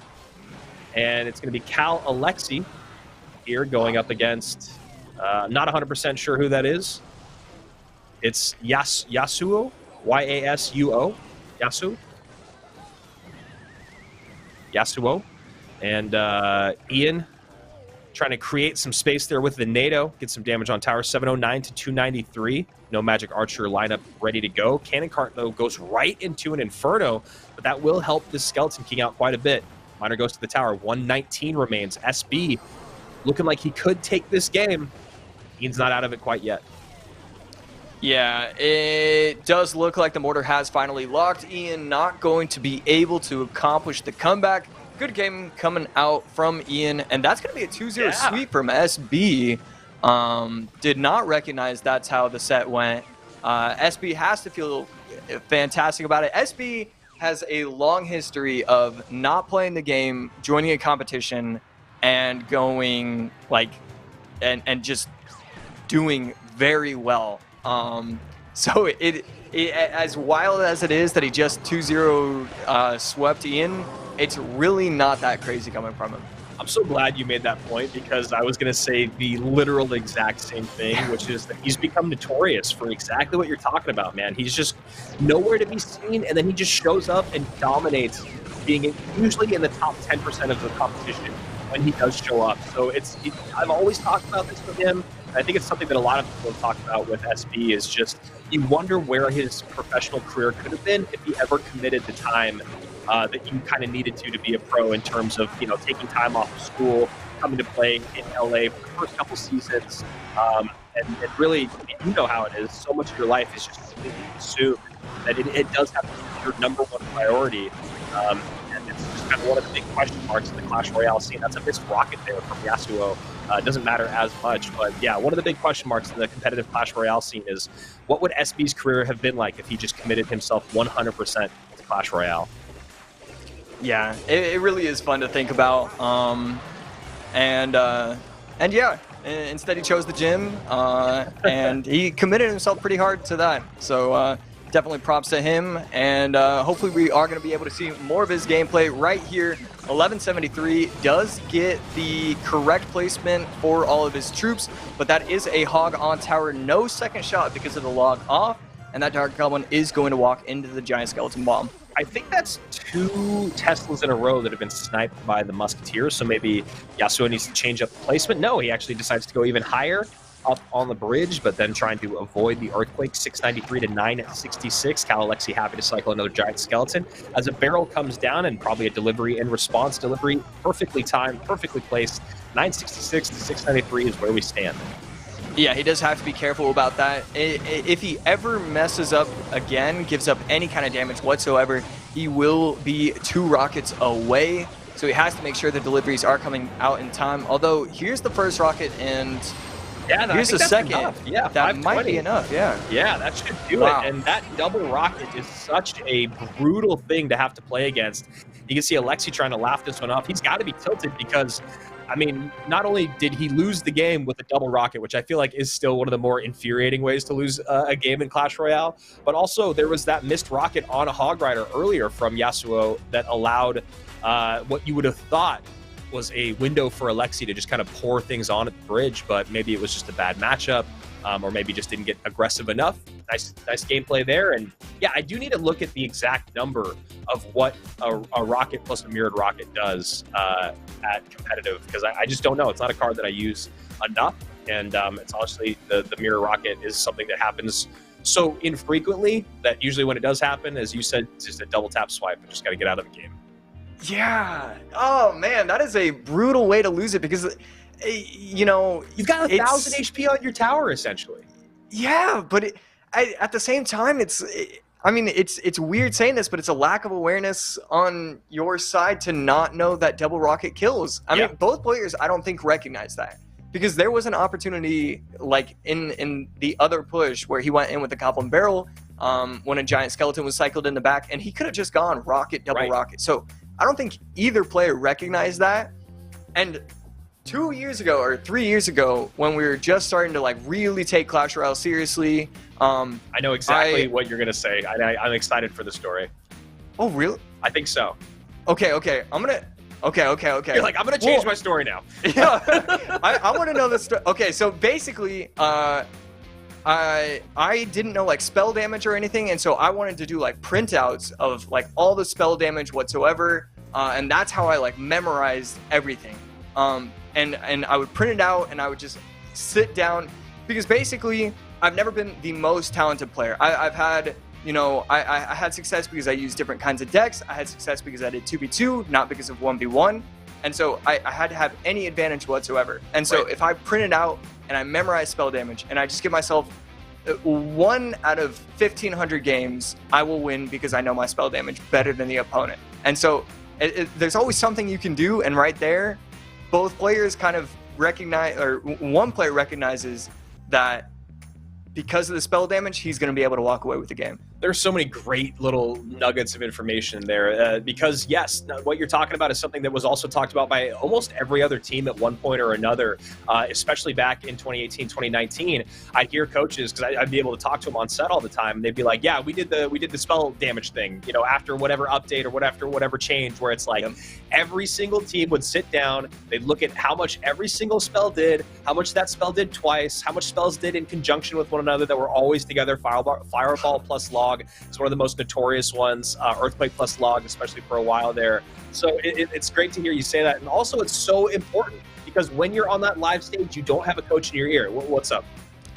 It was, I just want to, because now that you're talking about that, I remember it was so sick doing 2v2 because you would have to memorize rocket plus poison plus log plus zap. Right. And then you would have to figure out, okay, well, if you had those 4 spells together, which spell would you need to cycle quickest if it was 1300 HP instead of like 1248? So it was fun, but it was also miserable trying to remember all those interactions. Yeah, that is actually a really cool thing that I never even thought about, is in the 2v2 and which spell you cycle first to get that damage out. The least amount of elixir spent and the most adequate amount of damage to put on the board. Yeah, again, it's one of the things I definitely miss about 2v2. So here we go, Alf QQ. It's a name that I definitely recognize going up against Adriel. Adriel, a very talented young player. I believe he's out of Mexico, and he's definitely a person that's impressed me numerous times in his competitive career, but just hasn't quite been as dominant here in 2022 as a lot of people maybe would have expected or liked to see out of him. After he did turn 16 last season, he showed up in a monthly qualifier of CRL, and he placed very, very high in that. And, you know, I think just still finding his footing as a competitive Clash Royale pro. Absolutely. That, you know, that is often the case. Like, finally, when you are able to make it, that's when the pressure's on. You know, you can't just have ladder achievements anymore. You have to have the competitive achievements. Although I will say, Adriel did have competitive achievements at the age of like 12. Yes, so yes. That was never technically his problem. Oh, if you guys go look at Clash Royale lore out there in the world, I'm sure you'll be able to find the story of Adriel and his competitive history. It's one of the more entertaining and hilarious ones out there in the world. But he is 16 now, and he is back in the competitive scene as he does drop that tower early on. This AQ just not quite being able to do as much as he'd like, or not being able to do as much of that AQ as he would like. Alf doing a good job of playing some nice defense here, and that giant skeleton should pretty much sew things up. There is still 40 seconds remaining, so there is still one last opportunity for Adriel, and we'll see what he does here with those skeleton dragons up high. Going to try to get something beefy down below. It does go to the skeleton king instead of the lava hound, so not going to be able to get a lava push. As we have Wallace versus Mo Light, Tasty Bacon, our producer. Shout out to him and our incredible admin team for not only giving us 2 games at once, but also finding this great game between 2 of the best to ever do it. Wallace, champion of Royale Masters last year, still trying to get his golden ticket here in 2022. And the other guy, Mohammed Light, who you guys all know. Wallace could be running Graveyard Freeze, could be running... yeah, Graveyard Freeze is going to be my guess, but that's such a weird opening game. But it could be what he's using. Yeah, it's such a weird deck. It could be Graveyard Freeze. It could still be some form of beatdown, I would think. Could even be Royal Giant. No, we do see the Bowler here. So, wow, Bowler and Valkyrie with the freeze. So, great call there by UAC, it looks like. And that Golden Knight, even with the freeze, still gets a dash on tower. So, that goes well for Mohammed Light. So no freeze in cycle, going to be an easy defense for Mohammed Light as we head into double elixir. That's, you know, Wallace is perfectly fine with that. when you're, you know, still again, if this is the Graveyard Freeze, really you're just trying to make it to triple elixir. It's one of the only decks in the game where you're still not even looking to get. Your goal is not double elixir. Your goal is always going to be triple elixir. And right here, tower already down to 1678. That's the reason why it's so difficult to play this deck, because he's just given up so much damage already. And I also think, because of the great point that you make there, and that's not one that I would have been able to make, because I just don't play this deck. I don't see it a whole lot in competitive. You know, the whole point of you have to get to triple elixir was just shown in spades there. You saw how easy that was for Mohamed Light to defend. But I also think in terms of the macro and understanding of your matchup, I don't think you ever want to play a deck that requires you to go to triple elixir against Mohamed Light. He's so good in single and double and early on in games that it is just like, I think, a tall task. But we'll see right now. Wallace trying to make a case of it. But Mohamed Light does seem to have all the little pieces he needs. Golden Knight comes down. There's the dash to reset both the Infernos. Now the Magic Archer's going to come down to line this up. Maybe a NATO to pull everything back if he needs to. There's the Skelly's perfectly placed. Now that NATO pulls everything together, Inferno is on the tower. And Mohamed Light takes a lot of damage. Still in the lead, though. 1722 to 1235. Yeah, finally does, you know, even things out a bit. Valkyrie will probably be placed high, and that's a very nice Inferno Tower snipe. Yeah. Both players knowing the correct play, and because of that, he can get away with the high Inferno Tower. That's a nice little freeze, just trying to get the Inferno Tower off the board. It just allows him to continue to place troops in the back. But that is going to really allow Mohamed Light to get aggressive, because he's going to have another Magic Archer already. Yeah, and that Magic Archer is going to be really important for him to get behind the King Tower if a Graveyard does come in. So Wallace might just completely pump the brakes on this push and try to reset, although Mo probably won't want to play that Magic Archer until there's a reason to. He goes high with the Magic Archer here to snipe everything. Double NATOs come in, does get a shot through. And that was a great heads-up play from both Mohamed Light and Wallace, as we see Adriel and Alf going into their, getting close here to double elixir. Yeah, that might have only been one shot right there. Just a very special play. Again, Inferno Tower placed over the middle, and again, we could see the Magic Archer be placed at the bridge. We see the attempted freeze at the bridge to try and get the Magic Archer. That would have been one of the most impressive plays I've ever seen in my life if he was able to pull that off. Instead, just a cool thing to talk about. Yeah, I mean, Mohamed Light is also really well known for just not doing the same things over and over, basically ever. Inferno Tower, or Inferno Dragon on the tower. There's the last second NATO, and Mohamed Light does get some good damage, but now the Inferno is on the tower again. That's enough to take it down. Wow. Brilliant gameplay from Wallace. Finally gets, you know, the troops on the tower.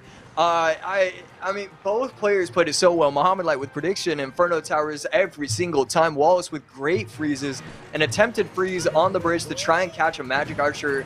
Everything was special right there. And then, I mean, he wins the game. The way he played it was just so smart. And it was never an attempt to get the tower plus Magic Archer with the freeze. It was always the Inferno Tower, plus the tower with the freeze, and that is just not the way most players would play it, but that was certainly the correct way to do things. Yeah, it was so intelligent, because what he's doing then is just not allowing that Inferno to get a lot of value, which was what was happening early on in the game. What Mohamed Light was completely in control was you would see that Inferno take out like 3 units, and once that Inferno became a non-factor, he had to play it up high or he had to play it on defense, and every single time Wallace just doing great decision-making with those freezes, and that, yeah, I think it's a really special thing to watch. Nice pushback there from Adriel with that cannon to try to stay alive, but feels like he's just really delaying death here with the poison and the miner and the snowballs in hand for Alf. And there you go, Adriel basically throwing in the towel, sends in the last set of Royal Hogs, an Earthquake, miner goes to the tower. That's going to do it. 2-0. Alf over Adriel, as we're going to hop back into Mohamed Light versus... wow, I just totally blanked on who Mo was just playing. Wallace. There we go. I was like, I know I'm going to get it. But yeah, we'll check back in with Mohamed Light and Wallace here in just one moment. Other good matches that are going on in the world. Let's take a look. Morton and Matt are playing against each other. Michifu and Nicholas Extreme. Another Matt is going up against Yuya. This is all going down in Group A. Let's see, what else we got? All right, that basically does it for Group A. We'll check in with Group B. We are in round number 5 of 9, guys, so we are officially over halfway through our day. And I would assume that Momo is still undefeated. It looks like Morton is still undefeated. But Wallace up 1-0 in that specific set in Group B. Looks like Group C is not quite in round 5 yet. So just a little bit behind the other 3 groups. So I check in with Group D. Lucas and Sandbox are match number 20 in Group D, and that would be a great one. Oh, wow. Wow, Tasty, you're my hero. Literally still looking over at the screen at the matchup. He's already pulled it up on screen here. Lucas is down 1 game, but up 1 tower here in game number 2. For as much as I talked about my love of Lava Hound, it feels like now people are actually using it, and this is when it doesn't work. It's shocking to see it have as little success as it's truly just had in today's brackets. And yeah, I kind of feel bad for talking only great things were said about the Lava, and only losses have been shown. Well, today. What do you think has changed in that conversation? I think it was maybe in week 2 of Royale Masters. We kept saying that we wanted to see more lava. We were getting more lava, and the more that lava was played throughout weeks 2 and weeks 3, it was doing very well. It was probably at least at a 50% win rate. What has changed over the last 7 days, AC? Any idea? I mean, I really think that it's as simple as just bad matchups, and you're going against RG every single time. I mean, yeah. I think every time we've seen Lava be played today, except for maybe once or twice, it's gone against RG, and every single time the RG deck has had the matchup. Yeah. I mean, that's got to be definitely part of the conversation. RG does match up very, very well, especially these RG decks with all these great air responses. So hopping back into another game here. Also, we got Viper going up against Tuvia in Group C, match number 4. So the hits just don't stop coming for Asaf. I think out of his 5 sets, I think 4 of them have been against big time, big name players. So doing a really good job is Asaf. We'll see if all of his hard work pays off as we check back in here with Mohamed Light versus Wallace. Wallace up 1 game with a triple elixir necessary Valkyrie, Bowler, Inferno, Ice Wizard, Graveyard, Freeze deck. A very surprising, in my opinion, win in game number 1. But I think once they were both committed to that exact same lane on the right-hand side, there was no way for Mohamed Light to get enough value out of his Inferno towers to stop all of those big HP, tanky damage dealers. Yeah, I think you're absolutely right with that. And yeah, that certainly it worked out really well for Wallace to just continue to go same lane. And yeah. Yeah, what a weird and great deck choice. But here we go, game number 2. Wallace going right down the middle here with Bomber, Bandit, Drill. As you can already see, those drills get cycled heavy early on. Now it's going to be probably another Skellies plus Log defense here. No, he goes Skellies plus Fire Spirit. Fire Spirit, though, 1 second early. And a rare misplay from Mohamed Light. I know it's so small, but that is just something you really don't see out of him that often. And this time, they're on the Fire Spirit. And now that giant skeleton gets pulled just far enough away with those Skellies. Great placement by Wallace. Yeah, beautiful placement right there. Does protect his tower from the giant skeleton bomb. And he is going to be able to set up for a baby counter push Inferno tower placed on top of the drill. And skeletons placed as well. So that log is actually going to provide a lot of value. Forces out a defensive log from Mohamed Light. I love what we're seeing out of Wallace today. I think he's doing a really good job with his deck choice. His interactions have been so on point. And he's playing very confidently, which I think is a really, really important situation to find yourself in, especially when you're going up against the best player in the world.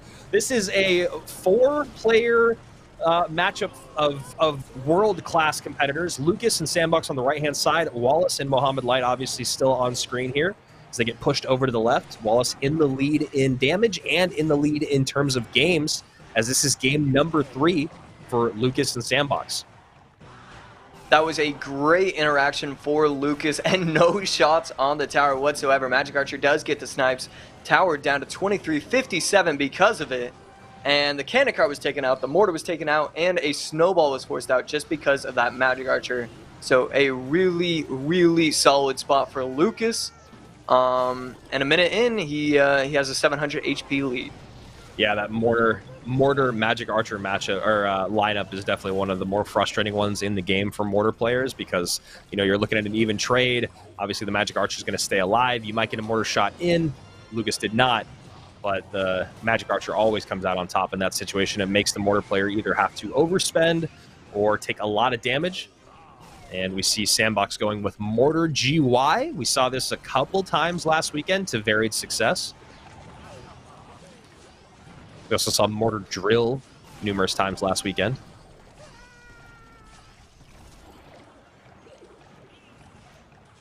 And a bit of a stop and stare kind of on both sides. Wallace now going with the high infernos to catch these giant skeletons.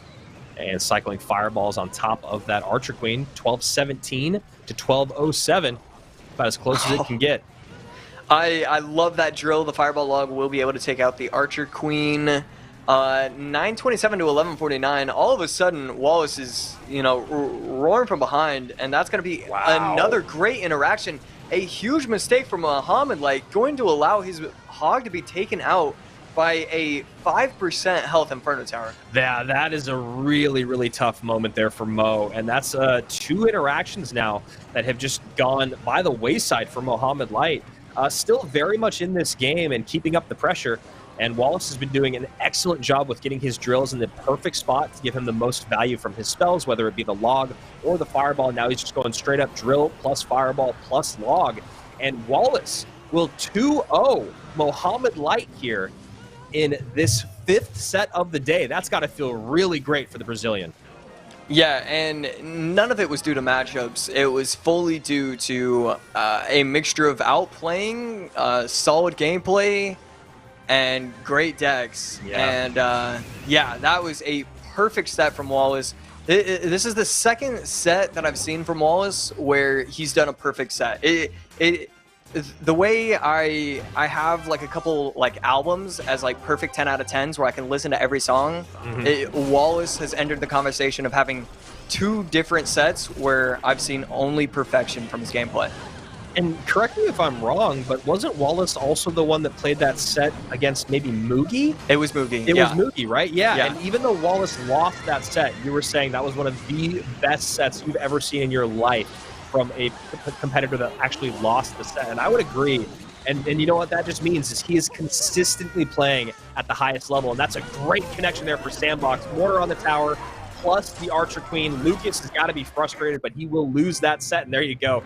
Lucas not shy showing it as he has been so close in so many competitions so far this year, but he has just not been able to secure that golden ticket. And with a loss here against Sandbox, I think since we are this far throughout the day, that's actually an okay place for Lucas to end up if he is undefeated so far, and losing to someone like Sandbox, with Sandbox being in the spot that he's in, probably also undefeated at this point now through Lucas, his opponent win rate is going to continue to move forward, move up.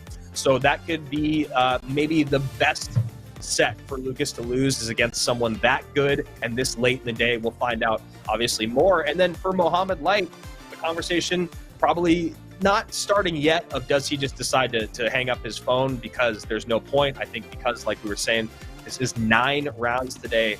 1 set loss I think is okay. It just depends on who it is to and when it happens. And it looks like Group C has finally started their round 5. Rad is playing. Rad versus Kike Star, the 2nd match in Group C. That's a really good one. Kike Star, not quite as, I'd say, famous as Rad is in the world. And then is that Thunder? Like Thunder and Diego B? Or is that a different Thunder? PE. It's, oh yeah, maybe actually the country will tell us right there. I don't know what PE stands for. I was going to say, I don't actually know what PE stands for either. And Peru. Then, Peru. Okay, so yeah, it's not going to be Thunder from CRL, but he is going up against Diego B, who has had a little bit of an up and down day. Other matches. Go ahead. Are you ready for this? Yes. Tuvia versus Viper. Yeah, So- that's what I'm saying, man. Viper, I mean, Tuvia just had a really, really Tough day. And here we go, hopping right into that matchup between Tuvia and Viper. I actually want to go back to round 4 and see where these guys are at. Tuvia is 3-1, which means Viper must also be 3-1. Trying to figure out who Asaf lost to. It is so difficult going back and forth from Asaf and Tuvia. I know. Yeah, Viper also 3-1. So both of these guys in what I would call a must-win set on the day. I think Ace put it very well very many times on this broadcast in terms of decks and in terms of picking losses and where you are at the end of the day is you do not want your fate to be in other people's hands. And once you get to 2 set losses, that is the conversation that you have to start thinking about. So here we go, everything on the line from the 2 players. Asaf going to be running Giant Skeleton RG. Viper going to be running Drill NATO Golden Knight, that's the word. And so yeah, I want to know if Viper, because to use Drill in what would, you know, at this point kind of be a likely Drill mirror match, you have to assume that this Drill deck probably matches up well against Asaf's Drill decks. But yeah, I don't know if that's the case, and I would kind of want to know why he chose to use Drill against the best Drill player. Yeah, that is always an interesting situation to put yourself in when you see people play Mortar against Igor, when you see people play Drill against Asaf. You're kind of just wondering, what's the thought process here? As we check into a 2-tower game, Arden Koas versus Siak. And Arden going to have to create a miracle here. E-Giant on the tower, that's going to do it. So Siak is going to take game number 1, 2 crowns to 1. As we'll stay with Viper and Asaf, who are pretty even here in damage, 2505 to 2730. Asaf does miss the log though, so that is going to have his magic archer taken off the board. Wow, you were able to clean up your mistakes. I don't know why I'm still struggling. It's definitely bringing me a lot of joy. So you know, just keep doing what you're doing, man. Everyone else can figure out on their own what unit you're talking about. So Earthquake plus log will clean up that magic archer as an Archer Queen comes down. Even if I just closed my eyes and picked a random one, I would have more success than what I've done so far today. And this AQ doing a good job staying alive, getting some good value. The magic archer of Vipers does not line up, so Archer Queen going to just be a little bit more of a threat as it comes across the bridge. Another nice Earthquake log from Asaf. And this Archer Queen will get 1 shot. And that is great interactions there by Asaf. Yeah, a huge mistake does not line up the magic archer, and that's the difference. I mean, that's 300 HP you lost because you couldn't line it up to get any shots whatsoever. And then it honestly just snowballs. The RG possibly gets that shot solely because of the mistake with the magic archer. The cascading effects of Clash Royale, it's always fun to see once a misplay is made, how the opponent wants to punish you for it, how you're going to have to recoup, overspend an elixir, and then still stay in the game. But right now, it does feel like the scales are tipping towards Asaf as Viper goes for a magic archer lineup here, but that Royal Ghost is only going to give a couple shots in as this Royal Giant on the other lane just needs a lot more attention.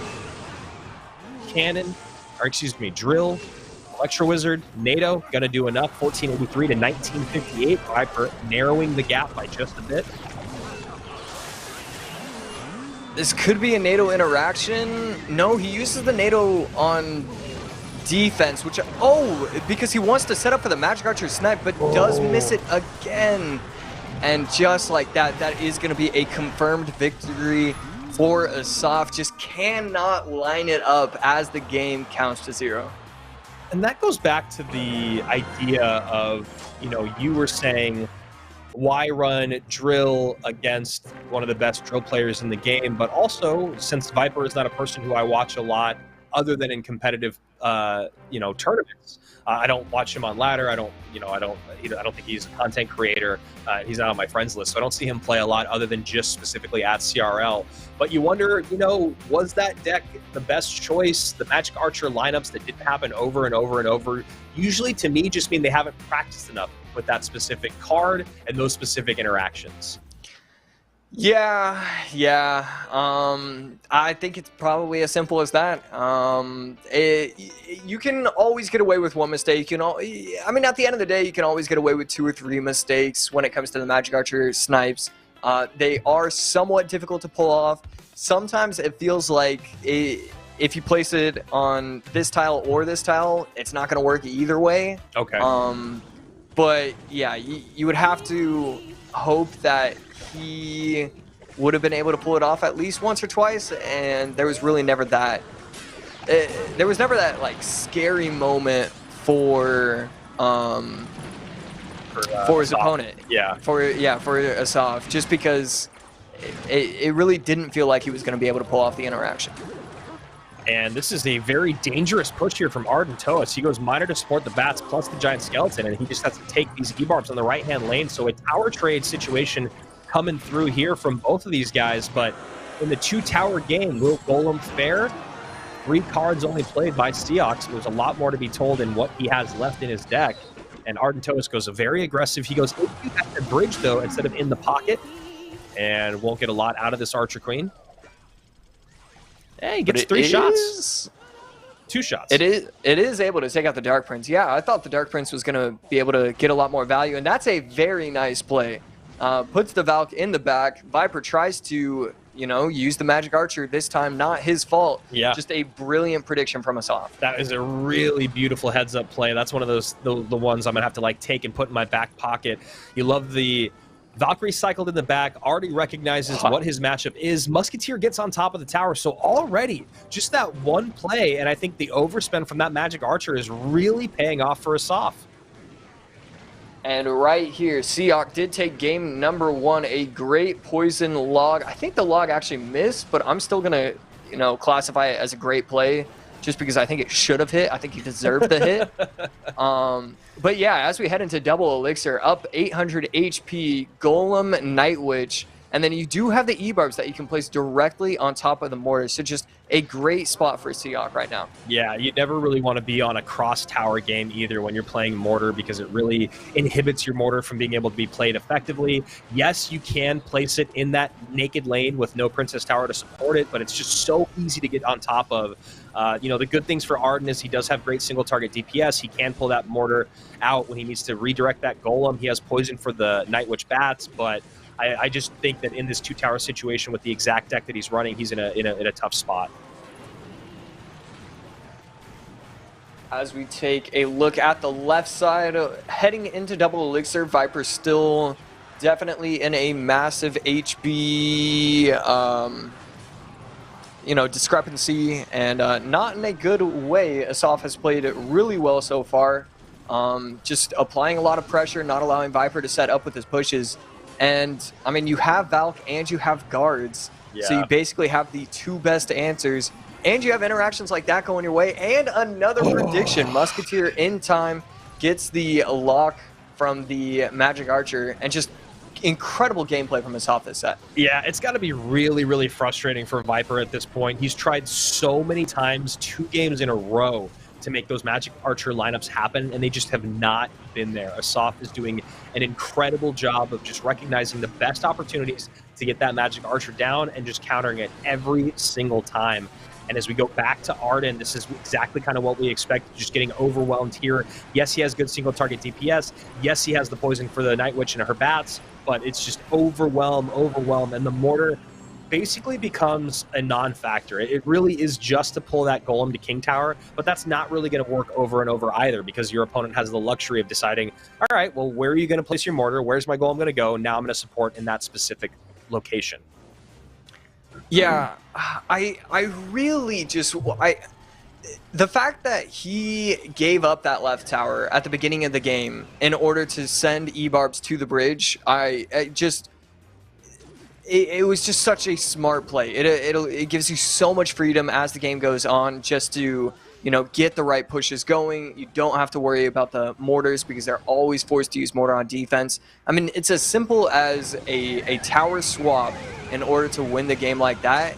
And yeah, I mean, E-Barb's at the bridge. It's still viable to this day. It really is, and I think the thing about E-Barbs at the bridge being viable is it's always a great recognition of cycle and your opponent's elixir. That's one thing that doesn't get enough credit in terms of E-Barbs being effective, is the fact that when they're the most effective, catching your opponent off guard, it's not an accident when that happens. So here we go, Viper and Asaf. Viper kind of fighting for his life in this moment. Both these guys currently down 1 set.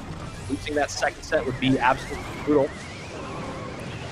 And now Viper finally gets a little bit of a lineup and takes the lead for what feels like the first time in this, not just game, but in this entire set against Asaf. And this is the, I mean, countless times have I seen this interaction go, you know, in that way. But again, we do see another Fire Spirit interaction where the Fire Spirit gets taken out because 2 troops are targeting onto it.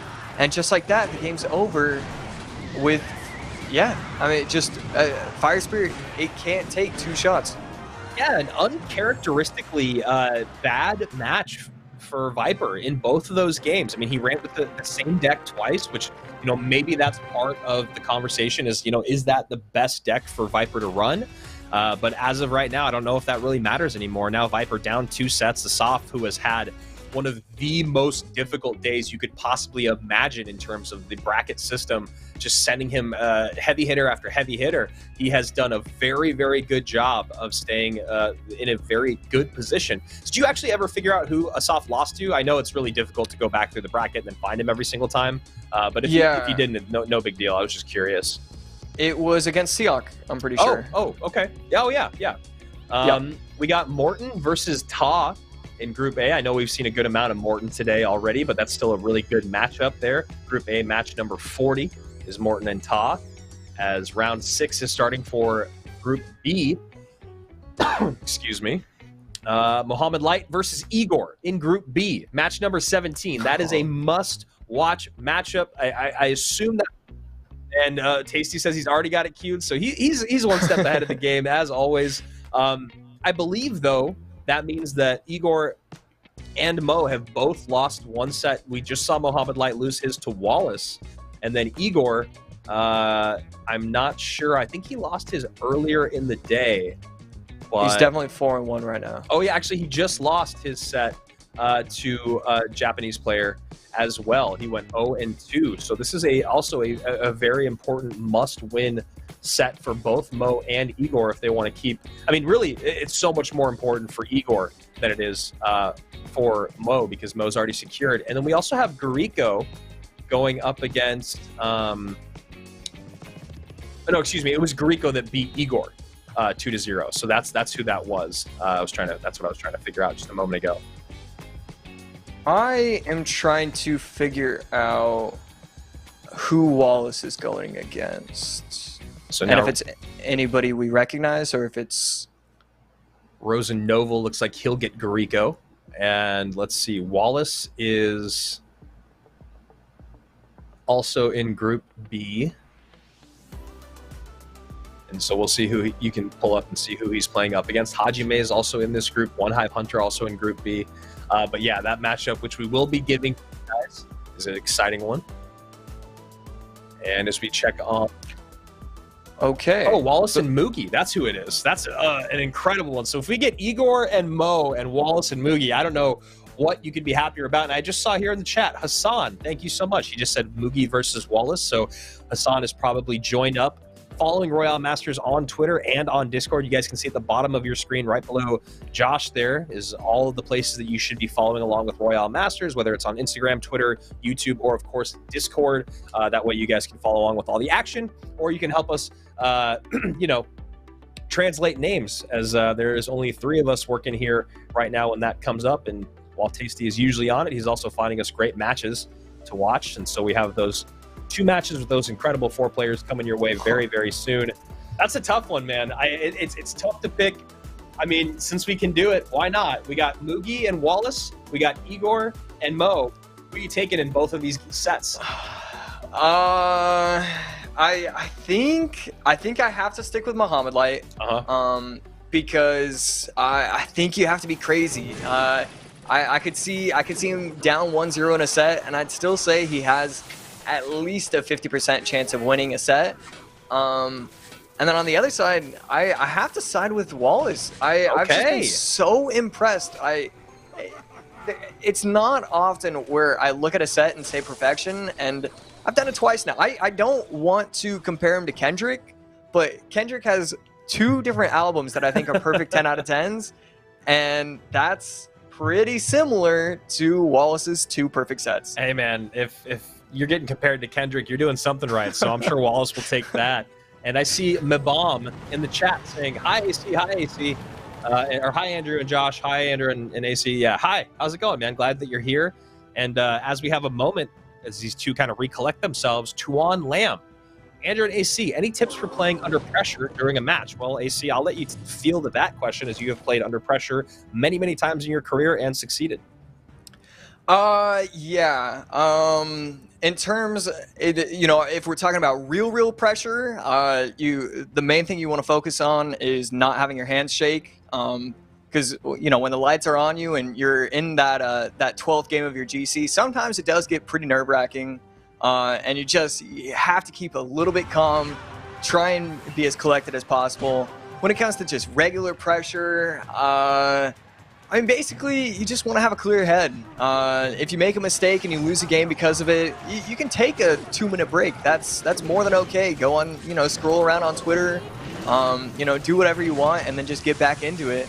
And then just try and not take it too seriously. Unless it's Royale Masters Gold Edition, then take it very seriously and try and win seriously. Don't have fun. But Tuan, I hope that was more than helpful.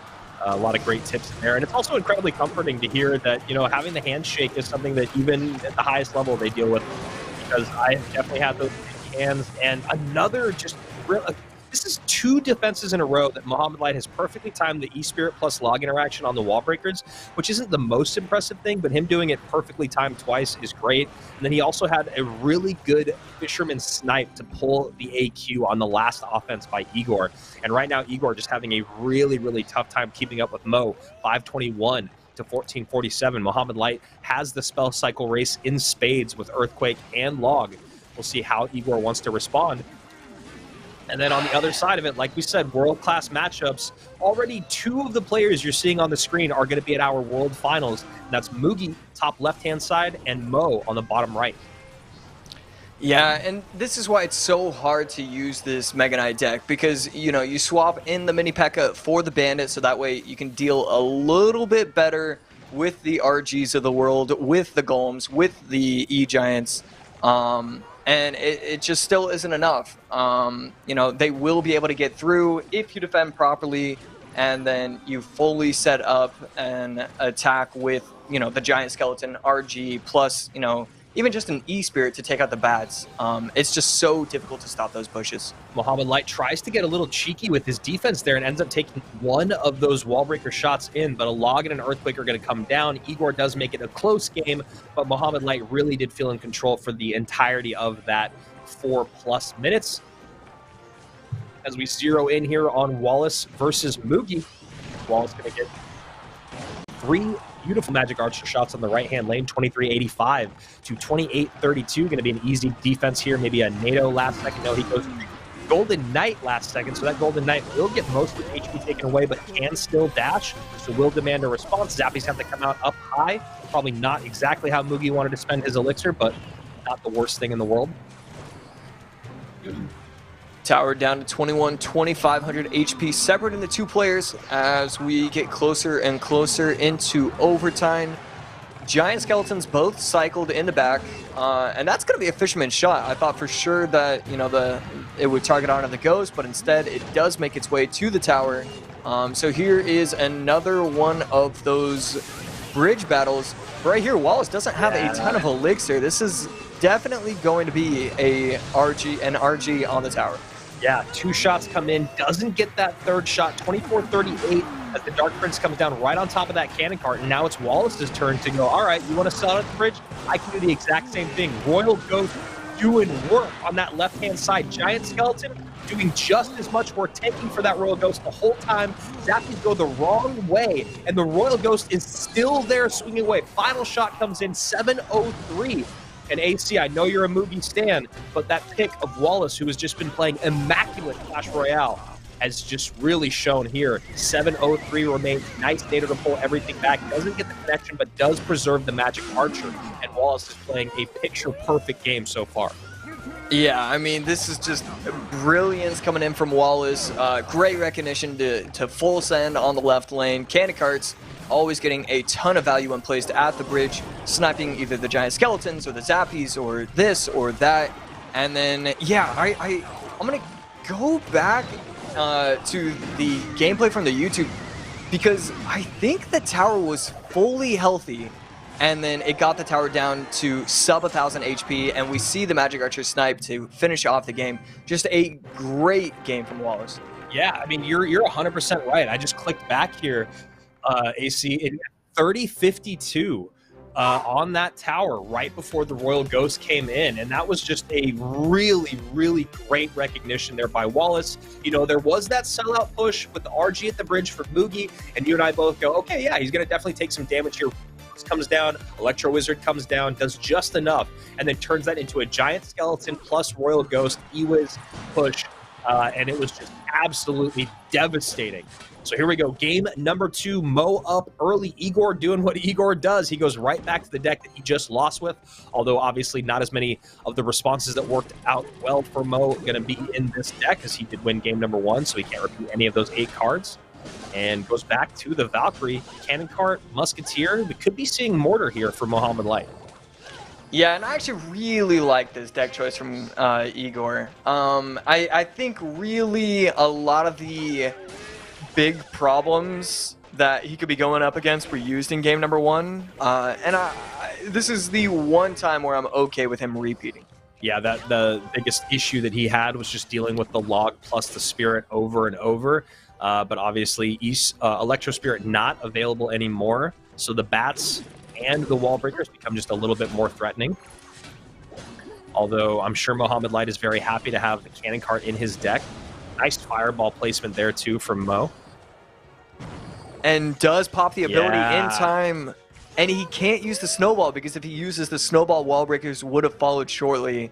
So just, you know, great recognition to not over defend from Mohamed Light, and then also just a brilliant offensive attack from Igor. Really happy you pointed out the non-use of the snowball, because I'm sure some people were watching wondering why on earth he's just going to take all that damage. He did have Elixir in hand. Well, it's because he's going to have to deal with these wall breakers coming down the lane. One wall breaker does connect there, doesn't use the snowball again. And we see that mini P.E.K.K.A put in work on the Mortar. Mortar does get one shot, and now Mohamed Light trying to make a push out of this Miner Valkyrie push. Gonna do a good job. I was gonna say that AQ I think is too far away, so the Miner gets its full life and then some on the tower, and Igor turns all of this right back into a big offense. But still, this is the second time. You know, the first time it made sense because it was a great push, bats plus the Archer Queen plus what was already on the board. I think it was the FA. Yeah, that's what it was. But this time around, giving way too much fireball, Archer Queen plus wall breakers. Yeah, and his answer already was kind of the fireball, so it definitely don't like it as much to allow that kind of, you know, just the fireball on top of everything. But 751, 1822, 1100 HP difference between the two players. Does he have enough elixir for the Mega Knight? He does not. So that will be kind of scary, and all of a sudden this game has gotten very, very close. And looks like Group C is moving on to the next round. We have SB versus Ardentoas. Could be a super fun one in there. Let's check in with you guys and that in just a moment. As a minute and 40 seconds remains here, Mohamed Light trying to come back into this game as Wallace and Mugi start their second skirmish.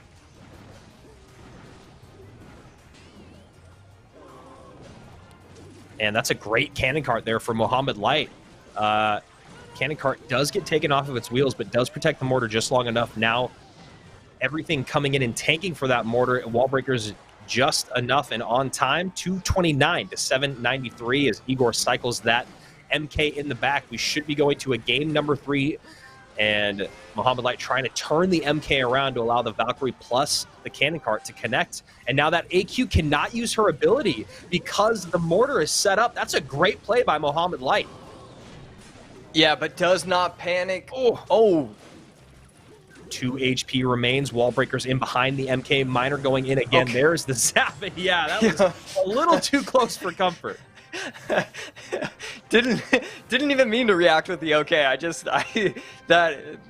The way that ended, you know, there was a solid retargeting of the zap. I wasn't sure if the mortar was going to target onto the tower or the troop or, you know, whatever. It really was a toss-up. So just great offensive pressure from Mohamed Light. Kind of, I don't know if it was mistakes or what.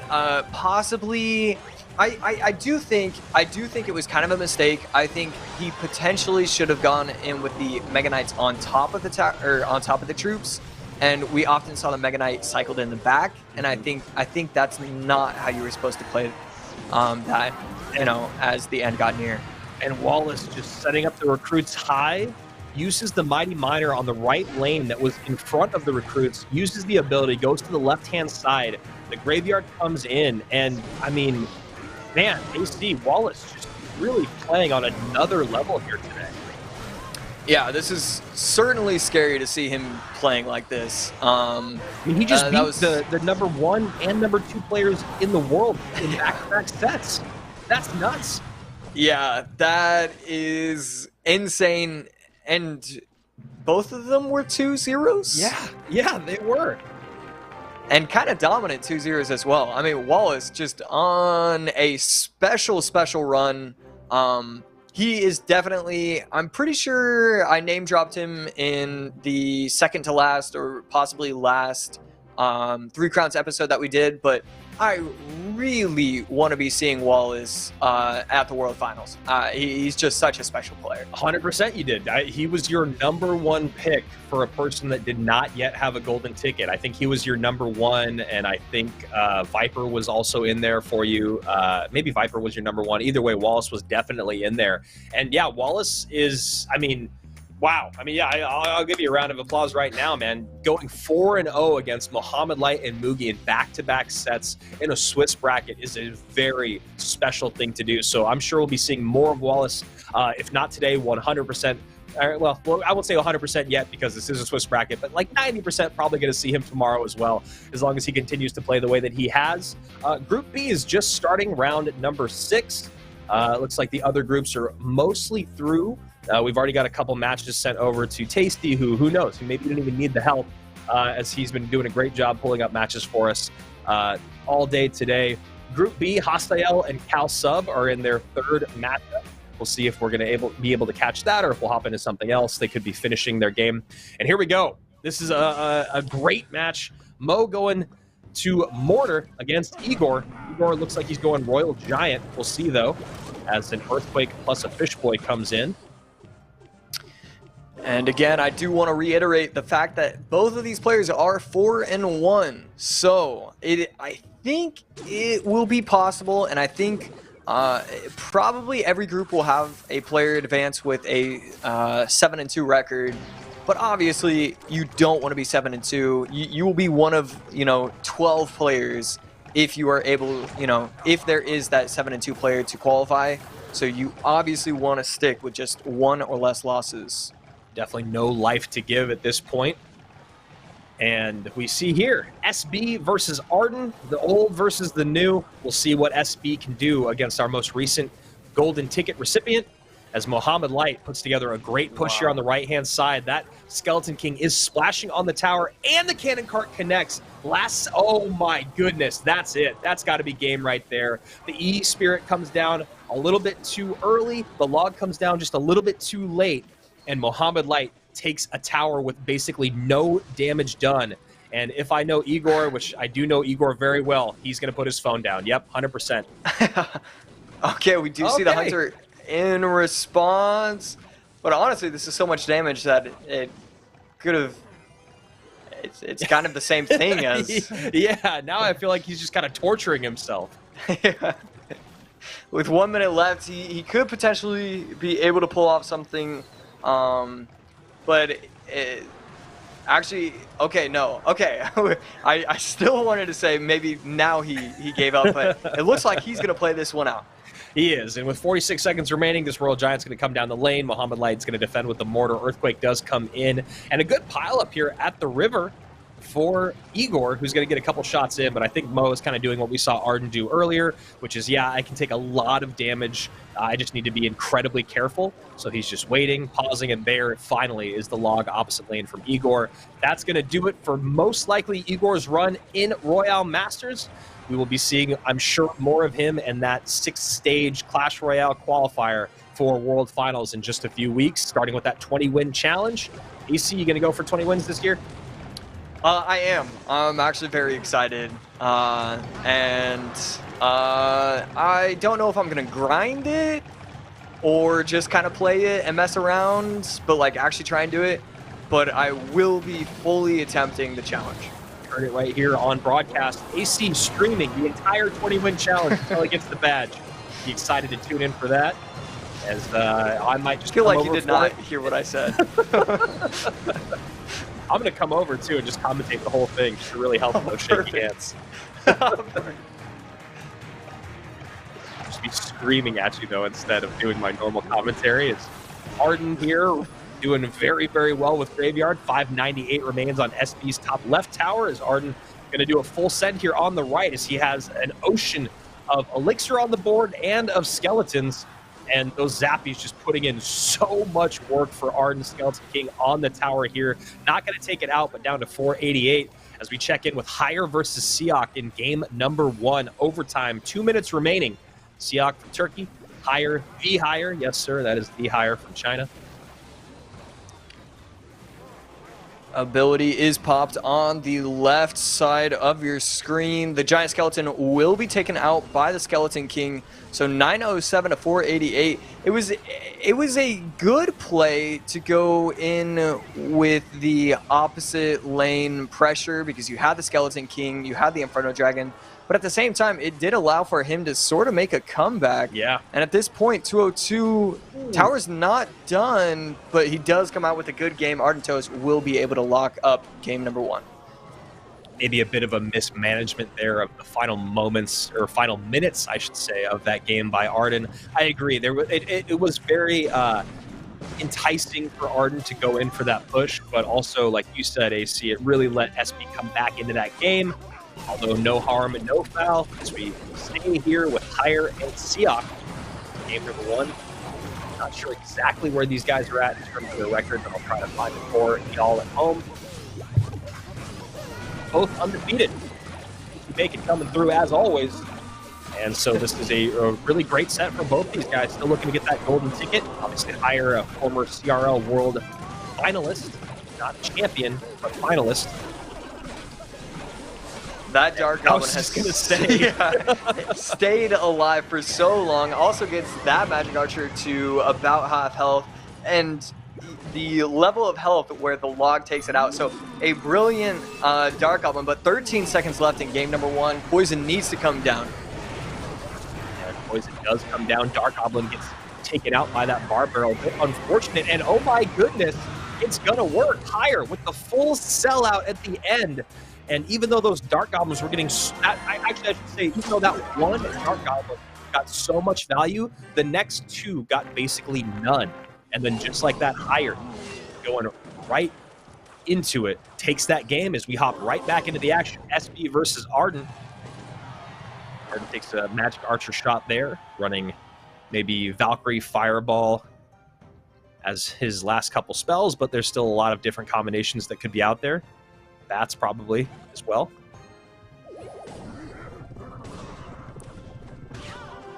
You know, I will say for most of the weeks we've seen at least a few different decks as well as different variations. You know, we've seen, you know, Minion Horde Mortar instead of the normal Archer Queen Minion or Archer Queen Mortar. But it feels like in today's games it's every player was given a list of 5 decks that they can run, and then only those 5 decks are used. That's a really good point. It does feel like we have just been caught in the... we've called it this for years, Rich and I have, but it does seem like we are just firmly in the meta of Royale Masters Gold Edition. It has been established over the last 3 weeks, and today it's just really being put into practice. That's a nice snipe there from the cannon cart, threading that needle before the Valkyrie got in range, and now that cannon cart will do a lot of work here on the Valkyrie. And a nice slide in there of the Royal Ghost. Will get tanked for that cannon cart, which is why the miner has to come out. So SB making some great plays here. Now up 4 elixir, but with a half health cannon cart to deal with is SB. Magic Archer does get the snipe on top of the Fire Spirit. Cannon cart will be able to take out the Magic Archer with the help of the poison. That's going to be a nice dash, getting about 1 elixir worth of value because you're still so terrified of the Archer Queen once it pops its ability. That's going to be a really nice mortar shot. Yeah. You're going to take out the cannon cart as well as get that chip on the tower. You love that splash damage as a mortar player. Art's got to be very, very happy there. And SB having to do a bit of the overspend. Great play on that cannon cart. And just as awesome as Arden is at predicting for his offensive plays, he does great predictive defensive plays as well. The cannon cart with very little HP helps assist in taking off the opponent's cannon cart, so SB doesn't get a whole lot out of that 5 elixir spent. As another miner plus poison comes in here, now SB gonna turn on the gas. Yeah, it goes in with the Ewiz at the bridge, and that is the first time I've ever seen an Ewiz at the bridge on purpose like that. But it ended up being a great play. It even got the lock where it allowed the Ewiz to get 1 more shot. Yeah. And yeah, I mean, if you recognize that your opponent is low on elixir, doesn't have the exact right troops, sometimes Ewiz at the bridge can be the right play. We're so used to seeing Bomber at the bridge plus drill, Fire Spirit at the bridge plus drill. Nice dash there from SB. But yeah, the Eva's at the bridge plus the drill. Really, really nice play. And I agree, it was actually the perfect play in that moment. The reset on the goblins from the drill. Great job there by SB, who is now in the lead after that NATO plus dash from the Golden Knight. But Arden going to get a lot of value out of the Archer Queen, although it doesn't target the Royal Ghost. The Royal Ghost disappears for just a second, so that's actually a really great interaction for SB. Now Arden going to have to play some good defense. Yeah, and I like this mortar high. It's not going to allow him for him to try and get a Magic Archer setup. Although we see right there, he does try for it after getting the NATO, and that will be able to take out the Archer Queen and the cannon cart as well. So a great situation for SB, and all of a sudden he takes the lead. And this Magic Archer is so much value. Second Magic Archer comes down, not getting a second lineup, but he does. The original Magic Archer gets another lineup, and then the second Magic Archer gets one at the end, and that was just a beautiful final few moments there. I'd say maybe even a whole minute and a half from SB. Those Magic Archers getting tons of value turns that game around. I even heard the call out in my ear. Our producer was saying double, and he meant double gameplay, but it was also a double Magic Archer. So I'd like to chalk that up as he's starting to really figure this game out and be on the level of some of our players. So yeah, just a fantastic setup. And the double Magic Archer at the end of the game is so brutal when you don't have that fireball and you just have no clear response. He actually told me in my ear while you were talking, AC, that he was actually talking about the double Magic Archer, not the 2 games. So incredibly predictive is Tasty here. Maybe going to get his own golden ticket next month, as Hire has to spend an arm and a leg to take 1,200 damage on that right-hand tower. The double E-Giants just getting a lot of value. Did see that Goblin Cage come down, but the Earthquake made quick work of it. And Siak in a good spot here in game number 2, which he does need to win. 2 undefeated players going head-to-head. And, you know, this is about the time of day, time of rounds, round 6, where you start to see these undefeated players really going up against incredible matchups. So Siak and Hire in a very interesting spot. Cannon will be taken out with the help of the Snowball from the Dark Prince. Bomber in response to that, and a nice E-Giant at the bridge. The skeletons were placed quickly enough where they should be able to lock onto all the skeletons, Cannon is okay, but you could have thought about giving up about 400 HP worth of damage and just not using the cannon. Instead, he just, you know, he wants to keep that HP lead, and that's fine. But sometimes, you know, if you don't have that extra elixir, you know, cards like the Archer Queen can just become so difficult to defend with positive elixir trades. Right there, it works out for him, though. Yeah, when you're playing up against E-Giant, it's always so tough to know when you need to min-max the damage, because an E-Giant with just like a quarter HP getting on tower will do so much that you really are always caught having to spend probably more than you comfortably like to defending. And you see there, even then, the end, the AQ has to come down because the Mega Minion, yes, would have been able to put in work, but not enough. That tower would have probably gotten brought down to close to 1,000 or even below had he not played that Archer Queen, so a good recognition there by Higher. But still, having to spend so much on defense that he's not able to get on offense as much as he'd like. We could potentially see the double E-Giant interaction coming out with all these troops at the bridge. I would be shocked if we didn't see it. And there we go. We do see him block. And yes, you can arrows on offense, but oh, okay, this is going to get a lot of damage. Yeah, I mean, the arrows there being held for a moment, and then the skellies being held even longer, created a lot of good damage there for Higher, knowing that, you know, Siak, knowing that Higher had the arrows, couldn't play both the bomber and the skellies, giving all that value. He needed to play one, wait for the arrows, then play the other. Damage stacks up quick, so 1578 to 1388 as an E-Giant comes down the lane, and Higher going with the defensive Archer Queen first, wondering if he's going to see the double E-Giant come in, and we still could see it. We actually probably will, now that the cage is off the board. No, not enough elixir in hand, excuse me. Looks like he is going to reset. We do see the bomber placed over the middle. Valkyrie will stay alive with the help of the arrows, but that's just going to set up for the E-Giant. Now with triple elixir happening, this is where we see them cycled all the time. We see the quick cycle. That way he doesn't have to worry about the NATO being forced out from him, and then he gets to set up with the second E-Giant. So just, you know, quick gameplay right there and exactly what you want. And this is really exactly what you want. We do see the double E-Giant. Yeah, double E-Giant comes in, Goblin Cage just used, so you see Higher spending an arm and a leg, getting all the defense down, but a great Golden Knight dash comes in. Now Higher has to go for a desperation graveyard. But yeah, AC, I think you were just going to talk about that Valkyrie plus Brawler on the left-hand lane put in work for Higher.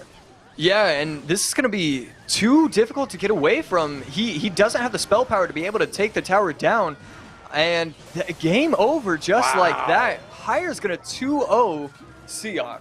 That was a great game from Higher. Just excellent decision-making, never overextending with the graveyard, knowing exactly when to overspend on defense, but still stay in it in terms of the elixir conversation. And that's a great, like you said, a 2-0 over Siak, who was perfect on the day. So now we go to game number 3, SP versus Arden. Arden has already called good game a couple times, and you can see why. That last card probably going to be Fireball from SP. We might have used it earlier, and so it's going to be maybe a Poison instead. But in terms of responses to the Royal Hogs, he has got so much. Yeah, so it is going to be the Poison instead. Arden probably saw that the Fireball was out of play, decides to go with Royal Hogs. SP calls his bluff and puts together an incredible Royal Hogs defense deck, but also allows him to get minor poison damage on tower when he needs. And that's why Arden calls out that good game way early on. Poison coming in on offense is going to get the splash on top of the tower. So Archer Queen not going to get the splash, or not going to target the flying machine, but you know, even the flying machine getting 2 shots on it, it's okay, still stays alive. Arden, is he going to choose to defend? No, just fully gives up. And SP with 149 in overtime, towers completely untouched.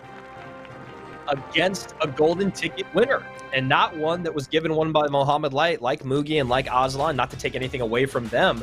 But Arden Toas was able to do it all on his own. And you see there, really exactly what you and I were talking about with SB just a little bit ago.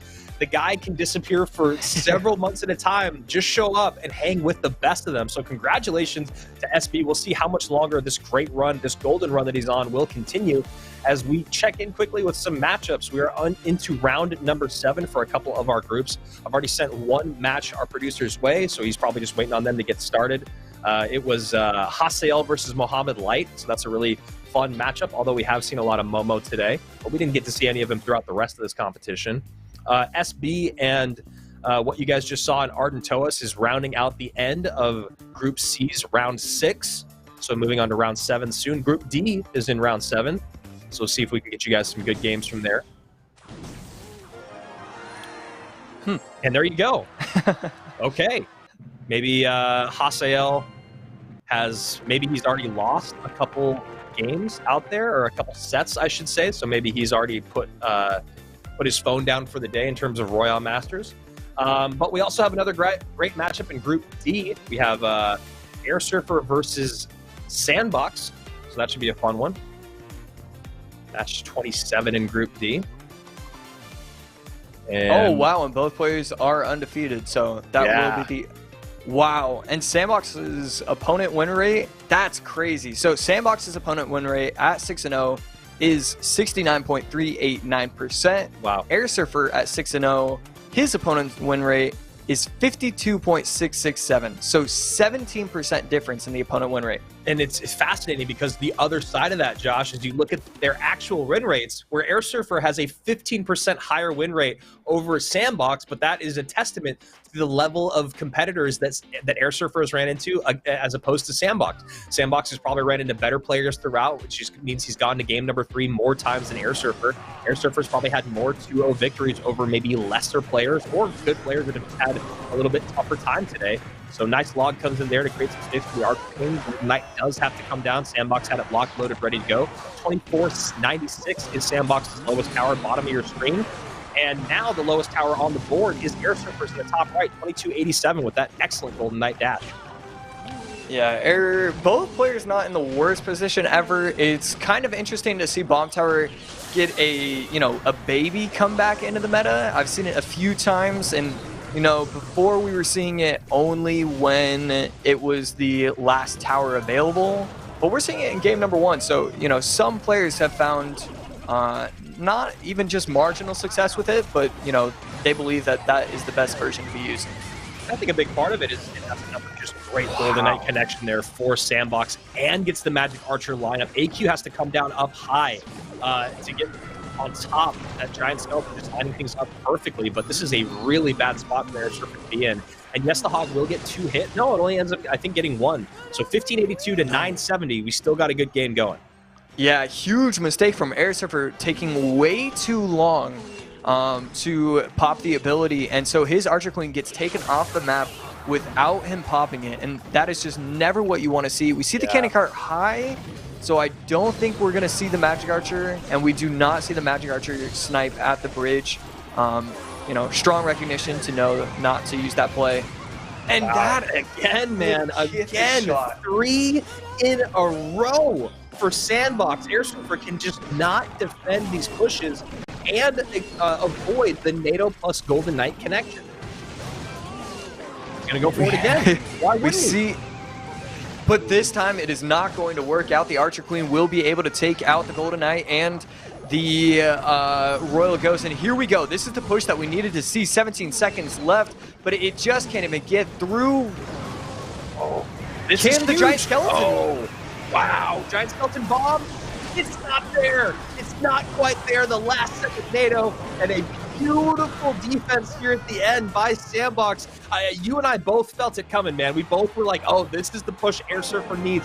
He can steal the game. But the Hog Rider gets caught up in traffic. Sandbox is incredibly patient and just dialed in with his NATO. Waits for the Hog Rider to come in, because sometimes you'll see that happen where someone's got the NATO ready to go and they drop it a second early because they don't expect the Hog Rider to get caught in traffic. So a great discipline there from Sandbox. And that was it ended up actually being pretty close, but Sandbox with those Golden Knight connections over and over and over, that's just a rough place to put yourself in. Yeah, I mean, he finally was able to stop the Golden Knight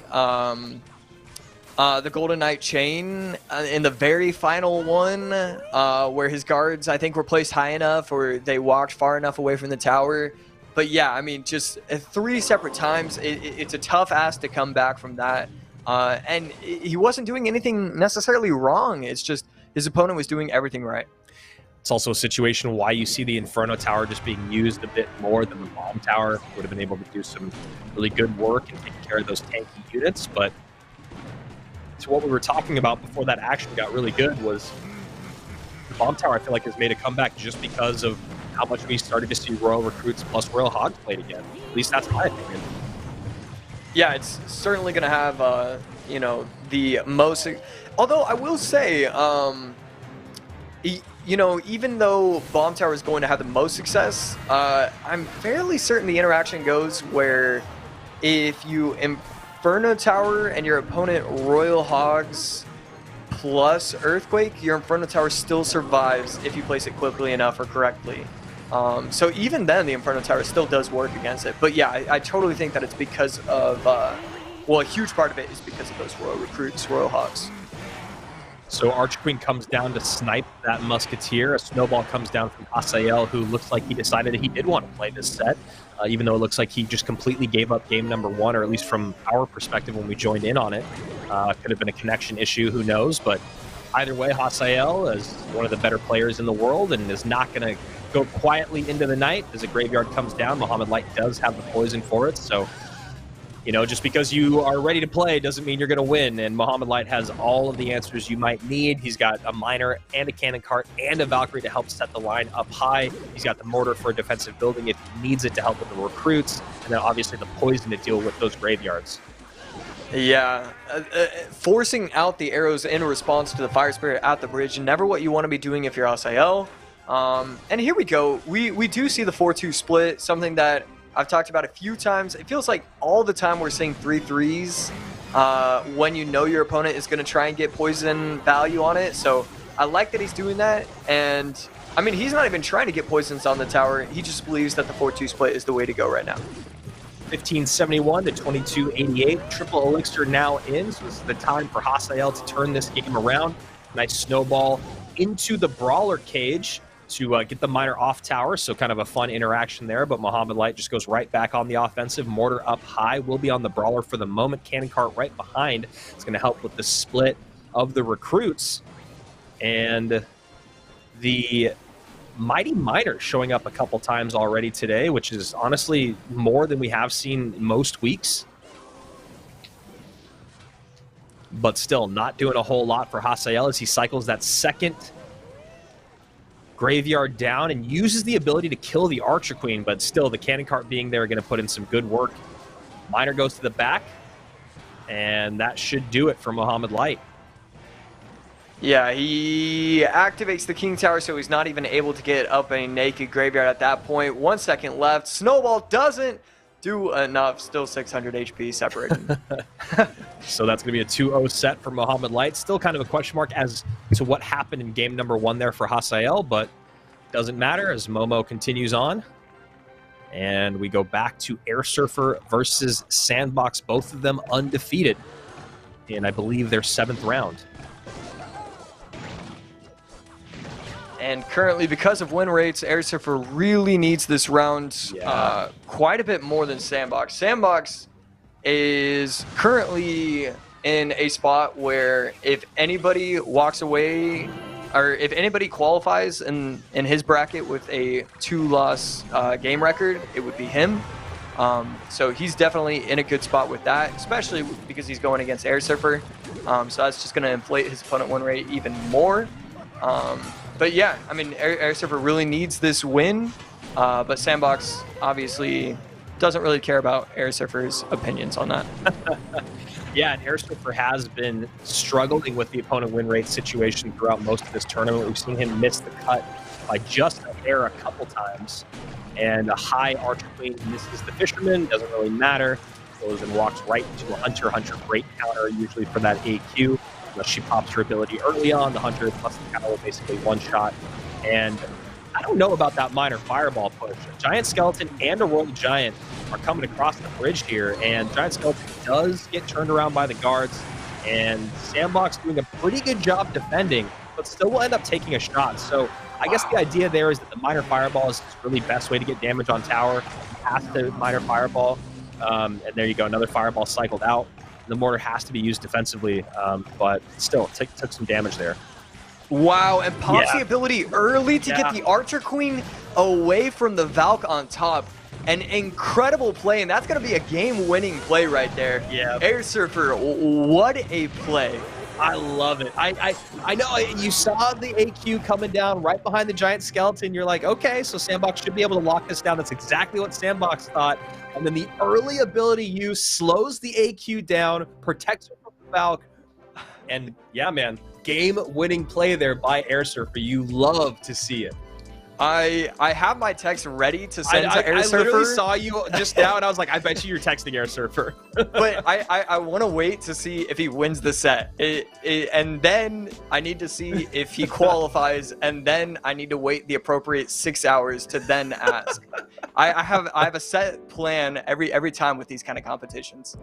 Yeah, I mean, you know how it is. You know, you need to stay locked in the mentality of a player while they're in the competition, and then after they win or lose, you got to give them a little bit of breathing room because, you know, after you win one, there's the influx of Twitter messages of everyone congratulating you. When you lose, you don't want to be the first person to be like, oh man, nice try out there. So I respect that. But yeah, that was a really awesome play by Air Surfer. One of those cool, innovative plays that you don't get to see that often. But that's like some of the most beautiful parts of Clash Royale is stuff like that. Yeah, that's certainly one of those fancy interactions that, you know, not many people are actually pulling off. And it's not like an unrealistic one. It's not like, you know, you use the Mighty Miner early against a Goblin Barrel and then you use its ability to activate the bomb on top of the Goblin Barrel. Like, it's an actual one that you can use in game. And yeah, just so smart. Certainly a deserved game number 2. And I do want to, you know, go back to what you were talking about with the Miner Fireball on top of the Fisherman. That was really the interaction where I was like, oh, that's certainly way too much elixir spent. Doesn't even take out the Fisherman right away. So yeah, I really do think that was way too aggressive, and he had to play a little bit slower. But obviously that was a very difficult matchup, and so he, I guess, thought that really wasn't an option available to him. Wallace in his group B is 7-0 with an 87.5 win rate. And although his opponent win rate is the lowest in the top 5, the people that he's beaten along the way include Mohamed Light and Rosen, who are both... Oh, and I think that's also Mugi. So if you look at Group B, the top 4 players, one of them is Wallace. The other 3 are the 3 people that he's beaten in the back-to-back sets, all 2-0. I think Mugi's actually in the 5th place spot. But yeah, what a day for Wallace. Yeah, certainly super impressive. Yeah, just so exciting to see. Watching players sun run when it comes to, you know, games and playing perfectly, it's always just such a joy to watch. You just love seeing players at the best, you know, performing their best. Yeah, and against the best in the world. Another big part of that. Nicely timed fireball. Shield is off the Dark Prince, pushes the Ewiz to the opposite lane, and now all Keith needs is just these zappies to defend that RG. So a really, really great elixir interaction for him as we check back in with Air Surfer and Sandbox. Game number 3, round 7, both undefeated. This is a huge game number 3. Earthquakes out early in both directions. Although I will say the deck that we're seeing from Air Surfer is definitely unorthodox, or not one of the 5 that the players have decided to play today. So this should at least be fun to see. And a nice King Tower activation there from Air Surfer as well on that E-Spirit. Yeah, very solid King Tower activation. A slight damage advantage for Sandbox. And I was wondering if he was going to be able to pull off an offensive pressure kind of push. But even with the Earthquake and the RG, actually, no, that will be able to break through. Yeah. So yeah, the Dark Goblin should not have been cycled to the left side. That's way too much tower damage. And unfortunately, that means my text looks like I'm going to have to wait. Yeah, I think you might, because Sandbox already being up about, what, 1,600 HP or whatever it is. I can't really math. 1,800 HP, who knows? is not a good place to be, especially when you look at what Air Surfer is playing. I'm not sure what his last card is, but this is definitely a deck that looks like it's going to rely on chip damage throughout and not just one big send. Yeah, I would assume it's Barrel, but I could be wrong. I feel like he would have played Barrel already. Yeah, that's kind of what I was thinking. So yeah, we will see as this game goes on. We do see the Fire Spirit at the bridge. He's still potentially setting himself up for going opposite lane. That's why we continue to see these Dark Goblins cycle to the opposite lane. Yeah. But it just isn't enough right now. But, you know, still has a chance. He cycles so fast that he can put his opposition in some awkward spots. Yeah, that Dark Goblin got a ton of value, but that log got even more. One log cleans up 2 Dark Goblins there for Sandbox, an easy pull of the trigger for him, as he's not going to drop an RG here, but does have a Giant Skeleton plus Archer Queen push, and the Golden Knight does not get the dash off. So 627 to 2242. Air Surfer still in this. Now finally the Royal Hogs come down. So this is a very, very unique deck. Yeah, and I like that. Just strong discipline, and that's going to actually allow for the Fisherman to walk to the opposite lane. So that's really great for Air Surfer. He does have a shot. Yeah. There's still 1,300 HP separate in the 2 players, but that Fire Spirit interaction was also incredible. He's doing what he needs to give himself a chance. And that will be another strong defense, certainly good enough to delay the what looked to be the inevitable. Yeah, and now Air Surfer gets damage on the right-hand tower, but that's not really what Air Surfer wants. He does send the Hogs in, though, the same lane, and I don't know if that's going to maybe be a mistake. You see right there getting very little damage, and now 2 healthy units on the board. Sandbox can drop something else down, but instead just goes to go with the EQ cycle because he knows his opponent's going to have to spend defensively anyway. So you see Air Surfer trying to go opposite lane here with the full send. Golden Knight plus the Piggies. Hunter plus Log comes down, but the Pigs will get a few shots in. Another Earthquake cycled for Sandbox. Yeah, and he needs to get more value. Earthquake will come down, but the Hunter plus the E-Spirit plus the defensive Log, if he chooses to do so, will be enough. Offensive Log, offensive Earthquake, offensive Tower, gone. Good game there to Sandbox, and that is a tough loss for Air Surfer because talking about win rates and opponent win rates, that was one that he really needed. So going to make his battle for tomorrow that much more difficult, but he's still very much in the conversation, being one of the few people with only 1 set loss in his group. And we go to Wero versus Ian, CMG versus CMG. Quick cycle-ish E-Giant against P.E.K.K.A. Loon Freeze. Why not? If you're Wero, might as well play P.E.K.K.A. Yeah. Yeah, just why not? We see the Lumberjack in the pocket. NATO will be enough to make it interesting, but not enough to fully do it. This is exciting to see how this happens, and a great cannon. Great cannon there. Pulls the balloon all the way around, but now the Baby Dragon tanking for King Tower. And that double NATO interaction is such a fun one. You can see how well it's working here against the balloon, but also when you see those E-Giant mirror matchups, the double NATO is another great way. There's obviously the double cannons, which we're seeing here, but the double NATO can also use an E-Giant to activate King Tower, or like we see in the balloon matchup, just really, really make it impossible for Wero to break through. Yeah, I mean, just great defense that will be taken out. Not going to try for the offensive freeze.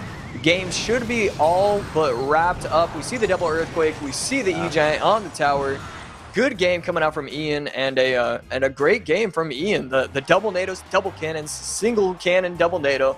Just trying it all, and it works out for him. I wonder how many combinations you could come up with the NATOs and the cannons, because yeah, it seemed like Ian was just playing every single one of them every time, and then when he had nothing else to do, since he didn't need the damage really, he just goes, all right, I'll just set up 2 cannons, and then I'll be able to play 2 cannons and 2 NATOs for your balloon. I mean, there was one balloon that was alive for like 30 seconds, and it didn't get anywhere. It was literally just like in that one no man's land on that side of the board for Ian. So interesting matchup, right? Because you do have the P.E.K.K.A. and the Loon. You have a way to create kind of opposite lane pressure if you want, and obviously the P.E.K.K.A. is going to do good work against the E-Giant. But when it comes down to the fact that your win condition is a balloon that needs to get on tower, and your opponent has cannons and earthquakes, cannons and NATOs and mirrors, that makes that a really, really difficult task. Yeah, and I mean, that's, 10 months ago, that matchup might have been flipped with the end result. But because of the balloon taking 2 shots for the cannons, it just makes it all that much more difficult. The defenses become so much easier, and it allows the cannons to get 15% of the health of the P.E.K.K.A. take 2 shots from the balloon. It allows you to cycle to a second cannon or cycle to the double NATO. There's so many different ways that you can play it. And yeah, that difference of the loon taking 2 shots to take out a cannon, it completely flips the matchup entirely. Yeah, and when we look here at some of the scores of the players that we're watching, Ian is 5-1, so is Wero. So with, you know, how many times we've said this today, you're probably getting tired of it, but this is a really, really important set for both of these guys. You know, this is round number 7. You don't want to be 5-2 out of 7 rounds. It's going to put you in a pretty much no chance situation, especially as I look at the group that they're in. There's a lot of people that are still just with 1 set loss, or there's a handful of people that are still perfect. So Higher and Sosa being 2 of those people that are both 6-0. I don't know if I think they might be playing against each other. Yeah, they are playing against each other. They're tied at 1 right now, so we'll see which one of the undefeated players of Group C will remain as we check in with Group A here to see how players are doing. Morton 2-1 to Abdu Judo. So if we go back here and look at our standings, Yuya, Ta at the top, Morton 5-1 in that 3rd place spot, but obviously this round is still going on. They're round 6. Or excuse me, they're round 7. Group D in round 7, working through it.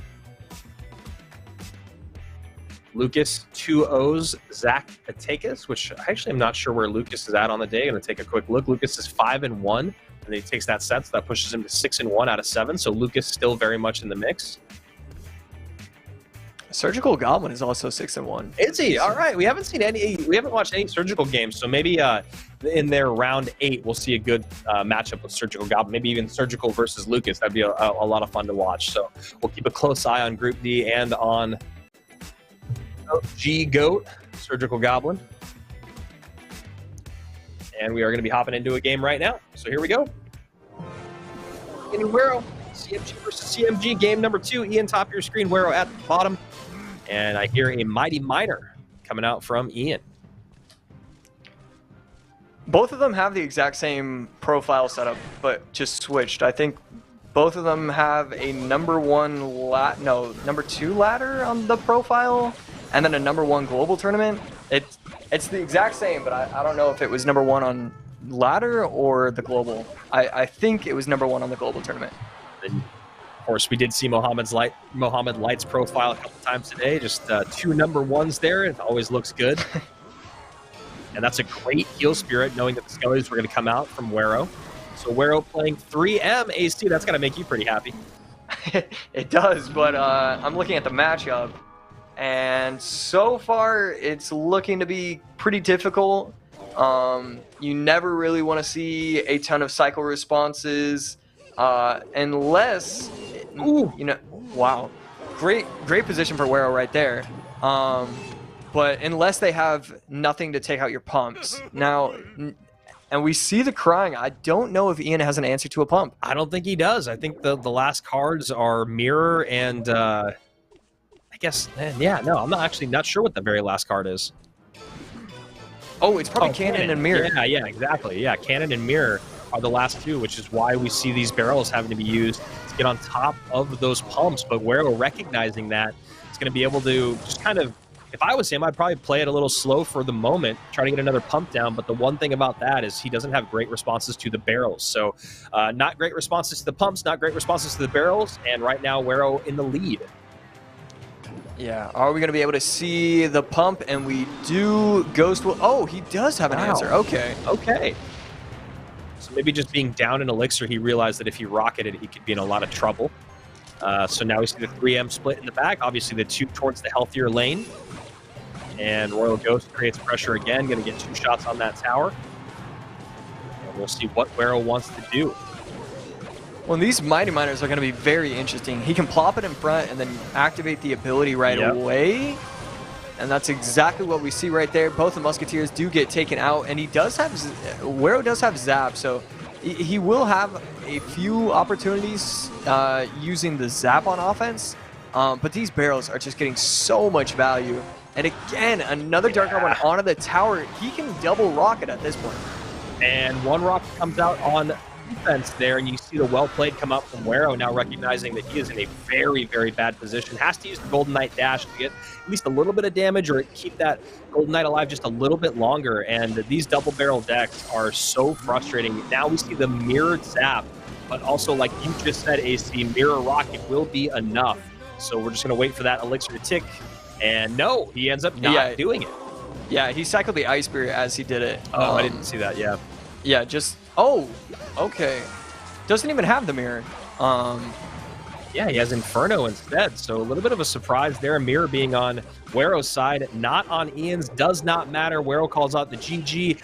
The teammates showing nothing but respect and good sportsmanship for one another, but it is Ian who goes 2-0 over Wero in that set, so Wero probably done when it comes to Royale Masters and his run here. Yeah, Ian with a very solid game overall. I get excited when I see Three Musketeers. I get sad when I see the end result a lot of the time. I don't know if we've actually watched a 3M game go well for the 3M player in our career of casting together, man. Yeah. Who did we... It was Yuya, I think, that we saw. I mean, he lost. Right. Oh, and so here we go. This is 2 undefeated players, I believe, maybe in Group B. So this is or Group C. This is a really good one. Yeah. Yeah. It's tough, unfortunately, Three Musketeers, just not a lot of fun. Not a lot of fun to watch. A lot of fun to play. Yeah. I actually was playing a 3M deck for a little while, like a month ago, and I had a lot of fun. But also, yeah, I felt like I just run into a wall every single time. Yeah, and every new card that gets introduced, it hard counters it. Yeah, all the champions do a really good job against 3M. Just like you called out with that Mighty Miner interaction, it was like you could drop it in the one lane, use the ability, go to the other lane, get on top and tank. So yeah, Mighty Miner, a great counter for 3M. So Hire looks like he's going to RG. Yeah. I was going to say it could be Graveyard, but we don't see the Mega Minion with a Graveyard variation. And then the same thing with the Fisherman, we don't often see that. So, yeah, definitely looking like RG. Dark Goblin getting a lot of value, and instead of allowing the Skeleton King to walk and do its job, plops the Mega Minion in front. And so I think he's just trying to kind of wait till double elixir, and he wanted to keep the Skeleton King alive long enough where he could get a little bit of offensive pressure with it. The combination of the Dark Goblin, the guards, and that barrel are going to make it really tough for Hire to know where and when he needs to use those arrows. And we'll see if Sosa does have Mirror as this game will continue on. You see right there, he had to go high. So one Goblin got on top of the tower on the backside so that he could take out the other 2 Goblins and the Dark Goblin, which is exactly what he needed to do. And considering we're, less than a minute left of regulation, Hire's done a really good job of not taking a lot of damage early on in this game, where you would think Sosa would try to get a good lead in single. Here we go, Skeleton King plus Hunter in response to the Valkyrie plus Dark Goblin push. We finally do see the tower used by Sosa, so activated ability, and that is a gorgeous rocket, killing off all the troops and taking the RG down to half health. You can Earthquake with that push, but it's not going to matter. Sosa with the that's a Twitter-worthy post right there. Yeah. The amount of value he got with that rocket. That was an insane rocket for Sosa, and it made that defense just be such a non-factor for Hire's offense. And now we see the barrel to the back plus the snowball. Unfortunately, though, Skeleton King was already cycled, so just one swing of that mallet there takes care of all 3 goblins. No mirror in hand, so Sosa will not be able to do the double barrel. Plus, with that tombstone in the back, Hire doing a very good job of making it a frustrating way to get on tower. And also, I think he'll be a little bit more careful with where he cycles his hunters. His hunters are also a good way to counter barrels. A lot of offensive pressure. Inferno Tower will be enough, and the Fire Spirit will also stay alive, so that way it almost gets the splash, doesn't actually get the splash on top of the Hunter. And now Hire going in with the RG in the back, trying to swap lanes, trying to get the double RGs up. I like this now that we're heading into triple elixir. Yeah. He's going to have a lot of opportunities to make some crazier plays. But right here, the guards they just provide so much value because you need to arrows the guard and you need to arrows the Dark Goblin as well. Yep, yeah, that's exactly what we were talking about earlier. Just the arrows going to be a really difficult thing for Hire to figure out where he needs to place them. And that's a great barrel plus snowball. Hunter comes down defensively this time exactly like I was talking about, but Sosa already ready for it, pushes the Hunter back. Goblins get some good damage in. 10:09 to a tower that is currently taking damage. 21-14 remains as that barrel comes down. Arrows in response. Air Surfer versus Lucas. This is going to be a great matchup on the left-hand side, but with only 23 seconds remaining, we're going to stick with Hire and Sosa in terms of commentary. Another barrel in from Sosa this time. Hire completely ignores it. Now within rocket range, that is going to be game over. Game, set, and match in favor of Sosa, who continues to be perfect here, gives out the good game, the well played, and Hire just a little upset, probably not saying, wanting to say much back, as we go to two guys that have both found one set loss. So this is the set of the day for them. Lucas, bottom of your screen, Air Surfer at the top. Lucas going to RG. And AC, you called it earlier. I don't know if you're a prophet or what, but Lava Hound goes into Royal Giant once again. Yeah. Just not what Air Surfer is looking for. Skeleton King will be plopped down. It does take out the RG, but the Archer Queen will be able to take out most of the Skeleton King, not allowing for it to get any value on offense, but nothing in response for this. And that is going to be a tower down. Lucas, as much damage as he got, it really came down to he did not have the E-Spirit to reset the Inferno Dragon, and it got way too much value. Yeah, and then you see that last second lightning having to come out, now giving Air Surfer a 3 elixir lead and a tower lead. Lucas definitely in trouble here, and you know, with 1200 HP remaining and 80 seconds remaining, we can still easily see this go to a 2-tower game, which I'm sure Lucas would be incredibly happy about. But you know, Air Surfer will probably not get another Lava Hound down until Lucas overspends and then has a huge counter push, and Air Surfer has a massive elixir lead. No, you know what? I don't know what I'm talking about. He just goes Lava in the back right now, same lane. See, and I wasn't exactly sure how he was going to set that up as well, because you know he could have chosen, like, that could be the method how he wants to play, but he could also just use it as his tank, and so I guess that's how he wanted to play it. But then it gives a lot of lightning value, so then you have to think maybe he should have been listening to you. So, you know, you didn't call it, but maybe you should have called it. I'll get my own text thread going with Air Surfer here. And we finally see it. Surgical Goblin versus Sandbox. And this is, yeah, I mean, hey, that's exactly the match you want to see. It feels like we're going back in time. Lucas does end up taking that tower, so who knows? Maybe I was right, as we see Air Surfer set up his Lava Hound in the back again, and that Archer Queen going to get great value on top of that lava with that last second ability, as we see Sandbox going up against a lava deck as well, although Sandbox not running RG, so there you go. Sandbox's Minion Horde will likely not get a lot of value, but it is going to allow for his Dark Goblin to get massive amounts of value every single time it gets placed.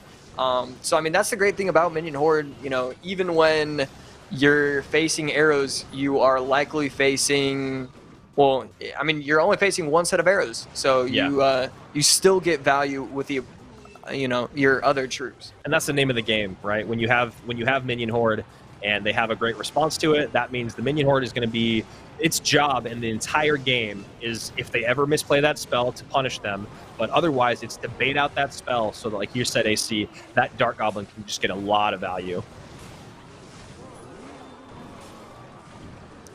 And as we still stick with Air Surfer and Lucas, they're caught in a bit of a stalemate right now. Giant Skeleton does come down with an RG in the pocket. That Lava Hound that's on the board, so RG in the pocket will get a lot of damage here.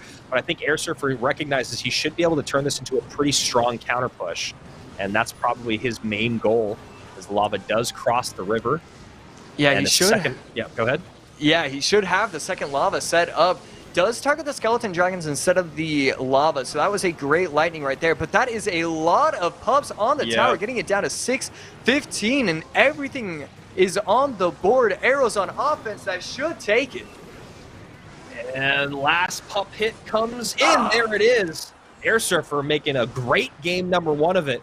after taking a tower early on and then probably getting a little bit closer than he would have liked, but great recognition there at the end. The Lava Hound up in the back, take a lot of damage from that Royal Giant, and then just turn your remaining troops into a massive counter push. So Surgical Goblin in the lead here with Lava, 597 to 1005 against Sandbox. Super fun matchup, always fun to watch Surge play. It's not too often we get to call his games anymore. But that mortar, yeah, it doesn't get the second shot, but it does connect. And there we go. We do see the mirror used. Okay, so I have seen, you know, I did see that variation used earlier today. That mortar will get the lock because the guards were too close. Yeah. This is going to be a full sell from Surgical. We do see the miner placed directly on top of the Dark Goblin. And that's exactly what you need to do. Dark Goblin now off the board. Cannon carts could be tanky enough for, we'll see, at least a little bit of time here. Neither of those units crossing the bridge. Arrows come in, Miner goes to the front. Surge tries to do a full surround of the tower, but just can't get it off where he needs it. And in time, Sandbox takes game number 1. 539 HP remaining. That's a lot of fun. It's good to see Surgical play, and it's fun to call his matches again. And also, like you said, I think he's 6-1 along with Sandbox. So this is or wait, is Sandbox undefeated? Yeah, Sandbox is undefeated right now. Wow. Yeah. So this is a huge game for Surge. I mean, it'd be crazy to see Surgical qualify for day 2. I'd be very happy with that. As of right now, he's 6-1 with an opponent win rate of 51% and his own win rate at 68%. So winning against Sandbox right now would be huge. Sandbox has a 72% opponent win rate, 7-0 in games, and a 70% win rate of his own. So, you know, while Lucas has a win rate of 86% in 4th place, Sandbox's opponent win rate is 12% higher, which I'm sure Lucas is not happy about, but the day is not over yet. And remember, guys, we are doing a special 9 rounds today instead of just the 8 that we've been doing for the other 3 weeks, just to make sure that everyone gets their true best opportunity here at our Wildcard Open. Yeah, and 9 games is certainly, it definitely is enough. Yeah. It's going to allow for you to qualify with only 1 loss, unless something crazy happens with how, like, I think the only way you would not qualify is if you were unlucky enough to play. I don't think it's possible for you to not qualify with only 1 loss. Yeah. Yeah, it feels like it as we're looking more and more at how this day kind of unfolds. Wallace is going up against Yupan, the Japanese pro, and he is up 1 game. So Wallace is just kind of continuing his run of dominance. Rosennoble is tied at 1 against Fur Legend. Rosennoble very high ranked in Group B. Mohammed Light is against some Japanese player, not 100% sure who it is, but Mo is down 1 game to 0 at the moment. So Group A is the first group of this entire tournament where there will not be an undefeated player at the end of the day. Wow, yeah, as they're in their 8th round, I'm taking a look here. Morton in 1st place at 7-1, Yuya at 7-1 in 2nd, and I believe that's Ta in 3rd place at 7-1. Morton with an opponent win rate of almost 70%, 69.75, and his own win rate at 71. So a great day for the German so far. We'll maybe check in with more of his games later as we go to game number 2 here in both of these excellent matchups. Air Surfer and Lucas on the left-hand side, Surgical and Sandbox on the right. You know, Ta has really shown that, you know, what people believe to be fluke-like, it was certainly not a fluke, and he deserves all the credit in the world for, you know, what he's been able to accomplish. It really is cool to see how much he's grown. I saw him the other day on some Twitter post where it's like, if you could build a team with these, you know, X players, and you have this amount of cash, and he was used on that bracket. And, you know, to think like 6 months ago, he would not have been placed on, you know, any kind of, you know, Twitter post like that. Yeah. And now he certainly has the respect of the community, which technically you don't need. You only need yourself, but sometimes it's nice.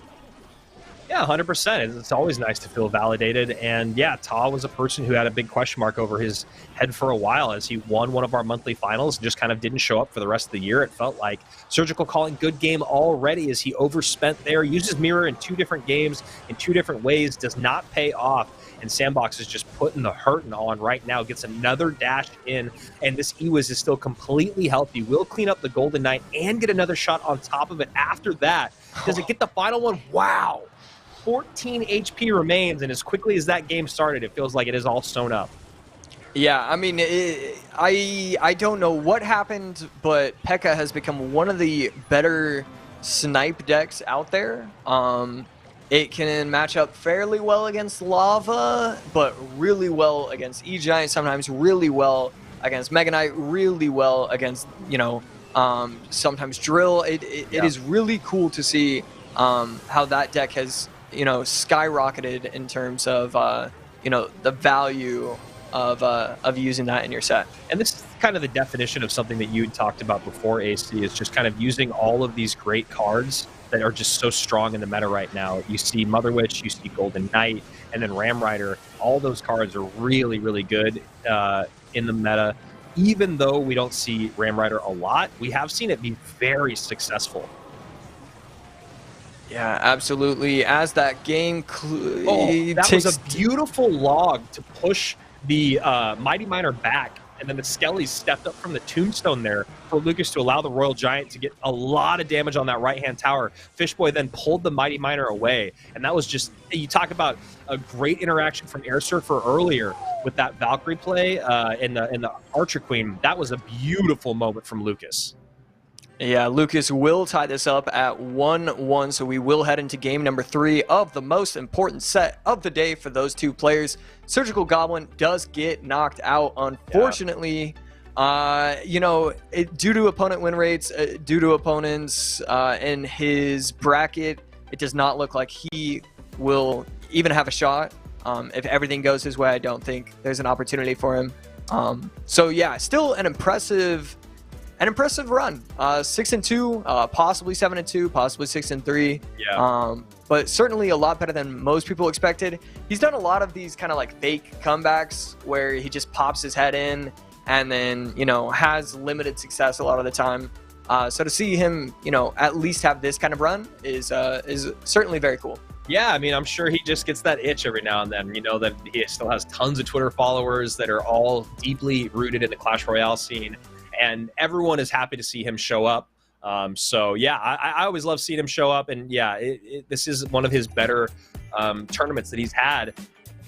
Sandbox, though, 8-0 with a 72% opponent win rate and a 72% win rate of his own, just putting in work in Group D. He is the only undefeated player in Group D through round 8. So he is going to 100% be there tomorrow, I would say at this point.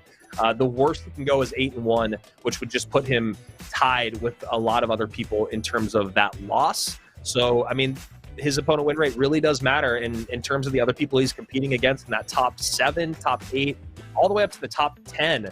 Most of them are living in the 50% win rate area, even if it's in the high 50s. So Sandbox most likely guaranteed for tomorrow, as we will pause for just a moment as we look for another game as round 8 is closing out. So we're about to enter into our final round of the day. We've been cruising along, honestly. Wallace is in a game still against Yupon. They're tied at 1, and that's match number 11 in Group B. I don't know if we want to check that out. We have been watching a lot of Wallace, but he's earned it. He's played incredible today, and he is our former and current defending champion of Royale Masters. Group C is just starting round number 8. Go ahead, AC. Yeah, I'm looking at Group C right now. And if we only had 7 games in Group C, Ian would have finished 8th at a 6-1 record. And he only has a 52% win rate. So just a lot of players in the bubble right now at 6-1, and you're in 8th place. Certainly very scary, and that definitely could be the group where you could finish 8-1 and still not qualify. That is scary to think about. So Panda misses a set of arrows. This is game number 3 here. And yeah, talking about Ian, Group C, Match number 14 is Higher versus Ian, so that's a huge one there, and that's a big misplay by Panda going in with the Miner, trying to get on top of the Musketeer. After he missed the Musketeer with the arrows, he then sends in the Miner, gets that Golden Knight to turn back around, so ends up not taking a lot of damage out of it, and he's actually in a pretty good Elixir spot, so good turnaround of those just kind of odd interactions from him. Air Surfer going to be running RG in game number 3. Lucas does appear to be using E-Giant. Yep. So yeah, this will be interesting to see how this follows. And there we go. We do see the Giant Skeleton placed in front. Earthquake could come out, or he could be using the Lightning variation. Just waiting to see what that card will be used. And no spell used. Just trying to set up the right pushes and waiting till double. Yeah, he hits 10 Elixir there, so he drops the Skarmy down at the bridge. I like that play. Fire Spirit, though, going to be a great trade there for Lucas to even up that Elixir deficit that he was just in. So now it is Air Surfer who's down by 1 and down in HP and down a little bit more now with that EQ cycle coming in. Air Surfer does have good responses. He's got the Log, he's got the Zappies, he's got the Skarmy, so he will be able to do good work against the E-Giant when it does finally come down. But Lucas doing the smart thing here in single and just kind of hanging out, chilling, letting his opponent spend, and he's just going to defend. RG on top of the cannon does take it out. RG will get one shot, almost gets the second, but not quite. How will he be able to defend against this? I mean, these E-Giant pushes are going to be so destructive. Yep. I really don't know what his answer is, and that's going to be a Log on top of that. That's going to be so much damage. Yeah, that was just a bit of a misplay from Air Surfer getting over-aggressive there on offense. The Giant Skeleton Bomb does stop the bleeding, but I do think that there was a little bit of an overspend there from Air Surfer, not thinking enough about the fact that Bomber and Golden Knight were healthy enough and maybe not knowing exactly where his opponent was in Elixir. So Lucas mirrors a Giant in the back as a Royal Giant comes down the opposite lane for Air Surfer. Yeah, these Zappies will... Okay, and there we go. We do see the Fisherman, and the Fisherman is used offensively instead of on defense. He can get away with that because the Giant Skeleton should be able to take it out just fine. But he does have to be careful about using the Fisherman on offense instead of on defense. Yeah, and if he is going to use the Fisherman up that high, it honestly could turn and pull double duty on that E-Giant, but he has to make sure that he then supports the Fisherman if it's going to pull something like the Golden Knight. So we'll see if Air Surfer adjusts that defense as we continue to move on through this game. Getting into overtime here in just a second. There we go. So 2 E-Giants down, a Golden Knight in tow, a high Skarmy to help get some damage in. Fishboy pulls them both to the middle. Zappies will slow the E-Giant, but that Golden Knight is very healthy and getting close to a second dash. Second dash does appear, and that will get the right tower lower to 1776.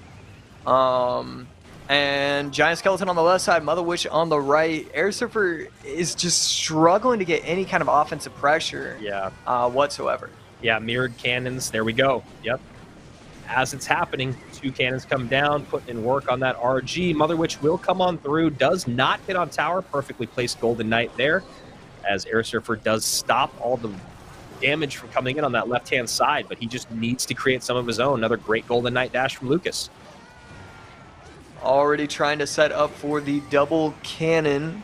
Will he elect to go in with the RG on the left side? We do see that, and I just love to see any kind of spell at this point. He's just not getting any damage whatsoever, and something obviously needs to change. Yeah, he needs to make an adjustment, and he needs to make it right now with 45 seconds remaining. He has enough time to do it. Might be able to get an RG down here as well. No, he goes Mother Witch in the back instead. Now gets the RG down. And yeah, I'm with you, AC. Where's the spell power? What is that last card?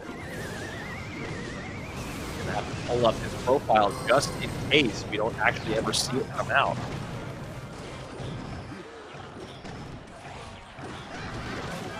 $20 remain here. Air Surfer trying to make a case of it. Another Royal Giant down at the bridge, but you know Lucas has all the answers he needs and can still spell cycle Earthquakes. Lightning finally comes down, and I don't know, man. That feels a little crazy to me.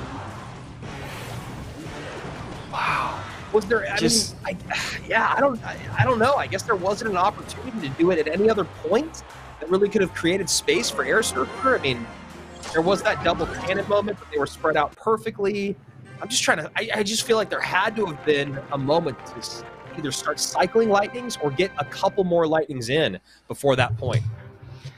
Yeah, I mean, first of all, I mean, Lucas played a great game. He cycled correctly. He was pressuring a ton. He was doing everything absolutely correctly. But yeah, you have to assume that there were some lightning opportunities. Yeah, I don't know. I will say though, with the defensive NATO plus bomber, and then the double cannons, it was really hard to break through. Or you know, even the single cannon plus bomber off to the side. He had so many ways to defend, and at that point, I mean, if he plays it again, I think he probably like tries the tower trade or something. Like, it has to be something really weird, or maybe you know, an attempted king tower activation. And then, you know, winning by spell cycling lightnings once you have the king tower helping on defense. Right. So there were a couple different ways he could have played that, but yeah, that was a rough matchup, and Lucas just played it beautifully. So this is another big time matchup in Group C. Higher versus Ian. Currently, when you look at the standings of Group C, you'll see Higher in 4th place, Ian in 8th place, both of them 6-1. Although Ian's opponent win rate is 10% lower, 13% lower actually, whereas Ian's win rate is 9% higher than Higher's. So a really important match for both of them. And then Group D, with that game, the top 4 are all 7-1 or better. So if KK, who is 7-1, Lucas, or Keith loses, there will be a 7-2 player that qualifies. Wow. Yeah. So we will probably be seeing then a 7-2 player qualify, because you imagine all those 6-1 players are going to play against each other. Perfect placement there on the mortar by Higher. Now it needs to get something on top. There it is. The guards on top of that Hog Rider. Hog Rider will go to the opposite lane, but we'll bring it down to being the lowest tower on the board while the guards finish off the giant skeleton.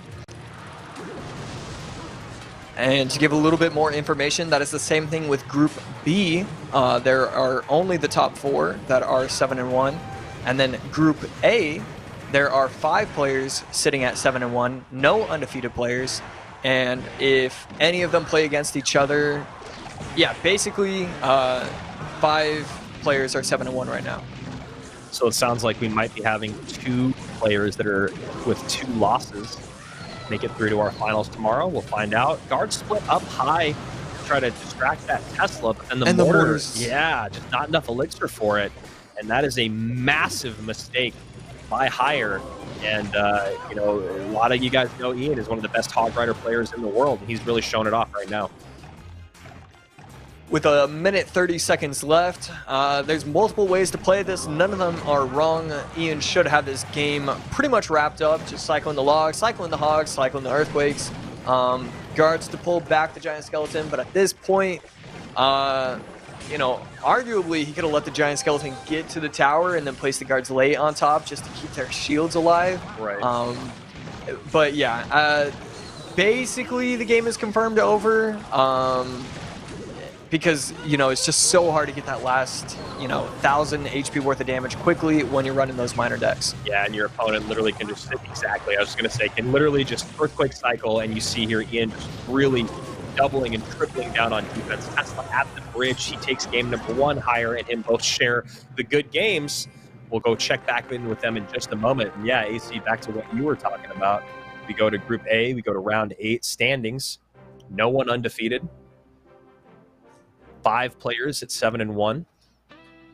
One of them is Ta. The other Japanese player, I'm not sure who that is. Let's maybe try to figure it out right now. Although I don't know if he'll even have a profile. We'll find out. I feel like I recognize. I know, me too. It is a pro. It is, oh, it's Curry, K-U-R-I, out of Japan. Okay. A 8.5K personal best pro. He's shown up in a good amount of tournaments. He was in the GKR leagues that just happened a couple months ago in April. And his best finish he's ever had on ladder was 42. But in the 2021 Winter APAC tournament from Bren Chong, he got 3rd place back in 2021. So definitely a good player from Rising Sun Esports, but not quite as much of a impressive resume as some of the other people in the top 4 Group A.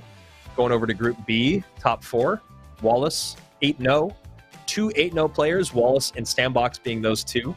Rose and Noble, and then 2 Japanese players right below him. Group C standings, Sosa in 1st place, SB in 2nd place at 6-1, still going strong. Seok also at 6-1, Higher, Thunder. Those are all your 6-1 players, as Group C is just a little bit behind the other groups. And here we go, back into the action. Morton and Matt, love to see it. So I'm fairly certain both of these players are sitting at 7-1. Yes, sir. Okay, yeah, so guaranteed. Well, okay, not guaranteed yet. We need to see if Yuya, Ta, and Curry, if any of them are playing against each other. And we are getting confirmation that the winner of this game is 100% guaranteed for tomorrow. Morton's opponent win rate is 10% higher than Matt's, 59 and 69 being those numbers. And Morton is ahead by 6% in terms of win rate. And Morton's playing wall breakers, which we know Morton is very, very good at. But this double drill put in a ton of work. Fire Spirit will connect. Bats get taken off the board. And just like that, 1306 to 876. Blows being landed on both sides. So Yuya and Curry are playing against each other, which does mean Group A will have a player with 2 losses qualify. And going to take that bomb damage where he can get it. And the mini P.E.K.K.A comes out last second. So a couple misplays there. The zap will come in from Morton. And wow, Morton now down a tower. Cannot save his tower. 45 seconds left. Ghost will provide a little bit of offensive pressure.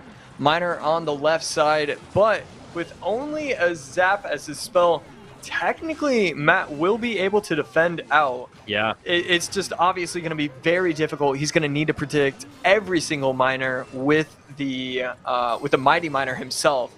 So I like this, just going in on offense and not worrying about trying to defend that way. And with 20 seconds remaining and that MK coming down, I just don't think it's going to be enough and in enough time. 10 seconds remain. This MK should be pretty easy to keep controlled. There's the mighty miner up high.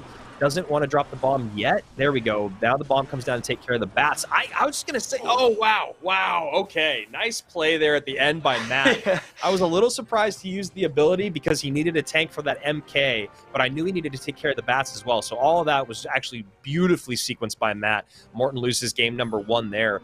Barrel's just putting in a ton of damage. Yeah. A very exciting way to finish off that game. I guess that was exactly the correct play because he knew he assumed correctly that he could get the cannon off in time. Yeah. But yeah, I mean, you would have had to assume that it might have been easier to just let the bats get a lot more value, or gather elixir so you can cannon first and then try and pop the ability or something. But his way worked too. So Magic Archer will get some lineup damage here. Zappies come down to prevent it. And Dark Prince behind Zappies now. He's ahead of 2 of them.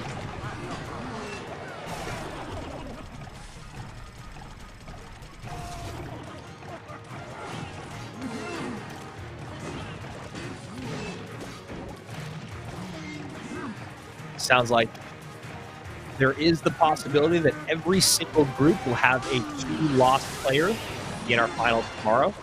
Nice pull there of the fish boy, but it doesn't hype that giant skeleton around. Skelly's piling up. Late barrel there, but AQ just finally pops her ability. Now everything walks away from her, and she does get on tower. Magic Archer 1 second late. Magic Archer does push it back, but 8:31 remains. We're probably going to go to a game number 3, but there is still a minute 50 remaining here in overtime for Ian to make an incredible comeback. Matt and Morton starting game number 2 on the right-hand side of your screen, looking like pretty similar decks thus far.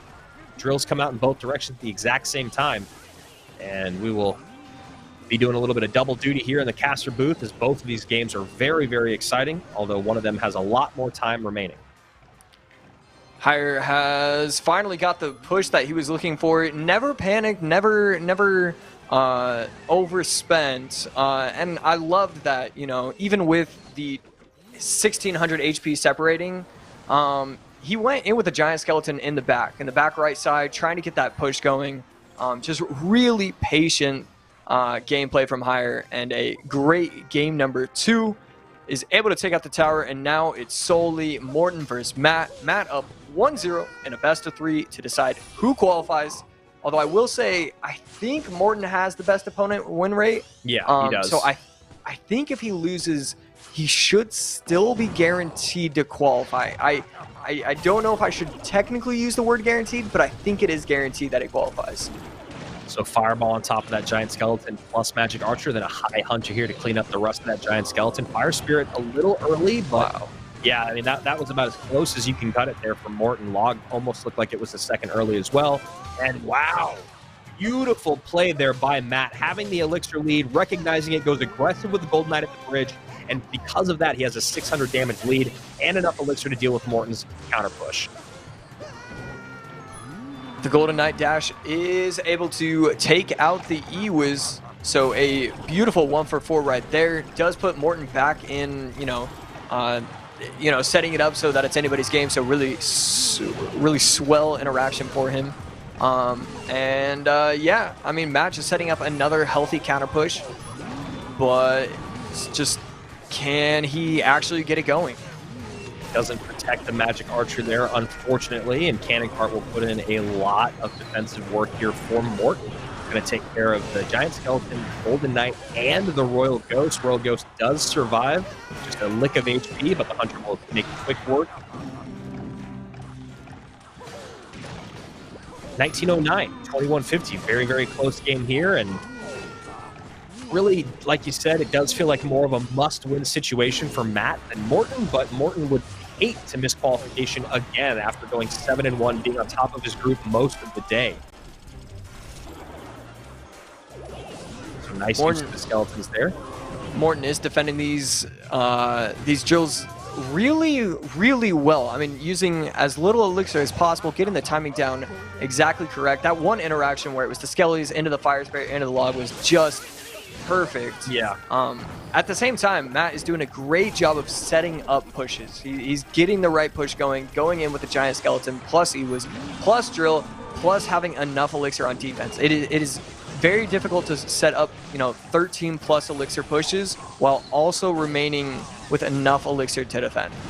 Gives a ton of fireball value to Morten right there, but also Morten taking a good amount of damage, now down 871 to 1418. Great display of exactly what you were just talking about, AC, with putting together and orchestrating beautiful big elixir pushes that Morten is having a pretty good and doing a pretty well job of defending them, but he's also just getting overwhelmed at the same time. I mean, it's just becoming a downhill kind of run for Morten in these final moments. Yeah, that cannon cart was asked to take out the giant skeleton, ghost, and Golden Knight, and that is just too much for him. Matt will be taking game number 2 and automatically advancing to day number 2. Morten missing that really important log there at the end, but a 2-0 set for Matt over Morten. That's going to hurt Morten's win rate. It's going to help his opponent win rate a little bit, but that's not good for him. As we check back in with the standings, that does put Matt in first place at 8-0-1. All done with his day as round 9 has concluded for at least Matt and Morten. Morten currently in second place at 7-2 with a 70% opponent win rate and a 65% win rate of his own. So that 70% win rate, like you were mentioning, AC, is a really, really great thing that he accomplished in earlier rounds to help himself get through to this next round this next day of competition. And Group B, going to check in with them in just a moment. Wallace still 8-0, at least as of the moment. He is going up against Japanese Pro here. Not 100% sure which one this one is. We run into so many of them throughout the day, it starts to get confusing. If only I could read Japanese. This is Gariko, right? Just wanted to make sure. So that's Gariko versus Wallace. That's another great matchup, but Wallace should already be guaranteed. So we check out round number 9 for Group C. They're still finishing up round number 8, so they're just a step behind us. Hire and Ian still going at it, and same with Siak and SB. Yeah, Siak and SB tied at 1-1, so those are 2 great matches. And Sosa is also in a match against the 11th place player, who is also 6-1. So that's a big one for both of them. Sosa really doesn't want to drop a game to someone that is that low in terms of where they are on the leaderboard. And Group D is just starting their round number 9. Looking at the standings of Group D, Sandbox still 8-0 in first place. Chief Keith, Lucas, KK all at 7-1. So we'll definitely see a 2-loss player get into our finals tomorrow from Group D. And with that, KK has an opponent win rate of 53%. So if he loses, he is confirmed out. Yeah, that is a very, very low win rate, unfortunately, for KK. But he did have a loss earlier on in the day. This is Curry from Japan, top of your screen, who's losing a tower to Yuya at the moment. Yuya also another great pro out there, 87.8 or 8.7K personal best. Another pro out of Japan. Saw him get 4th place last year in our round 1 of CRL. And then he was pretty quiet for the rest of the year, honestly. And unfortunately for Curry, Curry's down 0-1 as well. So he's going to need to come out with something with 50 seconds remaining. Royal Recruits are great for controlling the match, but when it comes to actually getting that downhill push at the end of the game, getting all the damage that you absolutely need, especially going against a Dark Prince Mega Knight deck, that is just so impossible to be able to pull that off. And that is a great deck choice from Yuya. Yeah, it's a really good deck choice from Yuya. I mean, especially when you talk about the actual matchup that we're in, the Snowball, the Dark Prince, the MK, and then you have the Archer Queen to be able to snipe the Flying Machine. And then I don't know the interaction, AC, maybe you do, but do arrows plus Snowball kill Flying Machine? Oh, I want to say yes. And that's going to be a good game for Yuya, taking that set 2-0 as we go back over to Hire versus Ian, taking a little bit longer between games 2 and 3, taking a lot of time to set their decks. Hire going Ram Rider with Cannon Cart and Golden Knight. Ian going with a one of the most popular decks in the game. And also probably our favorite version, although this one I think does not have Giant Skeleton because it does have both Royal Ghost and Barb Barrel. But probably Ian was a little worried about having to deal with bait in case that came through. Whereas that Giant Skeleton is always nice, but is not necessary completely in this deck.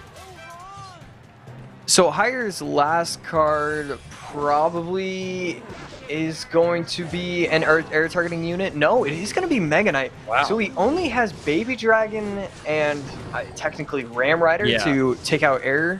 But I was definitely assuming an air targeting unit or P.E.K.K.A, and I was wrong on both ends. Instead, we see the Mega Knight for the added pressure. Here we go, Wallace. Trying to stay perfect on the day after an incredible run so far going up against Guriko.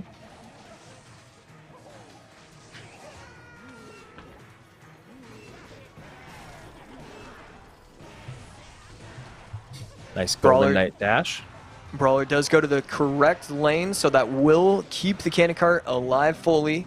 Great defense from Hire, and another Baby Dragon push just in front of the support troop. It's not getting a lot of value. I understand the attempt with it, and he was able to get Fireball value by getting the tower plus the Magic Archer. But both times he's thrown the Baby Dragon out, and both times it really hasn't done anything all that special. So Wallace looks like he's going back to Graveyard against Graveyard in a near mirror matchup here. Recruits plus Mighty Miner plus GY. Obviously a little bit different in support troops by a hair. You see the Musketeer and the Cage out on both sides, but only Wallace has the Zappies, whereas only Guriko has the Cannon Cart, at least as of the moment. And And so you would have to assume that the cannon cart variation is going to have the matchup. But at the same time, Zappies are just so powerful that, you know, it really is anybody's game when it comes. And that is a great King Tower activation. Ian is in full control right now with 53 seconds left. But yeah, I mean, the cannon cart usually is going to be able to trump a Zappies variation. Yeah, and that King Tower activation by Ian, really, really important play, considering that the biggest thing he has to worry about is an MK push with the Ram Rider behind. He's got great ways to keep that Ram Rider at bay, whether it's the drill defensively, the NATO, the E-Wiz, all those things. So looking really good for Ian as of right now. That MK does turn around and leap onto that bar barrel, and just like that, that should be a... Oh, wow. Golden Knight does connect. Baby Dragon is splashing on the tower, and Ian is in trouble. Ram Rider going to get on the tower as well. It does not dash, but Fireball will come in, and more Baby Dragon shots. That is going to take us to a perfect, not a perfect day, but a big-time win there for Higher. That was great stuff. Wow, the overload of pressure. I thought for sure that I wasn't going to be able to overwhelm. The difference between the Mega Knight and the P.E.K.K.A. is massive when it comes to the overwhelm. The P.E.K.K.A. just one-shots the cannon when, you know, you've damaged it a little bit. It one-shots the Musketeer, one-shots this. The Mega Knight does take its time when it's taking all the troops out, but it doesn't matter. The pressure gets to him, and he's able to get a very impressive come-from-behind victory. And a really important one when you talk about what he wants to accomplish tomorrow. And we'll see if Ian's fate is a good one. But first, Wallace and Gariko, as Gariko is up 1-0 and looks like he could take game number 2 as well. Wallace finally finds a loss in the form of a 2-0 sweep by Gariko.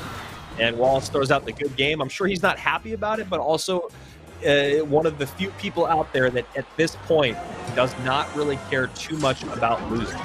So while he will not finish probably at the top, or at least not perfect, he should still be making it through to tomorrow. There you go. Wallace still in first place at 8-1. Gariko's opponent win rate is 61%, whereas Wallace's is 63%. Although Gariko has an 88% win rate on the day, almost 90% there from Gariko. Wallace at 76, but then you do have to factor in the fact that Gariko did beat Wallace in their head-to-head game. So a lot of stuff going into that conversation for Group B, but I think the one thing that is decided is both of them should be making it through to tomorrow. Absolutely. Wallace. Wow. Okay, so, oh, and that's Mugi in the 4th spot for Group B. Got it. Yeah, and then we have Group D finally starting their round number 9. We got KK versus Sandbox. That's a super fun one. We've seen a good amount of Sandbox today, but we haven't seen KK yet, so maybe we'll hop into that.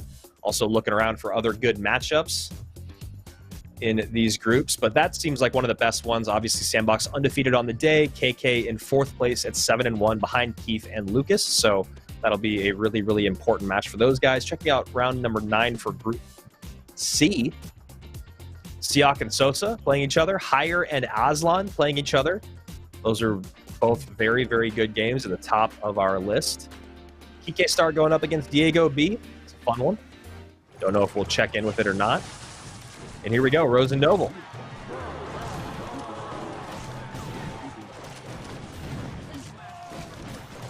Total Down. Control.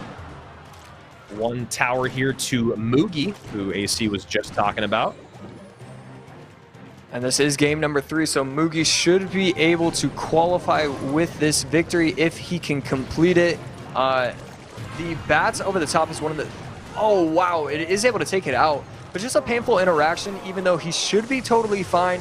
You never really want to use the ability, which allows the mortar to start locking onto the tower. Yep. Great timing to take out the mortar, then pop the ability.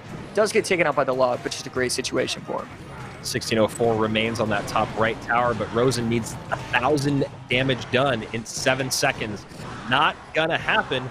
Mugi doing it again. Most likely gonna be in our competition tomorrow. So already shaping up to be some of the biggest names in the history of Clash Royale in our final day of qualifiers here at Royale Masters Gold Edition. And that is a big-time win there for Mugi as he hops to the top of Group B, actually. So now we have Mugi in first place. I'm sure that makes you happy. Wallace in second place, Gariko in third place, and Rosennoble in fourth place at 7 and 2. And I think that is it for Group B. I think they might be all sewn up.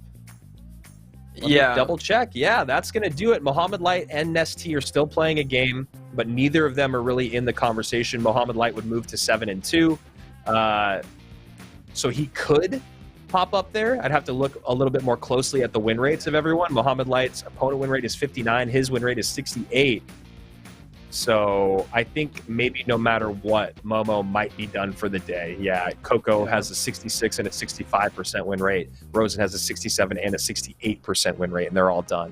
So here we go. Lucas and Chief Keef, a.k.a. Keef, Humble Keef, whatever you want to call him.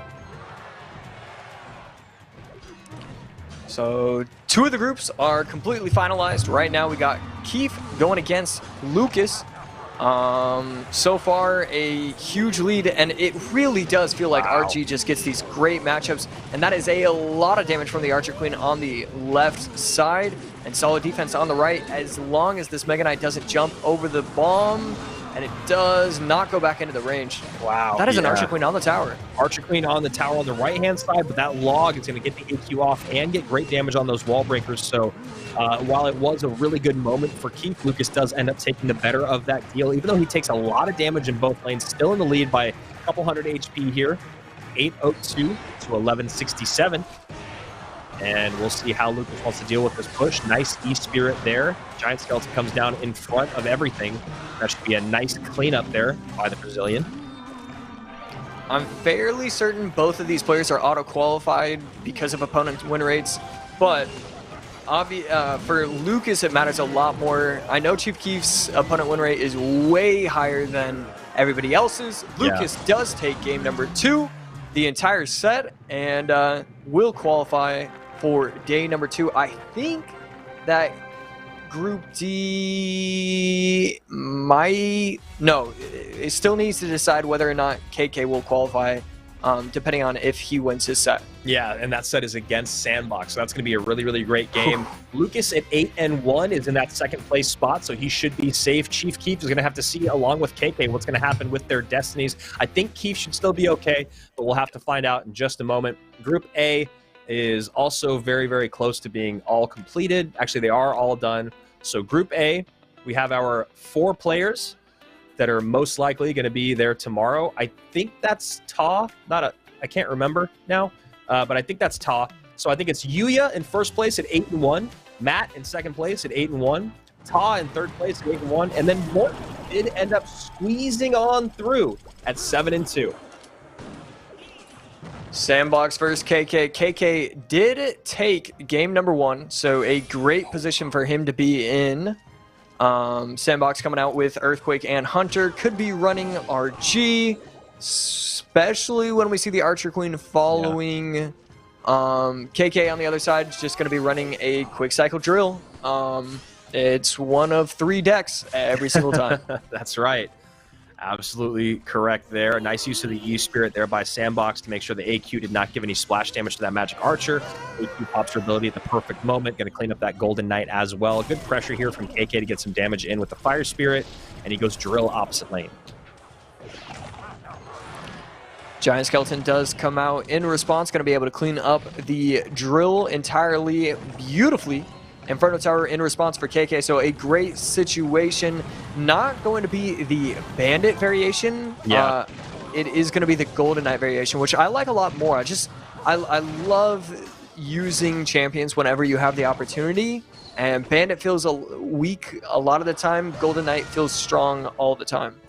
Last card most likely going to be a NATO there, so opts to switch out the Bomber and Bandit for the Golden Knight and Magic Archer, just giving yourself a few more opportunities. I think one of the tough things with that Bandit Bomber drill deck is if your opponent just has enough responses, it becomes near impossible to break through. Like you're talking about, there's just sometimes when that Bandit doesn't get any value, and then the drill is easy to clean up. So now allowing the Magic Archer to be another win condition on top of the Golden Knight. So you've got basically 3 win conditions in this deck. Fire Spirit cycled at the bridge, trying to get a little bit of value with that. Archer Queen will walk in front, but not going to be a problem whatsoever. Just going to pop its invisibility, and Golden Knight will not target onto the Archer Queen because of it. Yeah, now Earthquake might come down here from Sandbox. There it is late.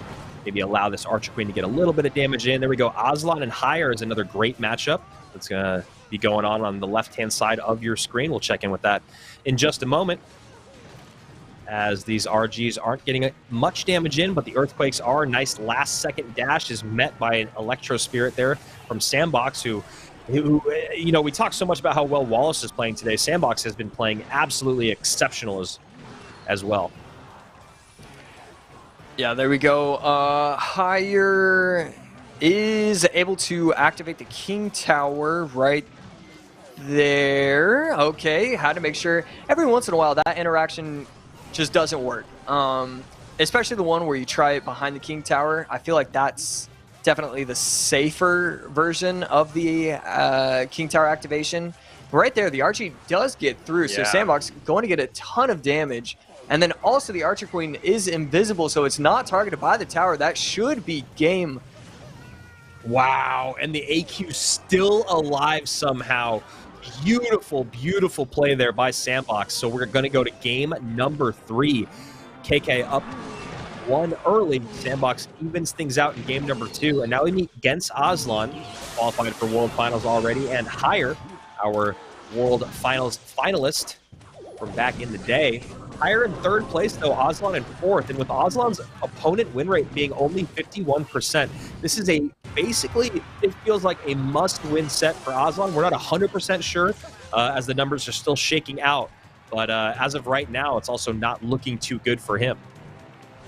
Yeah, 45 seconds left. He is running P.E.K.K.A, and so he will have an opportunity to get the overwhelm that he's looking for, but it's just so difficult. Your opponent has Giant Skeleton, your opponent has Fisherman. Those 2 cards are brilliant against P.E.K.K.A pushes. Yeah. It halts everything at the bridge, and yeah, it's just so tough. And the Zappies, exactly. So Giant Skeleton ends up walking away with a little bit more HP because of those Zappies, and then they'll be able to clean up this Electro Wizard. So nice interaction there for Higher all the way across the board. One good thing for Aslan is that, you know, Earthquake doesn't do as much damage as it used to, so he's cycling the P.E.K.K.A in the back, and Higher's going to probably want to try to get a little bit more tower damage before he goes for the straight-up spell cycle. There we go. Spell cycle in, log in, just need to do that one more time. Yeah, figuring out that he has the necessary means to be able to do that. The Ram Rider will be able to lock onto the tower. Not going to be a problem. Yep. Log in cycle, and it needs to come down, please. That was really dangerous. That's why I was saying he might want to go for a little bit more damage on tower before he just straight cycles, because that right there was a must-land log at the second that he threw it. Otherwise, you see there the big-time pile-up in that bottom left-hand corner would have been able to steal the game in the final moments, which is something that we said earlier today from Aslan, is he's very good at building those, like, one-hitters. But he just takes his time, and as you saw there, just the beginning of the game got away from him a little bit too much. But we'll be checking back in with that. That's only game number 1, and like we said, it does feel like a must-win situation for against Aslan, more so than Higher. And a lot of our groups have kind of getting close or finished up their day already. Group D only has a couple more matches going on, but I think they're pretty much non-factors. Group C has a lot more matches that are still going. It's crazy. Poor Asaf, after his day of just like running into insane opponents, he's at a 5-3 record in our round 9, and it's just crazy when you think about all the people that he played against today early on. Yeah, that's not what you want if you're Asaf, to have to run into the gauntlet every single time, and unfortunately he was not able to qualify because of it. But there's more opportunities for him. He's certainly one of the players to watch, one of the players that I really want in the World Finals. Certainly one of the best players in the world, and you know, if he gets the right decks, I mean, he only needs to learn 1 or 2. Actually, we've seen in this meta, he only needs to learn 1 maybe 2 more decks perfectly, and you know he could be making the case for finishing top 5, top 3, top 1 in the World Finals if he gets there. Nice use of the Golden Knight dash there to keep that flying machine alive. So we see that KK has to go up high with his defense. Golden Knight connects on the tower, but Baby Dragon was to make sure the flying machine didn't get too much value, and then the cage to stop that MK from leaping. And the Brawler gets turned around by that first Piggy, mitigating a lot of damage that would have came in otherwise. Does turn around and smacks the tower down to 2657. 900 HP separated 2 players. Not going to defend the Mother Witch. Just going to set up with the E-Giant in the back. As we head into Double Elixir, this is looking like the Lightning variation where I don't know the last card. Could be a Bar Barrel, could be something entirely different.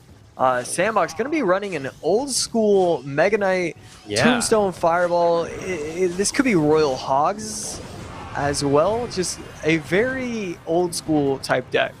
Nice high late Fireball there to get damage on top of the E-Giant and kill the Mother Witch, and then get the Tombstone down, so she wasn't able to get any piggies on the board. So just a really, really great defensive sequence there by Sandbox as he sets up another Mother Witch in the back. Now you got me doing it. And not able to snipe the Bomber is that flying machine. All that getting cleaned up, and this is dangerous. Baby Dragon going to cruise on through. Lightning going to clean up that Magic Archer. And this is a beautiful push put together by KK. Yeah, this is exactly what he needs for Elixir. Flying machine outside of the range, so it will be able to take it out immediately. 1703 to 1153. This could be the push that he was looking for. And there we are. There we go. We do see the Royal Hogs. Uses the ability, but it's not going to dash onto the Royal Hogs. It's going to dash onto, I don't know if it was a skeleton or something like that. But Sandbox immediately takes the lead. And all of a sudden, this is certainly anybody's game with 1:55 in overtime. Yeah, it doesn't feel like this is really anyone's lead at the moment. Anything could still happen. Sandbox has a lot of great responses, but so does KK. He goes up high with the E-Giant here. Now Tombstone going to come down. Mother Witch not going to be able to get any Skellies popped with that Mega Knight that comes in. And the Golden Knight looked like it might have been in range. But you love that high MK. Might see a Fireball here. We'll see. There it is. Beautiful Fireball value and beautiful NATO value as well. The Baby Dragon, I felt like, did most of the damage. It wasn't the E-Giant, but instead the Baby Dragon putting in a lot of work. And now that he's in this position where he just gets to cycle in the back, the Bomber cycled, you know, with the cage as well is just so deadly when you're running these Royal Hogs. And look at this beautiful big-time counter push coming in here that Sandbox has to deal with. Tombstone does not pull, misses. And that is huge for KK. KK wins the set.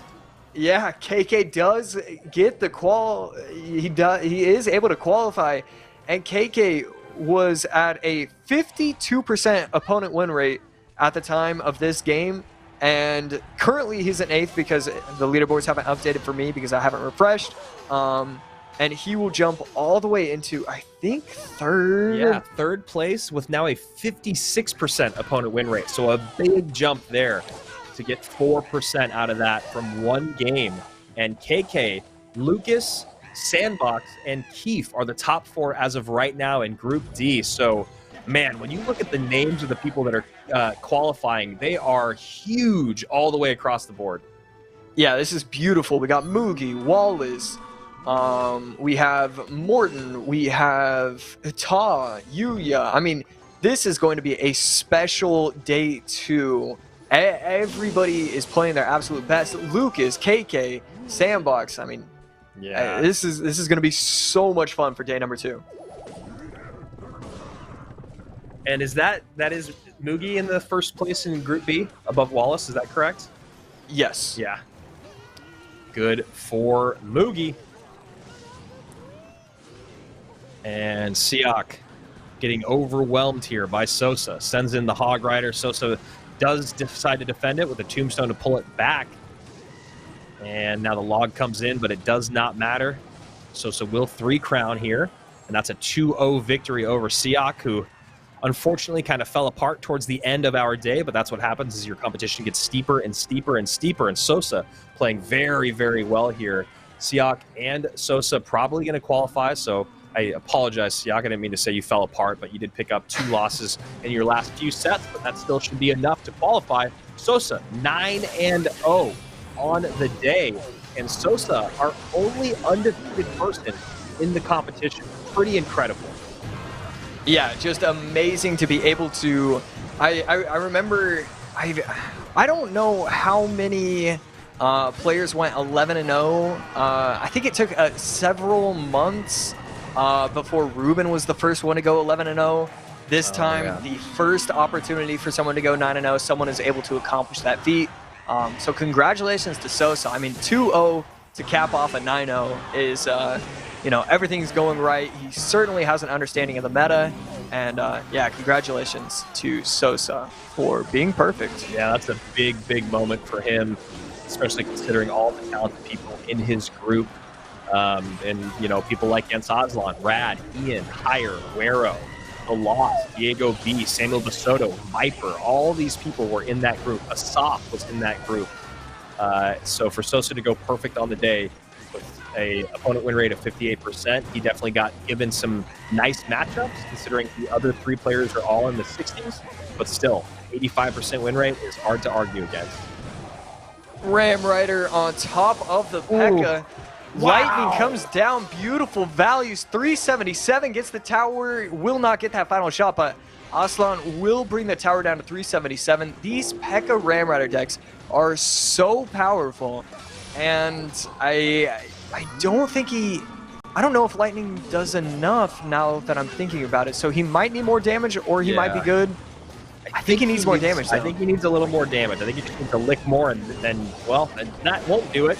There's the Lightning coming in, and that will do it. Wow, really fighting for it. Was higher. You got to respect his game there. But Gens Aslan still had over 2,000 HP remaining on both of his towers. We are going to go to game number 3. Really, really important game number 3 for Gens Aslan. When you look at where he's at, he's one of the few players that still gets to control his destiny at this point in the tournament. So Gens Aslan needs a win in this matchup. He is in Group C in 6th place currently. Go ahead. I was very excited for the arrows to come down in time, and then him to defend that push entirely. And me just having to keep resetting. Like, and almost. But did not, thank God. And it looks like all of our groups, other than Group C, are wrapped up. Let me take a double look here. Yep, Group B is all done. Wow. And SB, I know. SB does qualify no matter what. Siak does move over to 68%, so higher. Okay, so Siak will also qualify. Yeah. No matter what. So we have 3 of the 4, and the last one is just between Hire and Aslan now. Huge matchup here. Oh, Kike Star and Diego B giving us a little bit of Diego B action here, and Kike Star, another name that's been around the space for a long time.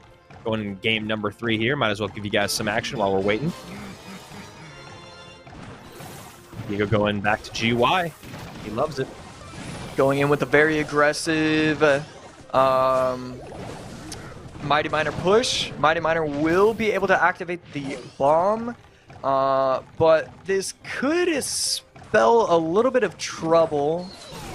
Depending on the responses, just because he has no elixir for this. And if that bomb would have hit, that would have been it. Very dangerous. But Diego B gets a little bit of a blessing there, and will only end up taking a couple Magic Archer shots. Dark Prince at the bridge, though. No elixir in hand for Diego. I don't know what his last card is, but he might just have to keep this. He does go Zappy Surround last second, but those Skellies behind are actually a really great play by Kike Star to get some good damage on that tower. 1891 to 1455. We got a good back and forth going on here. Yeah, a beautiful surround with the Zappies, but a beautiful push from Kike Star as well. The Skellies, I mean, the first time, this is the second time that I've actually seen the Skellies behind a troop actually work. I know I've seen it with the Hog delayed Skellies when you know your opponent is NATOing the Hog to the King Tower, but it's fun to see like another something plus Skellies be an actual push.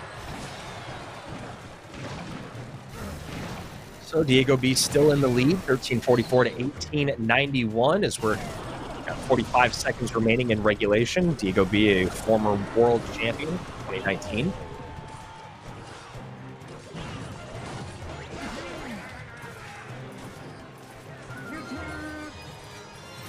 And setting up for a nice push coming across the bridge is Diego. Arrows plus Snowball takes care of 2 of the Zappies. Magic Archer behind, doing exactly what you want him to do. And game 3 of Higher Aslan is starting. This is a big one. Yeah, as much as I want to be paying attention to... okay, Dark Prince does get on the tower, and pretty special play. Actually, this game might be over just like that. Yeah, great lineup there. Diego calls the good game. So Diego B, always fun to watch, always a treat to see, but will not take that victory as we go back to Higher and Aslan as one of the very few matches left in the entire competition, and maybe the most important one of the day for Aslan. Aslan chooses... get it. Yeah, chooses not to protect the mortar. I was going to wonder if that was a mistake, especially because he has to defend with the miner anyway. So you could argue that maybe he should have played that a little bit higher. Instead, just delays, plays a little bit more cautiously, and he gets the second mortar shot. So it's certainly not a huge mistake by any means. Higher misses that barrel though, and is defended with the skellies, so the miner does get a couple shots on that tower, 2172 being the lowest one on the field. Someone in the chat asking, is the leaderboard going to be up in a little bit? And absolutely, we will. Josh and I just love to talk through the standings, but we will show you a true leaderboard at the end of the day with all 16 of our competitors competing for those top 4 spots to be shown in our Royale Masters Gold Edition finals next weekend on Saturday and Sunday. There'll be a lot of best of 5s because every elimination game is a best of 5. And there'll be $25,000 on the line along with the final community given golden ticket. A huge day of competition tomorrow with massive names in that running. Higher defending with the Golden Knight low, Cannon Cart in support, Ghost over the middle. So just a lot of solid interactions right there, and finally able to set himself up with a real push. Wow, the Skeletons do get targeted by the Golden Knight, so unfortunate for him. And that is not going to be a lock, and that is also going to be a mistake with the NATO. Yep. Wow, a huge mistake from Higher. You can't NATO the cannon, and Magic Archer NATO gets no value whatsoever, but the Magic Archer, of course, is still alive. So you have a second opportunity. And very little HP remains, or excuse me, very little elixir remained in the hand of Higher. But he decides to sell out on that push there. Dark Goblin, though, doing a nice job sniping. Barrel will come in. Cannon Cart goes off the board just in time, so that Barb will get a swing. That's a really big swing for Higher, putting him in the lead, 17-22 to 18-24. Wero and Victor on the other side of it. This is a more for fun match, just like the one between Diego B and Kike Star, but these are the last 2 matches of our day. Another missed NATO there by Higher. Yeah, you cannot make that mistake, and he's done it twice now, so really unfortunate situation. He's had a couple mistakes, but also a couple of great plays. The delay with the bar barrel to take to allow for the cannon cart to get taken out. Yeah. I mean, he's playing well, except for those just huge mistakes with the Magic Archer NATOs. And against Aslan's placement was absolutely perfect on that Dark Goblin, far enough away from the bar barrel, and then the Skellies came down instantaneously to prevent any damage coming through to the Dark Goblin, which we saw Higher have to pay a little bit more attention to. And that's kind of been the name of the game for Aslan, which is just make Higher play uncomfortable and have him continue to make these mistakes, because he's going for the only damage that he's really getting is with, he's trying to get this more damage with these Magic Archers, but he's just not able to line them up. So he is relying on that drill, and it does have the lead for him at the moment. Yeah, the only problem with that is that Aslan just can't put together a push. These cannon carts are always taking out the mortars, and, you know, all his troops are dying off. You would assume that because he has the Dark Goblin and his opponent doesn't have the log, he would be in a great spot, but it just isn't going to matter. He finally gets the connection, and that should be tower either gone or tower very, very close. 141 remains, just a couple tornadoes away. Sends in the drill here to get a little lick of damage on the tower, down to 116. Magic Archer lineup is there. Higher. Great day great plays, and our two final matches basically end at the same moment.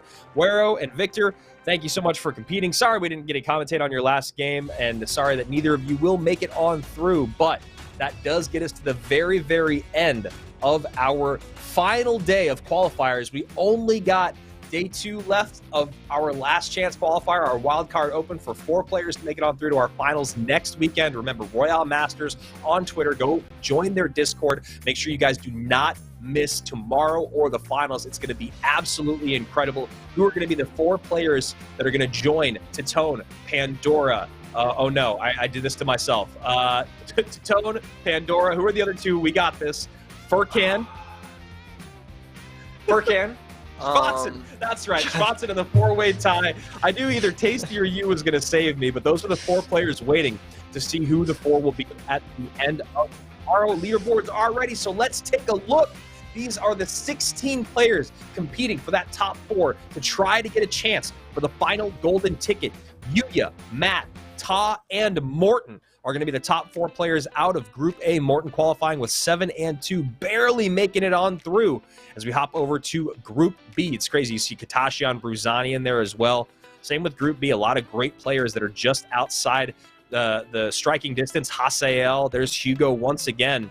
But you look at those top 4, Rosa Noble, Gariko, Wallace, and of course, Mugi in the very first spot. No undefeated players in Group B. Group C, though, very impressive. This, honestly, Josh, I'd say Group C felt kind of like the group of death today. Absolutely. We see, I mean, some of the players at 6 and 3 are incredible. We have The Lost, Wero, Rad. At 7 and 2, we have Basoto, Victor, Aslan, Ian. I mean, we had everybody, the top 4 that qualified. Siak, SB making that comeback. Yeah. SB higher, and Sosa with the only undefeated gameplay of the day, capping it off with a 2-0, an incredible run from Sosa. And you can see right there why it was so important for Aslan to try to pick up that final game, but he just wasn't able to do it. There we go. Lucas, who is actually on Tribe, KK, Chief Keef, and Sandbox, who was very close to being perfect on the day, but did find that loss at the very, very end to KK. Great plays there. KK secures himself. So when you look at those 16 players, some of the biggest names in Clash Royale that we've talked about for year after year, still all vying for that top spot. Everyone who has a golden ticket other than Mugi does not have a chance to compete. And now Mugi with the golden ticket try to steal some cash from everyone over the next 3 days of competition. And that's right, 3 more days of competition, same time, same place tomorrow for our finals of this wild card open. Then next weekend will be the end, the final weekend, the end of our run of Royale Masters Gold Edition. $25,000 on the line, a golden ticket up for grabs. Make sure you guys do not miss any action by subscribing to the channel here. Go follow on Twitch. Hey, subscribe on Twitch if you got a Twitch Prime sub to give away. Why not give it to Royale Masters? She's been doing a great job here. For Tasty Bacon, our admin team, and AC, you guys have been doing such a great job. AC, anything to shout out before we say goodbye to our fans at home? That's crazy that you say that, because I would like to shout out my friend Sean. He's been watching the competition, trying to get into Clash Royale just to support me. He's been messing around with me recently. He actually sent me a text during the broadcast that said, he said 12-0 in a GC, that's it. So oh, I was gonna say you got 12-0 in a GC. Yeah. Wow. So yeah, I just want to say thank you for the support, Sean, and yeah, I'm excited for tomorrow. I know in like 2 weeks I'm gonna wake up on Saturday in a cold sweat if it's not 9:30 a.m. So like I've been loving this competition. It's been so much fun. Yeah, I love Royale Masters. Always happy to be back. Congratulations to all of our competitors that will make it through to tomorrow. For everyone here and our team, we love you. We appreciate you. We'll see you for our finals, our last chance qualifier finals tomorrow. And as always, keep on clashing.